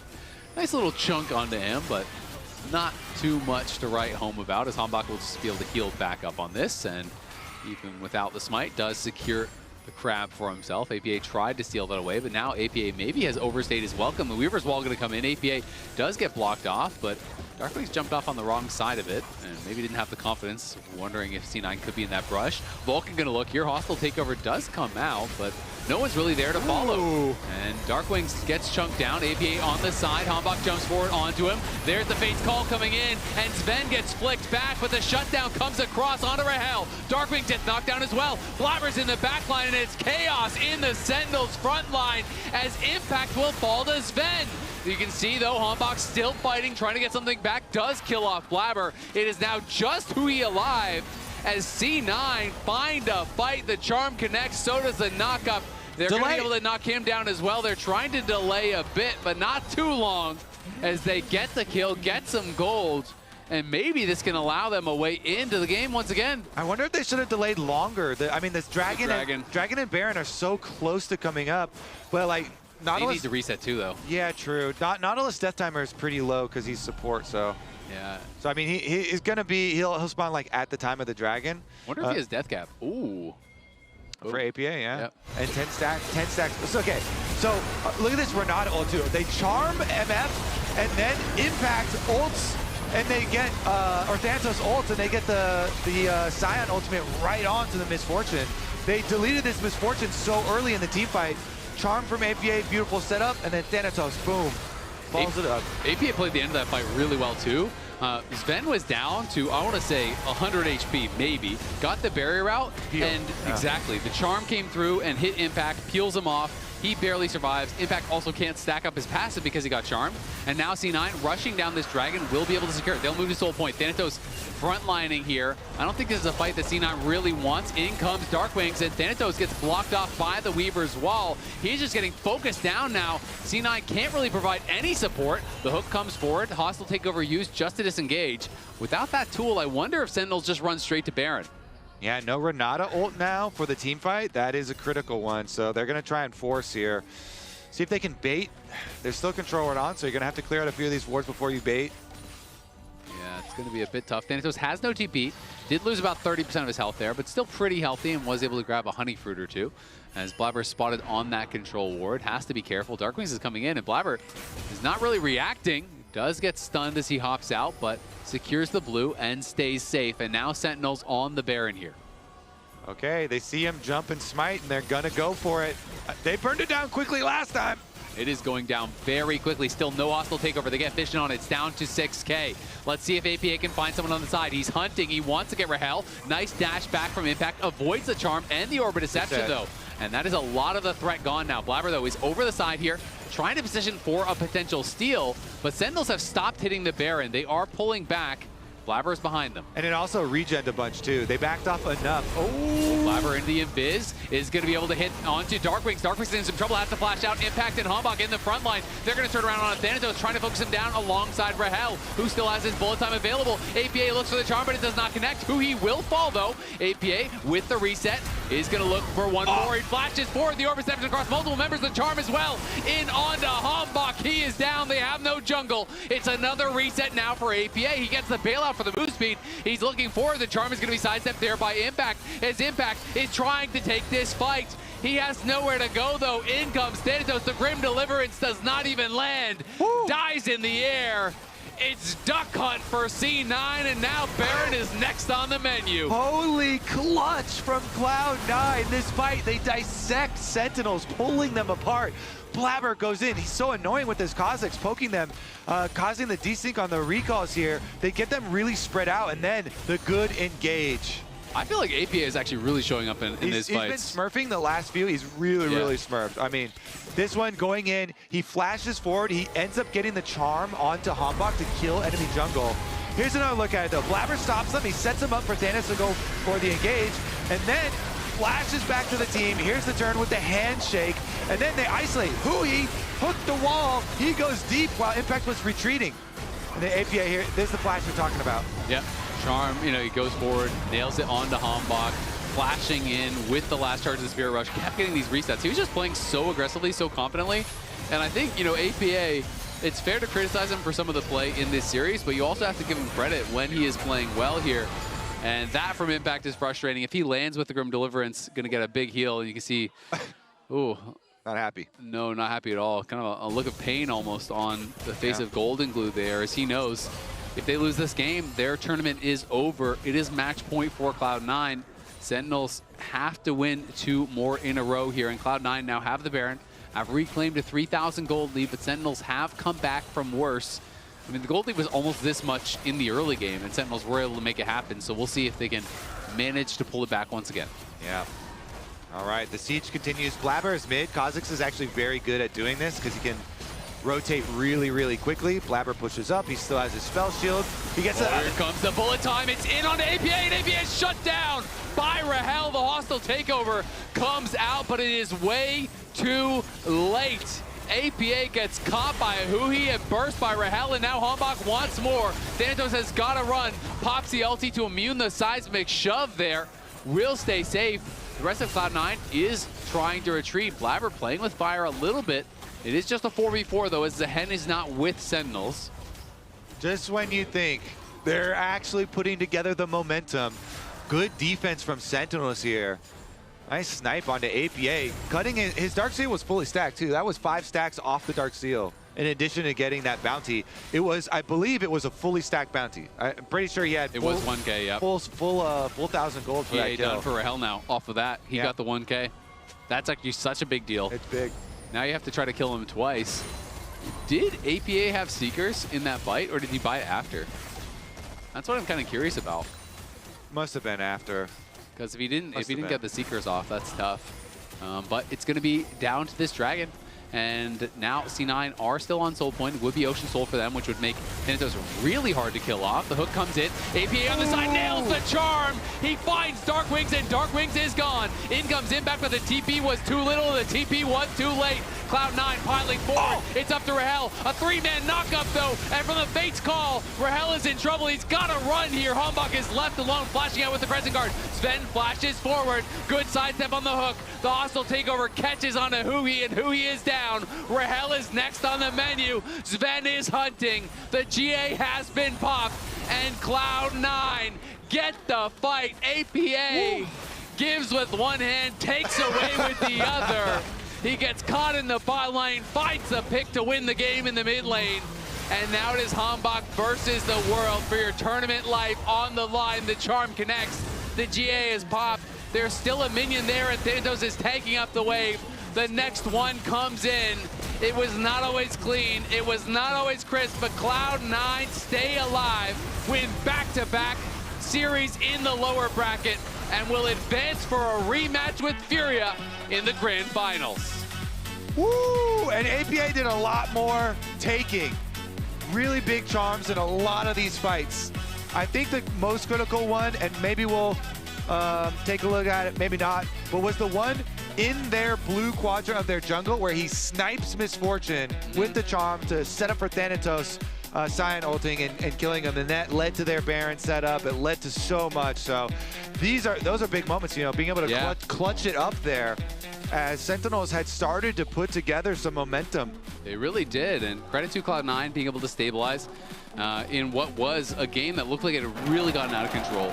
And honestly, in a series that looked like it was getting out of control early with all of the bans that were thrown onto APA early. That ASOL game looked like, oh my God, did they kind of like crack the code here? Do you just literally need to throw every single ban in the game on APA and he just doesn't have an answer?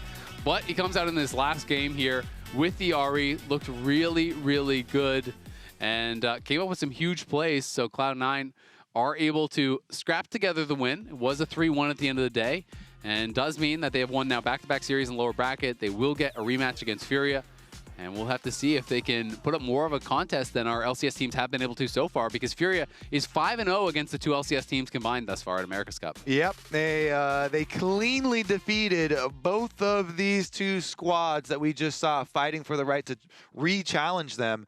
And so we've got a lot of work to do. You know what we should do? We should do 10v5. They beat them individually, but can you win a 5 versus 10? And that's fair. Come on, FURIA. I think that's fair. Yeah. Maybe they can. What are you guys scared? if they do, then we're really. Then we got to bring Lion back, and we got to do 15 versus 5. We just keep keep raising the stakes, you know. Yeah. But it's been a fun day, fun series so far of tournament games, and Cloud9 I think going to be pretty happy to walk away with a win, even though there's still a lot of things that I think they're going to be pretty self-critical on. You know, Vulcan to start the day was saying, "Hey, we've been playing bad, we know it, and they got to play better." And we have Sven now standing by on the BSI after their victory. So Sven, you got us, buddy? What's up? Yo, how's it feeling to be the victorious team here today in a perfectly clean series from Cloud9? Smooth. No mistakes whatsoever. Some of your finest games of your career. Yeah, nothing to see here. I mean, I'm happy that we won, but my goodness, it was like we call it a low-off between the two teams. Like when I'm in a low-off competition in my opponent's C9. Yeah, we know we're playing bad, and it's like kind of getting to our heads, and like your confidence gets lower because you know you're playing bad, and when you play bad, you're playing even worse. It's been a rough week, to be honest. Ever since we lost the Lion, we had a rough schedule with like flights and all that. We had to leave like 12 hours after we lost the Lion. We had to be on a plane and all that. So some of the excuses for how bad we're playing, but it's been rough. And then on top of that, we're playing bad, and we know it. And I kind of was saying for a while that I felt like even though we were winning LCS, we had a lot of wins that were really close or could have been close. Even like 2-0 against Lion or TL were like close series. It didn't look like it, but it was. And then I think we got a little bit too ahead of ourselves towards the end of the first split, and now it's like it's all crashing down kind of on our heads at the same time, and then confidence is low and trust is low, and it's like just a culmination of a lot of shit at the same time. So how do you feel like you guys need to kind of like learn from this or bounce back from this then, right? Because clearly you all are not in denial about it. This does not look like the same Cloud9 that we saw a couple weeks ago. Everyone can tell that. You guys can tell that. The viewers can tell that. Everyone can see it. So what is the kind of step forward then? How do you think that you need to be able to regain that trust and kind of step forward and try to get back to your winning ways? I think that the biggest problem is that we were winning so much on stage, but losing in scrims that we kind of forgot like what was good and what was bad. At some point, we didn't really play new champions that were introduced to the meta because we were winning with things that were worse on stage. In our scrims, we're kind of one of those teams that play bad in scrims and good on stage for at least the first 2-3 months of the year, and now it's like we're playing bad in scrims and on stage because we are behind in scrims compared to other teams. They learned and adapted and then improved the champ pools, while I think we were playing the same thing every game for a long time. I think for me and the team, the biggest thing is that our scrims have to be more productive, and we have to like shadow box a bit more while winning on stage.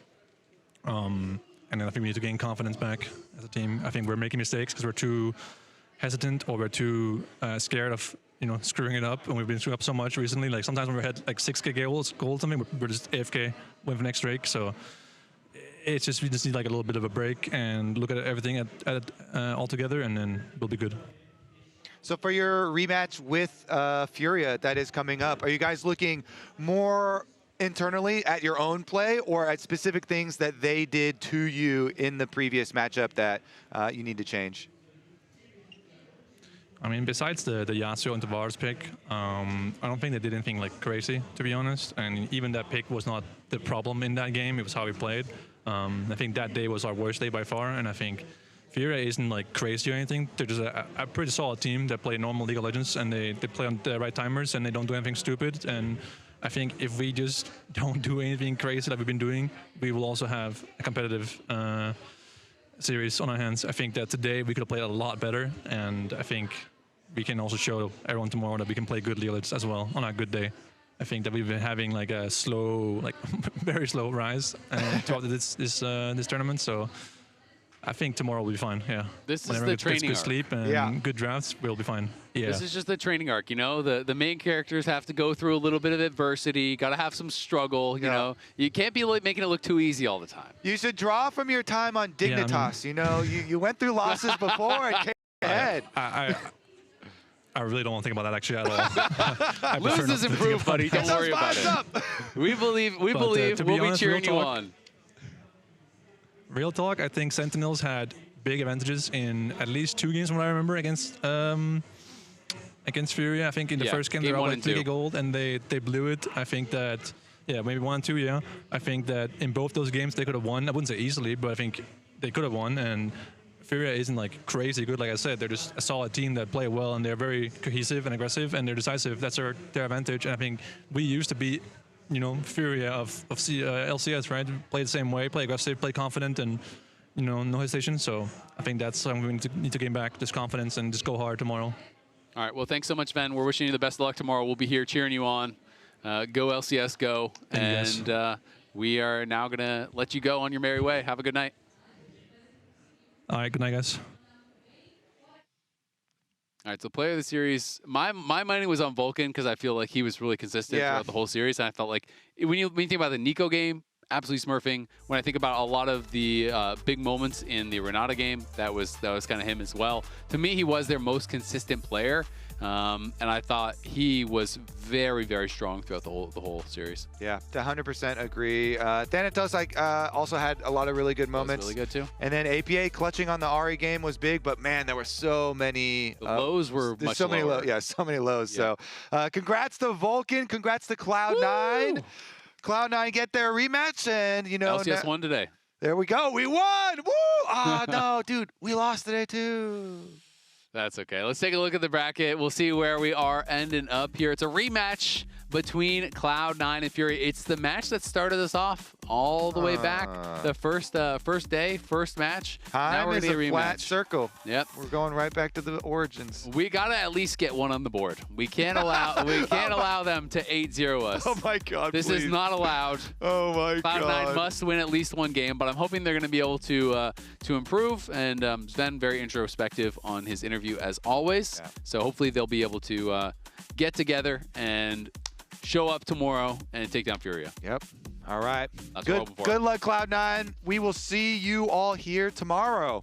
Have a good evening or morning or whatever time it is. Yep. We'll see you. Hello and welcome back to America's Cup. Day 4. We're in the lower bracket here. The losers match for losers. Meanwhile, Hambach is looking here for Sven. Going to be spell shielded on the ulti, though, and Blabber goes back in with the Cataclysm. Going to find a knock-up onto Rahel. Rahel is down. Hui is incredibly low. He's going to fall next here to Blabber. Hambach's got nowhere to go. This game is looking over at 10 minutes, but Cloud9 are relentless. In goes Blabber onto the back line. Rahel has nowhere to go. Impact tries to turn and fight against APA, but he can't knock him down. The GA is going to be popped there onto Blabber. Vulcan with a 4-man Pop Blossom.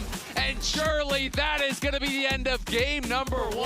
Cloud9 will grab the game 1 win. Although trying to threaten a little bit on the side, going to jump forward with the stun down on an Impact. Here comes the Sky's Descent across multiple members. It's a big ulti, but the Impale is equally good on the other side. Blabber is gone. Vulcan sure to follow. Flashing forward is Rahel.